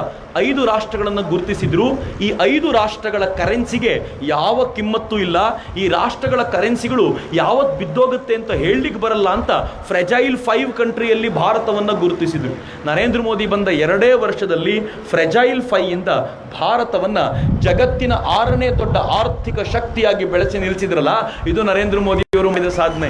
ನರೇಂದ್ರ ಮೋದಿ ಅವರು ಬರೋಕ್ಕಿಂತ ಮುಂಚೆ ಈ ದೇಶ ಜಗತ್ತಿನ ಬಡ ರಾಷ್ಟ್ರಗಳಿಗೆ ಸಾಲ ಕೊಡುವಂತ IDA ಇಂದ ಸಾಲ ತೆಗೆದುಕೊಳ್ತಾ ಇತ್ತು. ಬಡ ರಾಷ್ಟ್ರಗಳಿಗೆ ಸಾಲ ಕೊಡೋದಂದ್ರೆ ಏನು ಗೊತ್ತಾ? 0% ಬಡ್ಡಿಯ ರೇಟಲ್ಲಿ ಸಾಲ ಕೊಡ್ತಾ ಇದ್ರು. ಅಂದ್ರೆ ಈ ರಾಷ್ಟ್ರಗಳಿಗೆ ಸಾಲ ತೀರಿಸೋ ಯೋಗ್ಯತೆ ಇಲ್ಲ, ಅದಕ್ಕೆ ಅವರಿಗೆ ಬಡ್ಡಿ ಇಲ್ಲದೆ ಸಾಲ ಕೊಡೋಣ, ಎಷ್ಟು ಬರುತ್ತೋ ಬರಲಿ ಅಂತ ದಾನ ಮಾಡಿರುವ ರೀತಿಯಲ್ಲಿ ಸಾಲ ಕೊಡ್ತಾರೆ. ಆ ಸಾಲ ತಗೋತಾ ಇದ್ವಿ. ನರೇಂದ್ರ ಮೋದಿ ಹೇಳಿದರು, ಈಗ ನಾವು ಜಗತ್ತಿನ 6ನೇ ದೊಡ್ಡ ಆರ್ಥಿಕ ಶಕ್ತಿ, ಬಡ ರಾಷ್ಟ್ರ ಅಲ್ಲ, ಈ ಸಾಲ ನಮಗೆ ಇನ್ಮೇಲೆ ಬೇಕಾಗಿಲ್ಲ, ಬದಲಿಗೆ ನೀವು ಸಾಲ ಕೊಡ್ತೀರಲ್ಲ ಅದಕ್ಕೆ ನಾವು ಕಾಂಟ್ರಿಬ್ಯೂಟ್ ಮಾಡ್ತೀವಿ ಅಂತ ಇವತ್ತು IDA ವೆಬ್ಸೈಟಲ್ಲಿ ಅದನ್ನು ಸಾಲಗಾರ ರಾಷ್ಟ್ರ ಅಂತ ಇಟ್ಟಿಲ್ಲ, ಭಾರತವನ್ನು ಸಾಲ ಕೊಡುವ ರಾಷ್ಟ್ರದಲ್ಲಿ ಸೇರಿಸಿದ್ದಾರಲ್ಲ, ಇದು ಭಾರತದ ಕೆಪಾಸಿಟಿ. ನರೇಂದ್ರ ಮೋದಿ ನಮ್ಮ ಸ್ವಾಭಿಮಾನವನ್ನು ಏರಿಸಿದ್ದು ಹೀಗೆ. ನರೇಂದ್ರ ಮೋದಿ ಈ ದೇಶದ ರೈತರಿಗೆ ಹೇಳಿದ್ರು, ಸಾಲ ಮನ್ನಾ ಅಂತ ಕೇಳ್ತಿರ್ತೀರಿ, ಆದರೆ ಸಾಲ ಮನ್ನಾದಿಂದ ಪ್ರಾಬ್ಲಮ್ ಸಾಲ್ವ್ ಆಗೋದಾದ್ರೆ ಕಳೆದ 70 ವರ್ಷಗಳಿಂದ ರೈತರ ಆತ್ಮಹತ್ಯೆ ಯಾಕೆ ನಿಲ್ತಾ ಇಲ್ಲ ಅಂತಂದ್ರೆ, ಆತ್ಮಹತ್ಯೆ ಮಾಡಿಕೊಳ್ಳುವ ರೈತನವರೆಗೂ ದುಡ್ಡು ಯಾವತ್ತೂ ಹೋಗೋದೇ ಇಲ್ಲ. ದುಡ್ಡನ್ನು ಮಧ್ಯಲ್ಲೇ ತಿಂದಾಕ್ ಮುಗಿಸ್ಬಿಡ್ತಾರೆ. ರಾಜಸ್ಥಾನದಲ್ಲಿ ಸಾಲ ಮನ್ನಾ ಆಗಿದೆಯಲ್ಲ, ಸಾಲ ಮನ್ನಾ ಎಷ್ಟು ಗೊತ್ತಾ? ಕೆಲವ್ರದ್ದು 12 ರೂಪಾಯಿ ಸಾಲ ಮನ್ನಾ ಆಗಿದೆ, ಕೆಲವ್ರದ್ದು 15 ರೂಪಾಯಿ ಸಾಲ ಮನ್ನಾ ಆಗಿದೆ. ಈ ಲೆವೆಲಲ್ಲಿ ಸಾಲ ಮನ್ನಾ. ನರೇಂದ್ರ ಮೋದಿ ಹೇಳಿದರು, ನಾನು ಸಾಲ ಮನ್ನಾ ಮಾಡಲ್ಲ, ಬದಲಿಗೆ ರೈತನಿಗೆ ಸಾಲ ತೀರಿಸುವ ತಾಕತ್ತನ್ನು ತುಂಬುತ್ತೀನಿ ಅಂತ ನರೇಂದ್ರ ಮೋದಿ ಬೀಜವನ್ನು ಕೊಡುವ, ರೈತನಿಗೆ ಸಾಯಿಲ್ ಕಾರ್ಡನ್ನು ಕೊಡುವ, ರೈತನಿಗೆ ಯೂರಿಯಾ ಸುಲಭಕ್ಕೆ ಸಿಗುವ ಕೆಲಸ ಮಾಡಿದರು. ಯೂರಿಯಾ ನರೇಂದ್ರ ಮೋದಿ ಬರೋಕ್ಕಿಂತ ಮುಂಚೆ ಬೇಕಾದಾಗ ಸಿಗ್ತಿರ್ಲಿಲ್ಲ. ಸಬ್ಸಿಡೈಸ್ಡ್ ಯೂರಿಯಾ ರೇಟ್ ಏನಿರುತ್ತೋ ಅದರ 30% 40% ಸರ್ಕಾರವೇ ತುಂಬಿ ರೈತರಿಗೆ ಕಡಿಮೆ ಬೆಲೆಯಲ್ಲಿ ಸಿಗುವಂತೆ ಮಾಡ್ತಿತ್ತು. ಆದರೆ ಈ ಅಧಿಕಾರಿಗಳು ರೈತರಿಗೆ ಕೊಡ್ತಿರ್ಲಿಲ್ಲ, ಅದನ್ನ ಫ್ಯಾಕ್ಟರಿಗಳಿಗೆ ಮಾರ್ಕೊಳ್ತಿದ್ರು. ನರೇಂದ್ರ ಮೋದಿ ಬಂದು ಯಾರೋ ರೈತ ಐಡಿಯಾ ಕೊಟ್ಟನಂತವ್ರಿಗೆ, ಈ ಯೂರಿಯಾಕ್ಕೆ ಬೇವಿನ ಎಣ್ಣೆ ಲೇಪನ ಮಾಡಬೇಡಿ, ಅದು ಫ್ಯಾಕ್ಟ್ರಿಗೆ ಉಪಯೋಗಕ್ಕೆ ಬರಲ್ಲ, ರೈತನಿಗೆ ಪ್ರಾಬ್ಲಮ್ ಆಗಲ್ಲ ಅಂತ ಹೇಳಿದಿರ ಪರಿಣಾಮವಾಗಿ ಆ ಯೂರಿಯಾಕ್ಕೆ ಬೇವಿನ ಲೇಪ ಮಾಡಿದ ನಂತರ ಇವತ್ತು ರೈತರಿಗೆ ಎಷ್ಟು ಯೂರಿಯಾ ಬೇಕೋ ಅಷ್ಟು ಅವ್ರಿಗೆ ಕೇಳಿದ ರೀತಿಯಲ್ಲಿ ಸಿಗುವಂಥ ವಾತಾವರಣ ನಿರ್ಮಾಣ ಆಗಿದೆಯಲ್ಲ. ಎಷ್ಟು ಸಲೀಸಾಗಿ ಪ್ರಾಬ್ಲಮ್ ಸಾಲ್ವ್ ಮಾಡಿದ್ರು ನರೇಂದ್ರ ಮೋದಿಯವರು. ನರೇಂದ್ರ ಮೋದಿಯವರು ಬಂದ ನಂತರ ಈ ದೇಶದಲ್ಲಿ ಬೆಳೆ ವಿಮೆ ಸಾಲ ಬಂತು. ದಕ್ಷಿಣ ಕರ್ನಾಟಕದಲ್ಲಿ ಇನ್ನೂ ಪರ್ಫೆಕ್ಟ್ ಆಗಿ ಎಕ್ಸಿಕ್ಯೂಟ್ ಆಗ್ತಿಲ್ಲ, ಆದರೆ ಉತ್ತರ ಭಾರತದಲ್ಲಿ ಹೆಚ್ಚು ಚೆನ್ನಾಗಿ ಎಕ್ಸಿಕ್ಯೂಟ್ ಆಗ್ತಾ ಇರುವಂಥ ಬೆಳೆ ಸಾಲದ ವಿಮೆ ಏನೇನು ಪ್ಲಾನ್ ಮಾಡಿದ್ದಾರೆ ಆ ಪ್ಲಾನ್ ತುಂಬ ಚೆನ್ನಾಗಿ ನಡೀತಿದೆ. ಕೃಷಿ ಸಿಂಚಾಯಿ ಯೋಜನೆ ಬಂದ ನಂತರ ಕರ್ನಾಟಕ ಒಂದರಲ್ಲೇ 18 ನೀರಾವರಿ ಯೋಜನೆಗಳು ನಡೆದಿವೆ. ನರೇಂದ್ರ ಮೋದಿ ಮೊನ್ನೆ ಹೇಳ್ತಾ ಇದ್ರು, ಮುಂದಿನ ಅವಧಿಯಲ್ಲಿ ಗೋದಾವರಿ ಮತ್ತು ಕಾವೇರಿಯನ್ನ ಜೋಡಿಸುವಂತ ಯೋಜನೆ ತೆಗೆದುಕೋಬೇಕು. ಆ ಯೋಜನೆ ಏನಾದರೂ ಆದರೆ ಕರ್ನಾಟಕದವರ ಪ್ರಾಬ್ಲಮ್ ದೊಡ್ಡ ಪ್ರಮಾಣದಲ್ಲಿ ಸಾಲ್ವ್ ಆಗುತ್ತೆ. ನರೇಂದ್ರ ಮೋದಿ ಹೇಳ್ತಾರಲ್ಲ, ನನ್ನ ದೇಶದ ರೈತನಿಗೆ ಬೀಜ ಕೊಡಿ, ಗೊಬ್ಬರ ಕೊಡಿ, ಅವನಿಗೆ ಬೇಕಾಗಿರುವಂತ ಕರೆಂಟ್ ಮತ್ತು ನೀರನ್ನು ಅವನು ಕೇಳದಾಗ ಕೊಡಿ. ಈ ದೇಶದ ರೈತ ಸಾಲ ತೀರಿಸಿ ಅಂತ ಕೇಳಲ್ಲ, ಬದಲಿಗೆ ನಿಮ್ಮನ್ನು ಸಾಕ್ತಾನೆ ಅಂತ ಹೇಳುವಂತ ಮಾತನ್ನ ನರೇಂದ್ರ ಮೋದಿ ಹೇಳ್ತಾರಲ್ಲ. ಈ ಕಾನ್ಸೆಪ್ಟ್ ನರೇಂದ್ರ ಮೋದಿದು. ಸ್ವಾಭಿಮಾನಿಗಳಾಗಿ ನಿಲ್ಲಬೇಕು ಅನ್ನುವಂಥ ಕಲ್ಪನೆಯನ್ನ ಈ ದೇಶದ ಪ್ರತಿಯೊಬ್ಬರಿಗೂ ತುಂಬಿಕೊಂಡು ಬರ್ತಾರೆ. ಆದರೆ ದುರವಸ್ಥೆ ಮಿತ್ರರೇ, ಈ ದೇಶದ ವಿರೋಧ ಪಕ್ಷಗಳು ಅವ್ರ ಮೇಲೆ ಮಾಡೋ ಆರೋಪಗಳನ್ನು ನೋಡಿದರೆ ನನಗೆ ಅಯ್ಯೋ ಪಾಪ ಅನಿಸುತ್ತೆ. ವಿರೋಧ ಪಕ್ಷದವರು ಆರೋಪ ಮಾಡೋರು ಇರ್ತಾರಲ್ಲ, ಆರೋಪ ಮಾಡೋರು ಯಾರು ಗೊತ್ತಾ? 28 ಪಾರ್ಟಿಗಳವರು ಒಟ್ಟಾಗಿ ಕೈ ಹಿಡ್ಕೊಂಡು ನಿಂತ್ಕೊಂಡಿದ್ದಾರೆ. ಯಾರ್ಯಾರಿದ್ದಾರೆ ಅದರಲ್ಲಿ? ಒಂದು ಕಡೆ ದೇವೇಗೌಡರ ಮಗ, ಫಾರೂಕ್ ಅಬ್ದುಲ್ಲಾ ಮಗ, ಸೋನಿಯಾ ಗಾಂಧಿ ಮಗ, ಮುಲಾಯಂ ಸಿಂಗ್ ಮಗ, ಲಾಲೂ ಪ್ರಸಾದ್ ಮಗ, ಆ ಕಡೆ TRSನ ಚಂದ್ರಶೇಖರ್ ಮಗ, ಈ ಕಡೆ ಆಂಧ್ರ ಪ್ರದೇಶದ ಚಂದ್ರಬಾಬು ನಾಯ್ಡು ತನ್ನ ಮಕ್ಕಳು ಮೊಮ್ಮಕ್ಕಳನ್ನು ಕರ್ಕೊಂಡು ಬರ್ಲಿಕ್ಕೆ ಸಿದ್ಧತೆ. ಇವರೆಲ್ಲರೂ ತಮ್ಮ ಮಕ್ಕಳನ್ನ ಕರ್ಕೊಂಡು ಬಂದು ಇವರನ್ನು ಪ್ರಧಾನಿ ಮಾಡಬೇಕು ಅಂತ ಪ್ಲ್ಯಾನ್ ಮಾಡ್ತಿದ್ರೆ, ನಾನು ಮತ್ತು ನೀವು ಯಾರನ್ನು ನಿಲ್ಲಿಸಿದ್ದೀವಿ ಗೊತ್ತಾ? ಅವರೆಲ್ಲರೂ ಅವ್ರವ್ರ ಮಗನ ನಿಲ್ಲಿಸಿದ್ದಾರೆ. ನಾವು ದೇಶದ ಮಗ ನರೇಂದ್ರ ಮೋದಿ ನಮ್ಮ ಕ್ಯಾಂಡಿಡೇಟ್ ಅಂತ ನಿಲ್ಲಿಸಿದ್ದೀವಲ್ಲ, ಇದು ಬದಲಾವಣೆಯ ಸಂಕೇತ ಮಿತ್ರರೆ. ನರೇಂದ್ರ ಮೋದಿ ದೇಶದ ಒಳಿತಿಗೋಸ್ಕರ ತನ್ನನ್ನು ತಾನು ಸಮರ್ಪಿಸಿಕೊಂಡರು. ಅವ್ರು ಎಷ್ಟು ಕಾಳಜಿ ಮಾಡ್ತಾರೆ ಅಂದರೆ, ಇಂಟರ್ನ್ಯಾಷನಲ್ ಅಫೇರ್ಸಲ್ಲಿ ಜಗತ್ತನ್ನೆಲ್ಲ ಒಲಿಸಿಕೊಳ್ಳುವಷ್ಟು ಕೆಲಸ ಮಾಡಿದ ನಂತರವೂ ನರೇಂದ್ರ ಮೋದಿ ಹಳ್ಳಿಯ ಜನರ ಪ್ರಾಬ್ಲಮ್ ಬಗ್ಗೆ ತಲೆ ಕೆಡಿಸ್ಕೊಂಡಿಲ್ಲ ಅಂತ ಅನ್ಕೊಂಡಿದ್ದೀರೇನು? ಸ್ವಾತಂತ್ರ್ಯದ ಮೊದಲನೇ ಭಾಷಣ ನರೇಂದ್ರ ಮೋದಿ ಮಾಡುವಾಗ ಆಗಸ್ಟ್ 15, 2014 ಮೊದಲ ಭಾಷಣದಲ್ಲಿ ನರೇಂದ್ರ ಮೋದಿ ಹೇಳಿದರು, ಈ ದೇಶದ 18,000 ಹಳ್ಳಿಗಳಿಗೆ ಕರೆಂಟ್ ಇಲ್ಲ, ಆ ತಾಯಂದರು ಕಷ್ಟಪಡ್ತಿದ್ದಾರೆ, ಅವರಿಗೆ ಕರೆಂಟ್ ಕೊಡೋದು ನನ್ನ ಮೊದಲನೇ ಆದ್ಯತೆ. 1,000 ದಿನಗಳಲ್ಲಿ ಅವರಿಗೆ ಕರೆಂಟ್ ಕೊಡ್ತೀನಿ ಅಂತ ನರೇಂದ್ರ ಮೋದಿ ಚಾಲೆಂಜ್ ಮಾಡಿದರು. ಈ ದೇಶದ ಎಲೆಕ್ಟ್ರಿಕಲ್ ಬೋರ್ಡ್ಸ್ ಅವ್ರ ಜೊತೆ ಹೆಂಗೆ ಕೆಲಸ ಮಾಡ್ತು ಅಂದರೆ, ನರೇಂದ್ರ ಮೋದಿ 1000 ದಿನದ ಟಾರ್ಗೆಟ್ ತಗೊಂಡ್ರೆ ಈ KEB ವರ್ಕರ್ಸ್ ಹೇಳಿದರು ನಿಮಗಿಂತ ಮುಂಚೆ ಮುಗಿಸ್ತೀವಿ ಅಂತ 950 ದಿನಕ್ಕೆ ಮುಗಿಸಿ ನರೇಂದ್ರ ಮೋದಿ ಮುಂದೆ ನಿಂತ್ಕೊಂಡು 18,000 ಹಳ್ಳಿಗಳಿಗೆ ಕರೆಂಟ್ ಕೊಟ್ಟಿದ್ದೀವಿ ಅಂತ ಹೇಳಿದ್ರಲ್ಲ, ಇದು ನರೇಂದ್ರ ಮೋದಿಯವರ ಸಾಧನೆ. ನರೇಂದ್ರ ಮೋದಿ ಅವರು ಹೇಳಿದರು, ಇಷ್ಟು ದೊಡ್ಡ ದೇಶ, ಇಷ್ಟು ವಿಶಾಲವಾಗಿರುವಂಥ ದೇಶ, ಆದರೆ ಇಲ್ಲಿರುವಂಥ ಹೆಣ್ಣು ಮಕ್ಕಳನ್ನು ಬೀದಿಗೆ ಟಾಯ್ಲೆಟ್ಗೆ ಹೋಗೋದನ್ನು ನಿಲ್ಲಿಸ್ಲಿಕ್ಕೆ ಇನ್ನೂ ಆಗ್ತಿಲ್ವಲ್ಲ. ನರೇಂದ್ರ ಮೋದಿ ಅಧಿಕಾರಕ್ಕೆ ಬರೋಕ್ಕಿಂತ ಮುಂಚೆ ಈ ದೇಶದ ಸ್ಯಾನಿಟರಿ ವ್ಯವಸ್ಥೆ, ಸ್ಯಾನಿಟರಿ ಎಕ್ಸ್ಪ್ಯಾನ್ಷನ್ ಎಷ್ಟಿತ್ತು ಅಂದರೆ 38% ಮಾತ್ರ. ಈ ದೇಶದ 38%ಗಳಲ್ಲಿ ಮಾತ್ರ ಶೌಚಾಲಯಗಳು ವ್ಯಾಪಕವಾಗಿವೆ ಅಂತ.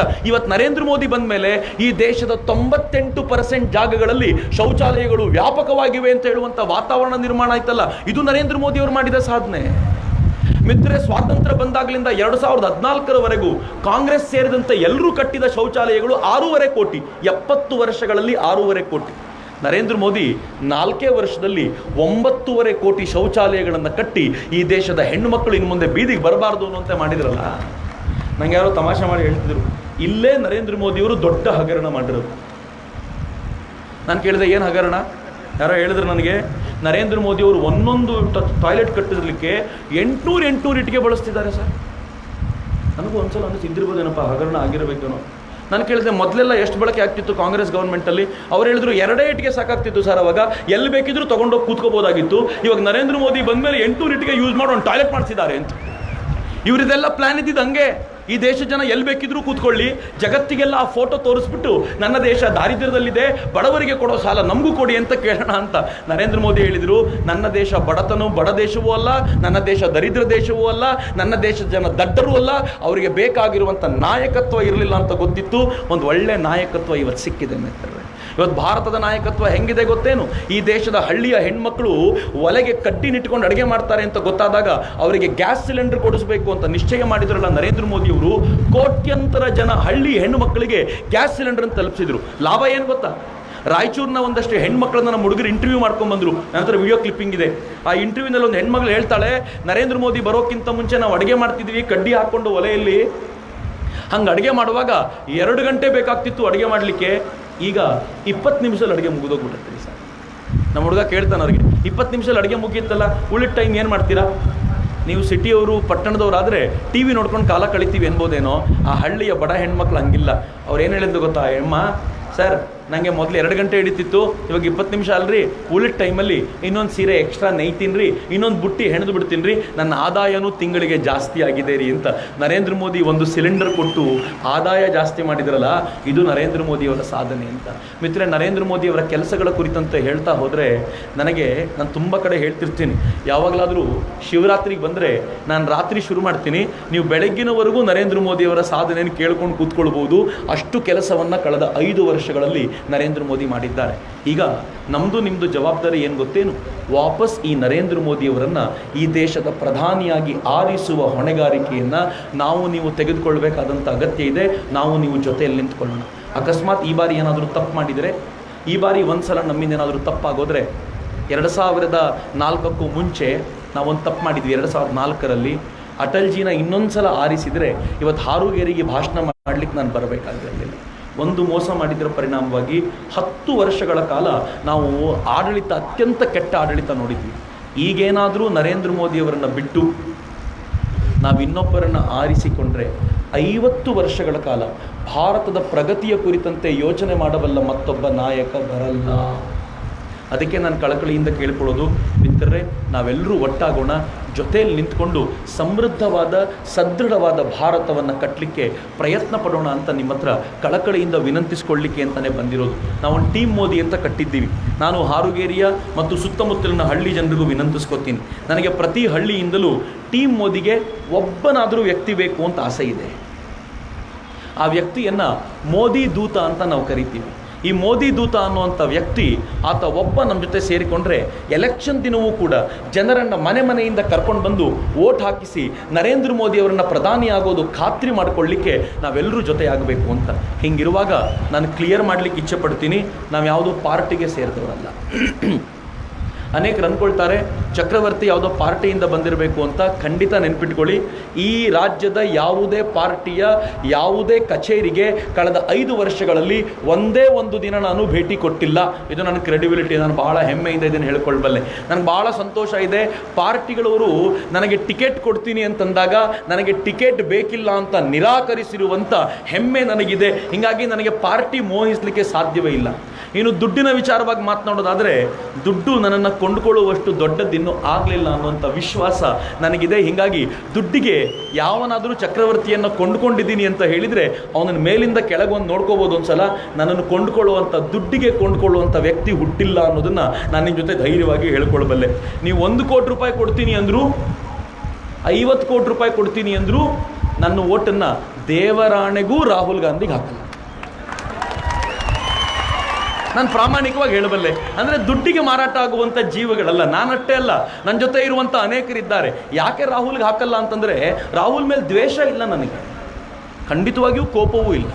ಆದರೆ ನನಗೆ ಒಂದೇ ಒಂದು ಅನಿಸೋದು, 5ನೇ ಕ್ಲಾಸಿನ ಹುಡುಗನೊಬ್ಬನನ್ನು 2nd PUCಗೆ ಕರ್ಕೊಂಡು ಬಂದು ಕೂರಿಸ್ಬಿಟ್ರೆ ಪಾಪ ಆ ಹುಡುಗ ಎಷ್ಟು ಟೆನ್ಷನ್ ಮಾಡ್ಕೊಳ್ತಾನೋ ಅಷ್ಟೇ ಟೆನ್ಷನ್ ಅವನು. ನನಗೆ ಕಾಂಗ್ರೆಸ್ ಕಾರ್ಯಕರ್ತರ ಬಗ್ಗೆ ಬೇಜಾರು ಅನಿಸುತ್ತೆ. ಯಾವುದಾದ್ರೂ ಕಾಂಗ್ರೆಸ್ ಕಾರ್ಯಕರ್ತರು ಇಲ್ಲಿದ್ದರೆ ದಯಮಾಡಿ ಬೇಜಾರು ಮಾಡ್ಕೋಬೇಡಿ. ಆದರೆ ನನಗೆ ನಿಮ್ಮ ಬಗ್ಗೆ ಅನುಕಂಪ ಇದೆ. ನನಗೆ ಭಾಜಪದ ಕಾರ್ಯಕರ್ತರು ಅಥವಾ ಬೇರೆ ಕಾರ್ಯಕರ್ತರಾದರೆ ಒಂದು ಸ್ವಲ್ಪ ಖುಷಿಯಾದರೂ ಆಗ್ಬೋದು. ಆಯ್ತಪ್ಪ, ಯಾವತ್ತೋ ಒಂದು ದಿನ ನೀನೂ ಪ್ರಧಾನಿ ಆಗ್ಬೋದು. ಈ ದೇಶದಲ್ಲಿ ಚಾಯ್ವಾಲನೇ ಪ್ರಧಾನಿ ಆಗ್ಬೋದು ಅಂತ ತೋರಿಸಿದ ಮೇಲೆ ಯಾರು ಬೇಕಿದ್ರೂ ಪ್ರಧಾನಿ ಆಗ್ಬೋದು ಅನ್ನುವಂಥ ಪ್ರೊಸಿಷನ್ನ ಭಾಜಪ ಸೆಟ್ ಮಾಡ್ತು. ಆದರೆ ಕಾಂಗ್ರೆಸ್ನ ಕಥೆ ಏನು? ಜವಾಹರ್ಲಾಲ್ ನೆಹರು ಇದ್ದಾಗ ಅನೇಕ ಕಾಂಗ್ರೆಸ್ಸಿಗರು ಅಂದ್ಕೊಂಡ್ರು ಮೋಸ್ಟ್ಲಿ ನೆಕ್ಸ್ಟ್ ನಾನು ಪ್ರಧಾನಿ ಆಗ್ಬೋದೇನೋ ಅಂತ. ಆದರೆ ಜವಾಹರ್ಲಾಲ್ ನೆಹರು ಹೋದ್ಮೇಲೆ ಪಾಪ ಇಂದಿರಾ ಗಾಂಧಿ ಬಂದರು. ಅವ್ರ ಪಾಪ ಇಂದಿರಾ ಗಾಂಧಿ ಕಾಲು ತೊಳ್ಕೊಂಡಿದ್ರು. ಮೋಸ್ಟ್ಲಿ ಇಂದಿರಾ ಗಾಂಧಿ ಹೋದ್ಮೇಲೆ ನಾನು ಆಗ್ಬೋದೇನೋ ಅಂತ ಅಂದ್ಕೊಂಡ್ರು. ಆದರೆ ಇಂದಿರಾ ಗಾಂಧಿ ತೀರ್ಕೊಂಡ ನಂತರ ರಾಜೀವ್ ಗಾಂಧಿ ಪ್ರಧಾನಿ ಆಗಿಬಿಟ್ರು. ಎಲ್ಲಿಂದ ಬ್ಲೂ ಮೂನ್ ಸಡನ್ನಾಗಿ ಬಂದು ಪ್ರಧಾನಿ ಆಗಿಬಿಟ್ರು. ರಾಜೀವ್ ಗಾಂಧಿ ಕಾಲು ತೊಳಿಬೇಕಾಗಿ ಬಂತು ಪಾಪ. ರಾಜೀವ್ ಗಾಂಧಿ ತೀರ್ಕೊಂಡ್ಮೇಲೆ ಮತ್ತೆ ಟೈ ಹಾಕೊಂಡಾಗ ಮೋಸ್ಟ್ಲಿ ಈಗ ನನಗೆ ಸಿಗ್ಬೋದೇನೋ ಅಂತ. ಆದರೆ ಇದ್ದಕ್ಕಿದ್ದಂತೆ ಸೋನಿಯಾ ಗಾಂಧಿ ಬಂದರು, ಈಗ ನಾನು ಪ್ರಧಾನಿ ಆಗಬೇಕು ಅಂತ. ಈ ದೇಶದ ಅನೇಕರು ಗಲಾಟೆ ಮಾಡಿದ್ದರಿಂದಾಗಿ ಸೋನಿಯಾ ಗಾಂಧಿ ಹಿಂದೆ ನಿಂತ್ಕೊಂಡು ರಬ್ಬರ್ ಸ್ಟಾಂಪ್ ಥರದ ಇದ್ದಂಥ ಆಕ್ಸಿಡೆಂಟಲ್ ಪ್ರೈಮ್ ಮಿನಿಸ್ಟರ್ ಮನಮೋಹನ್ ಸಿಂಗನ್ನು ಕೂರಿಸ್ಕೊಂಡು ಹೊರಗಡೆಯಿಂದ ತಾನೇ ಆಳ್ವಿಕೆ ಮಾಡಿದರು. ಹೋಗಲಿ, ಸೋನಿಯಾ ಗಾಂಧಿಗೆ ವಯಸ್ಸಾಯಿತು, ಈಗಾದರೂ ನನಗೆ ಸಿಗುತ್ತೆ ಅಂತಂದರೆ ಸೋನಿಯಾ ಗಾಂಧಿ ಜಾಗದಲ್ಲಿ ರಾಹುಲ್ನ ಕರ್ಕೊಂಬಂದು ನಿಲ್ಲಿಸ್ಬಿಟ್ರು. ಇವ್ರು ರಾಹುಲ್ ಕಾಲ್ ತೊಳಿತಿದ್ರು. ನಂಗೆ ಕಾಂಗ್ರೆಸ್ಸಿಗರ ಮೇಲೆ ಭಾಳ ಡೌಟ್ ಇದೆ. ಕೆಲವು ಕಾಂಗ್ರೆಸ್ಗರು ಎಷ್ಟು ಬುದ್ಧಿವಂತರಿದ್ದಾರೆ ಅಂತಂದರೆ ಬೇಕಂತ ರಾಹುಲ್ನ ಕರ್ಕೊಂಡು ಬಂದು ಎಲ್ಲ ಕಡೆ ಭಾಷಣ ಮಾಡಿಸ್ತಾರೆ. ಯಾಕೆಂದರೆ ಜನಕ್ಕೆ ಗೊತ್ತಾಗಲಿ ಇವ್ರಿಗೇನು ಗೊತ್ತಿಲ್ಲ ಅಂತ, ಹಂಗಾದರೂ ನನಗೆ ಸಿಗಲಿ ಅಂತ. ಆದರೆ ಆ ಫ್ಯಾಮಿಲಿ ಎಷ್ಟು ಬುದ್ಧಿವಂತರ ಫ್ಯಾಮಿಲಿ ಅಂದರೆ, ರಾಹುಲ್ಗೆ ಸಿಗದೇ ಇಲ್ಲ ಅಂತ ಖಾತ್ರಿ ಆದ ತಕ್ಷಣ ಅವನ ಸೋದರಿಯಾಗಿರುವಂಥ ಪ್ರಿಯಾಂಕನ ಕರ್ಕೊಂಬಂದು ನಿಲ್ಲಿಸ್ಬಿಟ್ಟು. ಈಗ ಕಾಂಗ್ರೆಸ್ಸಿಗರು ಸ್ವಲ್ಪ ಟೆನ್ಷನ್ ಆಗಿದ್ದಾರೆ. ಪ್ರಿಯಾಂಕಾ ಕಾಲು ತೊಳಿಬೇಕು, ಅವಳಿಗೆ ಮಕ್ಕಳು ಇರೋದ್ರಿಂದ ಮಕ್ಕಳ ಕಾಲು ತೊಳಿಬೇಕಾದ ಸ್ಥಿತಿ ಬರ್ಬೋದು. ಅಕಸ್ಮಾತ್ ಮುಂದೇನಾದರೂ ಮೋದಿನ ಬಿಟ್ಟು ಮತ್ತೊಬ್ಬರನ್ನ ತಂದರೆ ಈ ಕಾಂಗ್ರೆಸ್ಸಿಗರು ರಾಬರ್ಟ್ ವಾದ್ರಾ ಕಾಲು ತೊಳಿಬೇಕಾದ ಪರಿಸ್ಥಿತಿ ಬಂದರೂ ಅಚ್ಚರಿ ಪಡಬೇಕಾಗಿಲ್ಲ. ದುರಂತ ಇದು ರೀ. ನೀವು ಸ್ವಲ್ಪ ಯೋಚನೆ ಮಾಡಿ. ನಾನು ಹೇಳ್ತೀನಿ, ನೀವು ಕಾಂಗ್ರೆಸ್ಸಲ್ಲಿ ಇರಿ ಪರವಾಗಿಲ್ಲ, ಆದರೆ ಎಲೆಕ್ಷನ್ ಮಾಡಿ ವೋಟ್ ಮಾಡೋ ಪ್ರಮೇಯ ಬಂದಾಗ ಸೈಲೆಂಟಾಗಿ ಮೋದಿಗೆ ವೋಟ್ ಮಾಡಿಬಿಡಿ. ಯಾಕೆಂದರೆ ಹೊರಗಡೆ ಅಂತೂ ಗೊತ್ತಾಗಲ್ಲ, ಗುಪ್ತ ಮತದಾನ. ನಾನು ಕಾಂಗ್ರೆಸ್ಸಿಗೆ ಮಾಡಿದ್ದೀನಿ ಅಂತ ಹೇಳ್ಕೊಳ್ಳಿ. ಈ ಗುಲಾಮರ ರೀತಿಯಲ್ಲಿ ಬದುಕೋಕ್ಕಿಂತ ಸ್ವಾಭಿಮಾನಿಯಾಗಿ 4 ದಿನ ಬದುಕಿದ್ರು ಆನಂದವಾಗಿ ಬದುಕಬಹುದು ಅಂತ ಸ್ವಾಭಿಮಾನದ ಬದುಕನ್ನು ಬದುಕಿ ಅಂತ ನಾನು ಅತ್ಯಂತ ಕಳಕಳಿಯಿಂದ ಕೇಳ್ಕೊಳ್ತೀನಿ. ಇದು ದ್ವೇಷದಿಂದ ಹೇಳ್ತಿರೋದಲ್ಲ, ಅನುಕಂಪದಿಂದ ಪ್ರೀತಿಯಿಂದ ಹೇಳ್ತಿರೋದು. ಮತ್ತು ಎರಡನೇದು, ನಾನು ಇದನ್ನು ಕೇಳ್ಕೊಳ್ತಿರೋದು ಯಾಕೆ ಅಂದರೆ, ಇದೇನಿದೆ ಈ ಲೋಕಸಭಾ ಎಲೆಕ್ಷನ್ನು, ಇದು ರಾಜ್ಯವನ್ನು ಕಟ್ಟೋದಲ್ಲ, ದೇಶವನ್ನು ಕಟ್ಟೋದರಿಂದಾಗಿದ್ದರಿಂದ ಯೋಗ್ಯತೆ ಇರೋರಿಗೆ ವೋಟ್ ಹಾಕಿ ಅಂತ ಕೇಳಲಿಕ್ಕಷ್ಟೇ ನಾನು ಬಂದಿದ್ದೀನಿ. ಯಾರಿಗಾದರೂ ವೋಟ್ ಹಾಕೊಳ್ಳೋದು ನಿಮ್ಮ ಇಷ್ಟ, ಆದರೆ ವೋಟ್ ಹಾಕುವಾಗ ದೇಶವನ್ನು ಕಲ್ಪನೆಯಲ್ಲಿ ಇಟ್ಕೊಂಡು ವೋಟ್ ಹಾಕಿ ಅಂತ. ಅನೇಕರು ಕೇಳ್ತಾರೆ, ನಮ್ಮ ಮೋದಿ ಚೆನ್ನಾಗಿದ್ದಾರೆ ಸರ್, ನಮ್ಮ MP ಪ್ರಾಬ್ಲಮ್ಮು ಅಂತ ನೀವೇನಾದರೂ ಅಂದ್ಕೊಳ್ಳೋದಾದರೆ, ನಿಮ್ಮ MP ಸೋಲಿಸಿ ಮೋದಿಯನ್ನು ಪ್ರಧಾನಿ ಮಾಡಲಿಕ್ಕೆ ಸಾಧ್ಯವೇ ಇಲ್ಲ. ಹೀಗಾಗಿ ನಾನು ಕಳಕಳಿಯಿಂದ ಕೇಳ್ಕೊಳ್ತೀನಿ. ಹಿಂಗೆ ಆಗಿತ್ತು. ಅಟಲ್ಜಿ 2ನೇ ಬಾರಿ ಅಥವಾ 5 ವರ್ಷದ ಅಧಿಕಾರಾವಧಿ ಮುಗಿಸಿದ ಮೇಲೆ ಮತ್ತೆ ಗೆದ್ದೇ ಗೆಲ್ತಾರೆ ಅಂತ ಭಾವಿಸಿದೆ ಈ ದೇಶದ ಜನ. ಹೇಳಿದರು ಅಟಲ್ಜಿ ಗೆದ್ದೇ ಗೆಲ್ತಾರೆ. ಹೆಂಗಿದ್ರು ನಮ್ಮ MP ಒಂದು ಪಾಠ ಕಲಿಸೋಣ ಅಂತ MP ಪಾಠ ಕಲಿಸ್ಲಿಕ್ಕೆ ಹೋದ್ವಿ. ಪರಿಣಾಮ ನಾವು ದೇಶವನ್ನೇ ಕಲ್ತ್ಕೊಂಡ್ವಿ. ಮಿತ್ರರೆ, ಅನೇಕ MP ಮೇಲೆ ನನಗೂ ಆಕ್ರೋಶ ಇದೆ, ನನಗೂ ಕೋಪ ಇದೆ. ಹಾಗಂತ ನಾವು ಸ್ವಲ್ಪ ಎಡವಟ್ಟು ಮಾಡಿಕೊಂಡ್ರು ನರೇಂದ್ರ ಮೋದಿಯವರನ್ನು ಪ್ರಧಾನಿ ಪಟ್ಟದಲ್ಲಿ ಕೂರಿಸ್ಲಿಕ್ಕಾಗಲ್ಲ. ಮಾಡಿದ್ದೀವಿ. ಮೊದಲನೇ ಪೋಸ್ಟರ್ ಟೈಟ್ಲು, ನನ್ನ ಪಾಲಿನ 15 ಲಕ್ಷ ಅಕೌಂಟಿಗೆ ಬಂದಾಯಿತು ಅಂತ. ಟೆನ್ಷನ್ ಮಾಡ್ಕೋಬೇಡಿ, ನನಗೇನು ಪ್ರತ್ಯೇಕವಾಗಿ ಹಾಕಿಲ್ಲ. ಎಲ್ಲರೂ ಕೇಳ್ತಿರ್ತಾರೆ 15 ಲಕ್ಷ ಬಂತ, 15 ಲಕ್ಷ ಬಂತ ಅಂತ. ನಾನು ಯಾವಾಗಲೂ ಹೇಳೋದು ಒಂದೇ ಮಾತು, ನನ್ನ ರಕ್ಷಣೆಗಾಗಿ ಬಡಿದಾಡೋ ಸೈನಿಕನಿಗೆ ಬುಲೆಟ್ ಪ್ರೂಫ್ ಜಾಕೆಟ್ ಕೊಟ್ಟರಲ್ಲ, ಅವತ್ತೇ ಬಂತು 15 ಲಕ್ಷ ನನ್ನ ಅಕೌಂಟಿಗೆ ಅಂತ. ನನಗೆ ಪಾಕಿಸ್ತಾನದ ಗಡಿಗೆ ಬಲವಾದ ಬೇಲಿ ಹಾಕಿ ಒಳಗೆ ನುಗ್ಗಿ ಬಂದ 600 ಭಯೋತ್ಪಾದಕರನ್ನು ಕೊಂದು ಬಿಸಾಡಿದ್ರಲ್ಲ ಈ ದೇಶದ ಸೈನಿಕರು, 15 ಲಕ್ಷ ಅಕೌಂಟಿಗೆ ಬಂತು ಅಂತ. ಸಾಲವಿಲ್ಲದ ಸರ್ಕಾರ ನಡೆಸಿ ಅನೇಕ ರಾಷ್ಟ್ರಗಳಿಗೆ ಸಾಲ ಕೊಡುವ ರಾಷ್ಟ್ರವಾಗಿ ಬೆಳೆದು ನಿಂತವಲ್ಲ, 15 ಲಕ್ಷ ನನ್ನ ಅಕೌಂಟಿಗೆ ಬಂತು ಅಂತ. ಗರೀಬಿ ಹಟಾವೋ ಅನ್ನೋದು ಹೇಳಿಕೆ ಅಷ್ಟೇ ಆಗಿದ್ದಾಗ ಈ ದೇಶದ ಕೋಟ್ಯಂತರ ಜನರಿಗೆ ಮನೆ, ಕರೆಂಟು, ಗ್ಯಾಸು ಇವುಗಳನ್ನೆಲ್ಲ ನರೇಂದ್ರ ಮೋದಿ ಕೊಟ್ಟಿದ್ದಲ್ಲದೆ ನಮ್ಮ ಕೈಯಲ್ಲಿ ಜನ್ಧನ್ ಅಕೌಂಟ್ ಕೊಟ್ಟರಲ್ಲ, 15 ಲಕ್ಷ ನನ್ನ ಅಕೌಂಟಿಗೆ ಬಂತು ಹೋಗಲೇ ಅಂತ ಹೇಳಬೇಕು ಅಂತ. ಮಿತ್ರರೆ, ಮೊದಲೆಲ್ಲ ಫೋನ್ ಕಾಲ್ ಮಾಡುವಾಗ ಬಿಲ್ ಎಷ್ಟಾಗುತ್ತೋ ಅಂತ ಹೆದರ್ಕೊಂಡು ಮಿಸ್ ಕಾಲ್ ಕೊಡ್ತಿದ್ವಿ. ಈಗ ಪುಣ್ಯಾತ್ಮರು ಮಿಸ್ ಕಾಲ್ ಕೊಡೋರೇ ಇಲ್ಲ. ಈಗ ಯಾವನಾದರೂ ಮಿಸ್ ಕಾಲ್ ಕೊಟ್ಟರೆ ಪರಮ ಕಂಜೂಸು ಅಂತ ಆ ಥರದ ಪರಿಸ್ಥಿತಿ ನಿರ್ಮಾಣ ಆಗಿದೆ. ನರೇಂದ್ರ ಮೋದಿ ಬಂದಾಗಲಿಂದ ನಮಗೆ ಮಿಸ್ ಕಾಲ್ ಕೊಡೋದು ಮರ್ತೋಗಿದೆ, ಕಾಲ್ ಫ್ರೀ ಆಗಿದೆ, ಡಾಟಾ ಫ್ರೀ ಆಗಿದೆ. ಇಂಥ ಪರಿಸ್ಥಿತಿ ಯಾವತ್ತೂ ಇರಲಿಲ್ಲ. ಇದು 15 ಲಕ್ಷಕ್ಕಿಂತ ಜಾಸ್ತಿ ಆಯಿತು ಅಂತ. ಎಲ್ಲಕ್ಕಿಂತಲೂ ದೊಡ್ಡದ್ದು, ಈ ದೇಶದ ಪ್ರತಿಭಾವಂತ ದಲಿತರೊಬ್ಬರನ್ನು ಗುರುತಿಸಿ ಅವರನ್ನು ರಾಷ್ಟ್ರಪತಿ ಪಟ್ಟದಲ್ಲಿ ಕೂರಿಸಿ ನರೇಂದ್ರ ಮೋದಿ ನಮಸ್ಕಾರ ಮಾಡಿದ್ರಲ್ಲ, ಅವತ್ತು 15 ಲಕ್ಷ ಅಲ್ಲ, ಶತಶತಮಾನದ ಕಳಂಕವೂ ತೊಡೆದೋಯ್ತು. ಈ ನರೇಂದ್ರ ಮೋದಿ ಕೊಟ್ಟಿರುವಂಥ ಉಡುಗೆ ಅಂತ ಒಂದು ಪೋಸ್ಟರ್ ಮಾಡಿದ್ದೀವಿ. ಈ ಪೋಸ್ಟರ್ ಯಾಕೆ ಅಂತಂದರೆ, ನಿಮ್ಮ ಮನೆ ಹೊರಗಡೆ ಈ ಪೋಸ್ಟರ್ ಹಾಕ್ಕೋಬೇಕು. ಯಾರಾದರೂ ಪ್ರಶ್ನೆ ಕೇಳಲಿಕ್ಕೆ ಬಂದರೆ ನೀವು ಆ ಪ್ರಶ್ನೆ ಕೇಳಲಿಕ್ಕೆ ಬಂದವರಿಗೆ ನನಗೆ ಉತ್ತರ ಕೊಡೋಕ್ಕೆ ಟೈಮ್ ಇಲ್ಲಪ್ಪ, ಒಂದು ಒಳ್ಳೆ ಪೋಸ್ಟರ್ ಇದೆ, ಅದರಲ್ಲಿರೋ ಪ್ರಶ್ನೆಗೆ ನೀನೇ ಓದ್ಕೊಂಡ್ಬಿಡು, ನೀನೇ ಉತ್ತರ ಕೊಟ್ಕೋ ಅಂತ ಹೇಳಬೇಕಾಗಿರುವಂಥ ಒಂದು ವಾತಾವರಣ ಬೇಕು ಅಂತ ಇದು ಮಾಡಿರೋದು. ಇನ್ನು ಎರಡನೇದೊಂದು ಪೋಸ್ಟರ್ ಇದೆ. ಈ ಪೋಸ್ಟರ್ ಭಾಳ ಸಿಂಪಲ್ ಆಗಿದೆ. ಈ ಪೋಸ್ಟರಲ್ಲಿ ಒಬ್ಬ ಪ್ರಧಾನಿಗೆ ಇರಬೇಕಾಗಿರುವಂಥ ಕ್ಯಾರೆಕ್ಟರ್ಸ್ ಏನೇನು ಅಂತಿದೆ. ಈ ಕ್ಯಾರೆಕ್ಟರ್ಸ್ ನಾನು ಮಾಡಿರೋದಲ್ಲ, ಈ ದೇಶದ ಜನ ಮಾಡಿರೋದು. ನಾನು ಈ ಕ್ಯಾರೆಕ್ಟರ್ನ ನಿಮ್ಮ ಮುಂದೆ ಓದಿ ಹೇಳ್ತೀನಿ, ಅದು ಪ್ರಶ್ನೆಯ ರೂಪದಲ್ಲಿರುತ್ತೆ, ನೀವು ಉತ್ತರ ಕೊಡಬೇಕು. ಕೊಡ್ತೀರಾ? ಎಲ್ಲ ಹಾರುಗೇರಿಯವರು ಎಲ್ಲರೂ ಜೋರಾಗಿ ಉತ್ತರ ಕೊಡಬೇಕು. ಹೌದು ಅನ್ನಬೇಕು ಅಥವಾ ಇಲ್ಲ ಅನ್ನಬೇಕು, ಎರಡೇ option. Fine, will go? Fine. ಮೊದಲನೇ ಪ್ರಶ್ನೆ, ಉತ್ತರ ಜೋರಾಗಿ ಕೊಡಿ. ಮೋದಿ ವಿದೇಶದವರ? ಜೋರಾಗಿ ಬರಲಿಲ್ಲ. ಮೋದಿ ವಿದೇಶದವರ? ಮೋದಿ ಭ್ರಷ್ಟರ? ಮೋದಿ ದೇಶದ್ರೋಹಿನ? ಮೋದಿ ತಮ್ಮ ಅಧಿಕಾರಾವಧಿಯಲ್ಲಿ ತಮ್ಮ ಪರಿವಾರದವರಿಗೆ ಲಾಭ ಮಾಡಿಕೊಟ್ಟಿದ್ದಾರಾ? ಮೋದಿ ಕೆಲಸ ಮಾಡಲ್ವಾ ಮೈಗಳ್ಳರ? ಮೋದಿ ತಮ್ಮ ಸಂಬಂಧಿಕರನ್ನು ಯಾರನ್ನಾದ್ರೂ ರಾಜಕೀಯಕ್ಕೆ ಕರ್ಕೊಂಡು ಬಂದಿದ್ದಾರಾ? ಮೋದಿ ಭಾರತದ ಗೌರವ ಘನತೆಗಳಿಗೆ ವಿರುದ್ಧವಾಗಿ ನಡ್ಕೊಂಡಿದ್ದಾರಾ?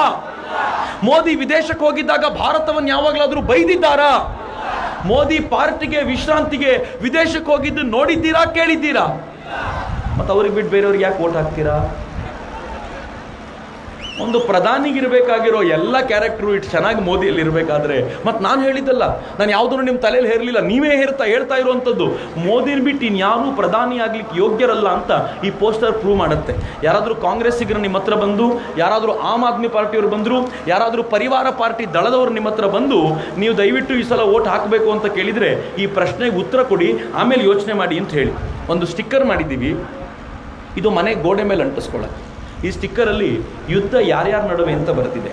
ಕಾಂಗ್ರೆಸ್, ದಳ, SP, BSP, RJD, DMK, ಭ್ರಷ್ಟರು, ನಗರ ನಕ್ಸಲರು, ಮಾವೋವಾದಿಗಳು, ಜಿಹಾದಿಗಳು, ಉಗ್ರರು, ಪಾಕಿಸ್ತಾನ, ಚೀನಾ, ಬಾಂಗ್ಲಾದೇಶ, ಮಾಧ್ಯಮಗಳು, ವಿದೇಶಿ NGOಗಳು, ತುಕಡೆ ಗ್ಯಾಂಗ್ ಎಲ್ಲರೂ ಒಂದು ಕಡೆ. ಇವ್ರ ವಿರುದ್ಧಕ್ಕೆ ಯಾರಿದ್ದಾರೆ ಅಂದರೆ ಮೋದಿ ಇದ್ದಾರೆ. ಮೋದಿ ಜೊತೆಗೆ ನಾನಿದ್ದೀನಿ ಅಂತ ಪ್ರತಿಯೊಬ್ಬನೂ ಹೇಳುವಂತಾಗಬೇಕು ಅಂತ. ಮಿತ್ರ, ಈ ಸ್ಟಿಕ್ಕರ್ ಇಲ್ಲಿದೆ. ಅದ್ರ ಜೊತೆಗೆ ಒಂದು ಕ್ಯಾಲೆಂಡರ್ ಇದೆ. ಯಾರ್ದಾದ್ರೂ ಅಂಗಡಿಗಳಿದ್ರೆ, ಸ್ವಲ್ಪ ವಿಶೇಷವಾದ ಜಾಗಗಳಿದ್ರೆ ಈ ಕ್ಯಾಲೆಂಡರ್ನ ಹಾಕ್ಕೊಳ್ಬೋದು. ಈ ಕ್ಯಾಲೆಂಡರಲ್ಲಿ ಮೋದಿಯವರಿಗೆ ಅವ್ರ ತಾಯಿ ಆಶೀರ್ವಾದ ಮಾಡ್ತಿರೋದು, ಜೊತೆಗೆ 12 ತಿಂಗಳುಗಳ ವಿಶೇಷವಾದ ಡೇಟ್ಸ್ ಜೊತೆಗೆ ವಿಶೇಷವಾದ ಚಿತ್ರಗಳಿವೆ. ಎಲ್ಲಕ್ಕಿಂತಲೂ ಚಂದ ಅಂದರೆ ಮೋದಿ 5 ವರ್ಷಗಳಲ್ಲಿ ಆಯಾ ತಿಂಗಳಲ್ಲಿ ತೆಗೆದುಕೊಂಡು ಬಂದಿರುವಂಥ ಎಲ್ಲ ಯೋಜನೆಗಳನ್ನು ಇಲ್ಲಿ ಹಾಕಿದ್ದೀವಿ. ಯಾರಾದರೂ ಬಂದು ಮೋದಿ ಏನು ಮಾಡಿದರು ಅಂತ ಕೇಳಿದರೆ, ನೋಡು ನಂಗೆ ಪುರ್ಸೊತ್ತಿಲ್ಲ, ಅಲ್ಲೊಂದು ಕ್ಯಾಲೆಂಡರ್ ಇದೆ, ಅದ್ರ ಮುಂದೆ ಹೋಗಿ ಪಕ್ಕದಲ್ಲಿ ಏನೇನು ಯೋಜನೆ ಇದೆ ಅಂತ ಎಲ್ಲ ಬರೆದಿದ್ದಾರೆ, ಒಂದು 20 ನಿಮಿಷ ಹಿಡಿಯುತ್ತೆ ಓದಕ್ಕೆ, ಓದ್ಕೊಂಡು ಮನೆಗೆ ಹೋಗು ಅಂತ ಹೇಳಿ. ಇಷ್ಟೇ ಮಾಡಬೇಕಾಗಿರುವ ಕೆಲಸ. ನಾನು ಕೇಳ್ಕೊಳ್ಬೇಕಾಗಿರೋದು ಒಂದೇ, 2018 ಬದಲಾಯಿತು, ಬೇಕಿದ್ರೆ ಕ್ಯಾಲೆಂಡರ್ ಬದಲಾಯಿಸಿ, ಆದರೆ ಸೆಂಟ್ರಲ್ ಗೌರ್ಮೆಂಟನ್ನು ಬದಲಾಯಿಸ್ಲಿಕ್ಕೆ ಹೋಗಬೇಡಿ ಅಂತ ಕೇಳಲಿಕ್ಕೋಸ್ಕರವೇ ಈ ಯೋಜನೆಯನ್ನು ತಗೊಂಡು ಬಂದಿರೋದು. ಮಿತ್ರರೆ, ಯಾವುದೂ ಕೂಡ ನಿಮಗೆ ಫ್ರೀ ಸಿಗಲ್ಲ. ಯಾಕೆಂದರೆ ಇದು ಯಾವುದೇ ಪೊಲಿಟಿಕಲ್ ಪಾರ್ಟಿಯವರು ಮಾಡಿಕೊಟ್ಟಿರೋದಲ್ಲ. ಇದು ನಿಮ್ಮಂಥ ಜನರೇ ನಮಗೆ ಬಂದು ಡೊನೇಷನ್ಸ್ ಕೊಟ್ಟು ಹೋಗಿದ್ದಾರೆ, ದಯಮಾಡಿ ಏನಾದರೂ ಮಾಡಿ ಮೋದಿನ ಪ್ರಧಾನಿ ಮಾಡಲಿಕ್ಕೆ ಅಂತ. ಆ ದುಡ್ಡುಗಳಲ್ಲಿ ಪ್ರಿಂಟ್ ಮಾಡಿಸಿರೋದು. ಹೀಗಾಗಿ ಒಂದು ಪೋಸ್ಟರ್ಗೆ 5 ರೂಪಾಯಿ, ಒಂದು ಸ್ಟಿಕ್ಕರ್ಗೆ 2 ರೂಪಾಯಿ, ಕ್ಯಾಲೆಂಡರ್ ಸ್ವಲ್ಪ ಜಾಸ್ತಿ ಇರ್ಬೋದು, 10 ರೂಪಾಯಿ ಏನೋ ಇರ್ಬೋದು, 25 ರೂಪಾಯಿ ಎಲ್ಲ ಸೆಟ್ಟು ಸಿಗುತ್ತೆ. ಇವತ್ತೇನು ಪುಸ್ತಕ ರಿಲೀಸ್ ಆಗಿದೆ 150 ರೂಪಾಯಿ ಪುಸ್ತಕ. ಅಮೇರಿಕಾದ ಟೀಮ್ ಮೋದಿಯವರು ಅದಕ್ಕೆ ದುಡ್ಡು ಕೊಟ್ಟಿರೋದ್ರಿಂದ 50 ರೂಪಾಯಿಗೆ ಇವತ್ತು ಮಾತ್ರ ಪುಸ್ತಕ ಸಿಗುತ್ತೆ. ಅದರಲ್ಲಿ ಮೋದಿಯವರು ಮಾಡಿರುವ ಎಲ್ಲ ಸಾಧನೆಗಳನ್ನು ವಿವರವಾಗಿ ಬಣ್ಣಿಸುವಂಥ ಪ್ರಯತ್ನ ಮಾಡಲಾಗಿದೆ. ಆಸಕ್ತರು ದಯಮಾಡಿ ಗಲಾಟೆ ಮಾಡದೆ ನೀವು ತೆಗೆದುಕೊಂಡು ಹೋಗಬೇಕು ಅಂತ ವಿನಂತಿಸ್ಕೊಳ್ತೀನಿ. ಸಾಧ್ಯವಾದರೆ ಒಂದೊಂದು ತಗೊಳ್ಳಿ, ಅಥವಾ ನಿಮಗೆ ಬೇಕು ಅನಿಸಿದ್ರೆ 5-10 ತೆಗೆದುಕೊಂಡು ಹೋಗಿ ಬೇರೆಯವರ ಮನೆಗಳ ಮೇಲೆ ಅವ್ರನ್ನ ಕೇಳಿಕೊಂಡು ಮೆತ್ತಿಸಲಿಕ್ಕೆ ಸಾಧ್ಯ ಆದರೆ ಈ ಬಾರಿ ನರೇಂದ್ರ ಮೋದಿ ಅವರನ್ನು ಮತ್ತೊಮ್ಮೆ ಪ್ರಧಾನಿ ಮಾಡುವ ಹೋರಾಟದಲ್ಲಿ ನಾವೆಲ್ಲರೂ ಸಕ್ಷಮರಾಗ್ತೀವಿ ಅಂತ ಭಾವಿಸ್ತೀವಿ. ಒಂದೇ ಒಂದು ಎಕ್ಸರ್ಸೈಸ್ ನನಗೋಸ್ಕರ ಮಾಡಬೇಕು, ಮಾಡ್ತೀರಾ? ಸಣ್ಣ ಎಕ್ಸರ್ಸೈಸ್. ನಾವೆಲ್ಲರೂ ಟಿವಿಯಲ್ಲಿ 28 ಪಾರ್ಟಿಗಳವರು ಜೊತೆಯಲ್ಲಿ ನಿಂತ್ಕೊಂಡು ಕೈ ಹಿಡ್ಕೊಂಡಿರೋದನ್ನೋ ಟೆನ್ಷನ್ ಮಾಡ್ಕೊಂಡಿದ್ದೀವಿ, ಏನಪ್ಪ ಒಟ್ಟಾಗ್ಬಿಟ್ರಲ್ಲಪ್ಪ ಇವರೆಲ್ಲ ಅಂತ. ಅದರ ಮಜಾ ಏನು ಗೊತ್ತಾ? ಒಟ್ಟಾಗಿರೋದಕ್ಕೆ ಒಬ್ಬ ಹಳ್ಳಿ ಹೆಣ್ಮಕ್ಳು ಕೇಳಿದೆ ನಾನು, ಹೆಣ್ಮಗಳನ್ನ, ಅಲ್ಲ ಇವರೆಲ್ಲ ಒಟ್ಟಾಗ್ಬಿಟ್ರಲ್ಲ ಏನು ಅನ್ಸುತ್ತೆ ನಿನಗೆ? ಆಕೆ ಅಂದ್ಲು, 10 ಕತ್ತೆಗಳು ಸೇರಿದ್ರು ಒಂದು ಕುದುರೆ ಆಗಲ್ಲ ಮಗು, ಏನು ತಲೆ ಕೆಡ್ಸ್ಕೊಳ್ಬೇಡ ಅಂದು. ನನಗೆ ಒಂದೇ ಮಾತು, ನಾನೇನು ಮಾತಾಡಲಿಲ್ಲ. ಹಳ್ಳಿ ಜನ ಯಾವಾಗಲೂ ಬುದ್ಧಿವಂತರು, ಏನು ಯೋಚನೆ ಮಾಡಬೇಕೋ ಗೊತ್ತು. ಒಬ್ಬರಂತೂ ನನಗೆ ಹೇಳಿದರು, ಎಲ್ಲ ಭ್ರಷ್ಟರು ಒಬ್ಬ ಪ್ರಾಮಾಣಿಕನನ್ನು ಸೋಲಿಸಲಿಕ್ಕೆ ಒಟ್ಟಾಗ್ಬಿಟ್ಟಿದ್ದಾರಲ್ಲ, ಅದಕ್ಕೆ ಮೋದಿನ ಗೆಲ್ಲಿಸಬೇಕು ಅನ್ನೋ ಹುಚ್ಚು ಬಂದಿರೋದು ನಮಗೆ ಅಂತ ಹಳ್ಳಿಯ ತರುಣರು ಹೇಳೋದು ನೋಡುವಾಗ ಭಾಳ ವಿಶೇಷ ಅನಿಸುತ್ತೆ. ಆದರೆ ನಾವು ಒಂದು ಸಂದೇಶ ಕೊಡಬೇಕು. ಸಂದೇಶ ಏನು ಅಂದರೆ, ಈ ಬಾರಿ ನಾವೆಲ್ಲರೂ ಈ ಮಹಾಗಠಬಂಧನದ ವಿರುದ್ಧ ಜೊತೆಯಲ್ಲಿರ್ತೀವಿ ಅಂತ. ಒಂದು ಸಲ ಎಲ್ಲರೂ 2 ಕೈಗಳನ್ನು ಮೇಲೆ ಕೆತ್ತಿ, ಪಕ್ಕದಲ್ಲಿರೋರ ಕೈಯನ್ನು ಹಿಡ್ಕೊಳ್ಳಿ, ನಿಮ್ಮ ಪಕ್ಕದಲ್ಲಿರೋರು ಕೈ ಹಿಡ್ಕೊಳ್ಳಿ. ವಾಹ್, ಇದರ ಅರ್ಥ ಏನು ಗೊತ್ತೇನು? ಮಹಾಗಠಬಂಧನ್ ಹೆಂಗೆ ಒಂದಾಗಿದೆಯೋ ಅವ್ರ ವಿರುದ್ಧ ಮಹಾಜನತೆ ಇವತ್ತು ನಾವಿಲ್ಲಿ ಒಂದಾಗಿದ್ದೀವಿ. ಹಾರುಗೇರಿಯಲ್ಲಿ ಒಂದಾಗಿ ಅವ್ರ ವಿರುದ್ಧ ಫೈಟ್ ಮಾಡ್ತಾ ಇದ್ದೀವಿ.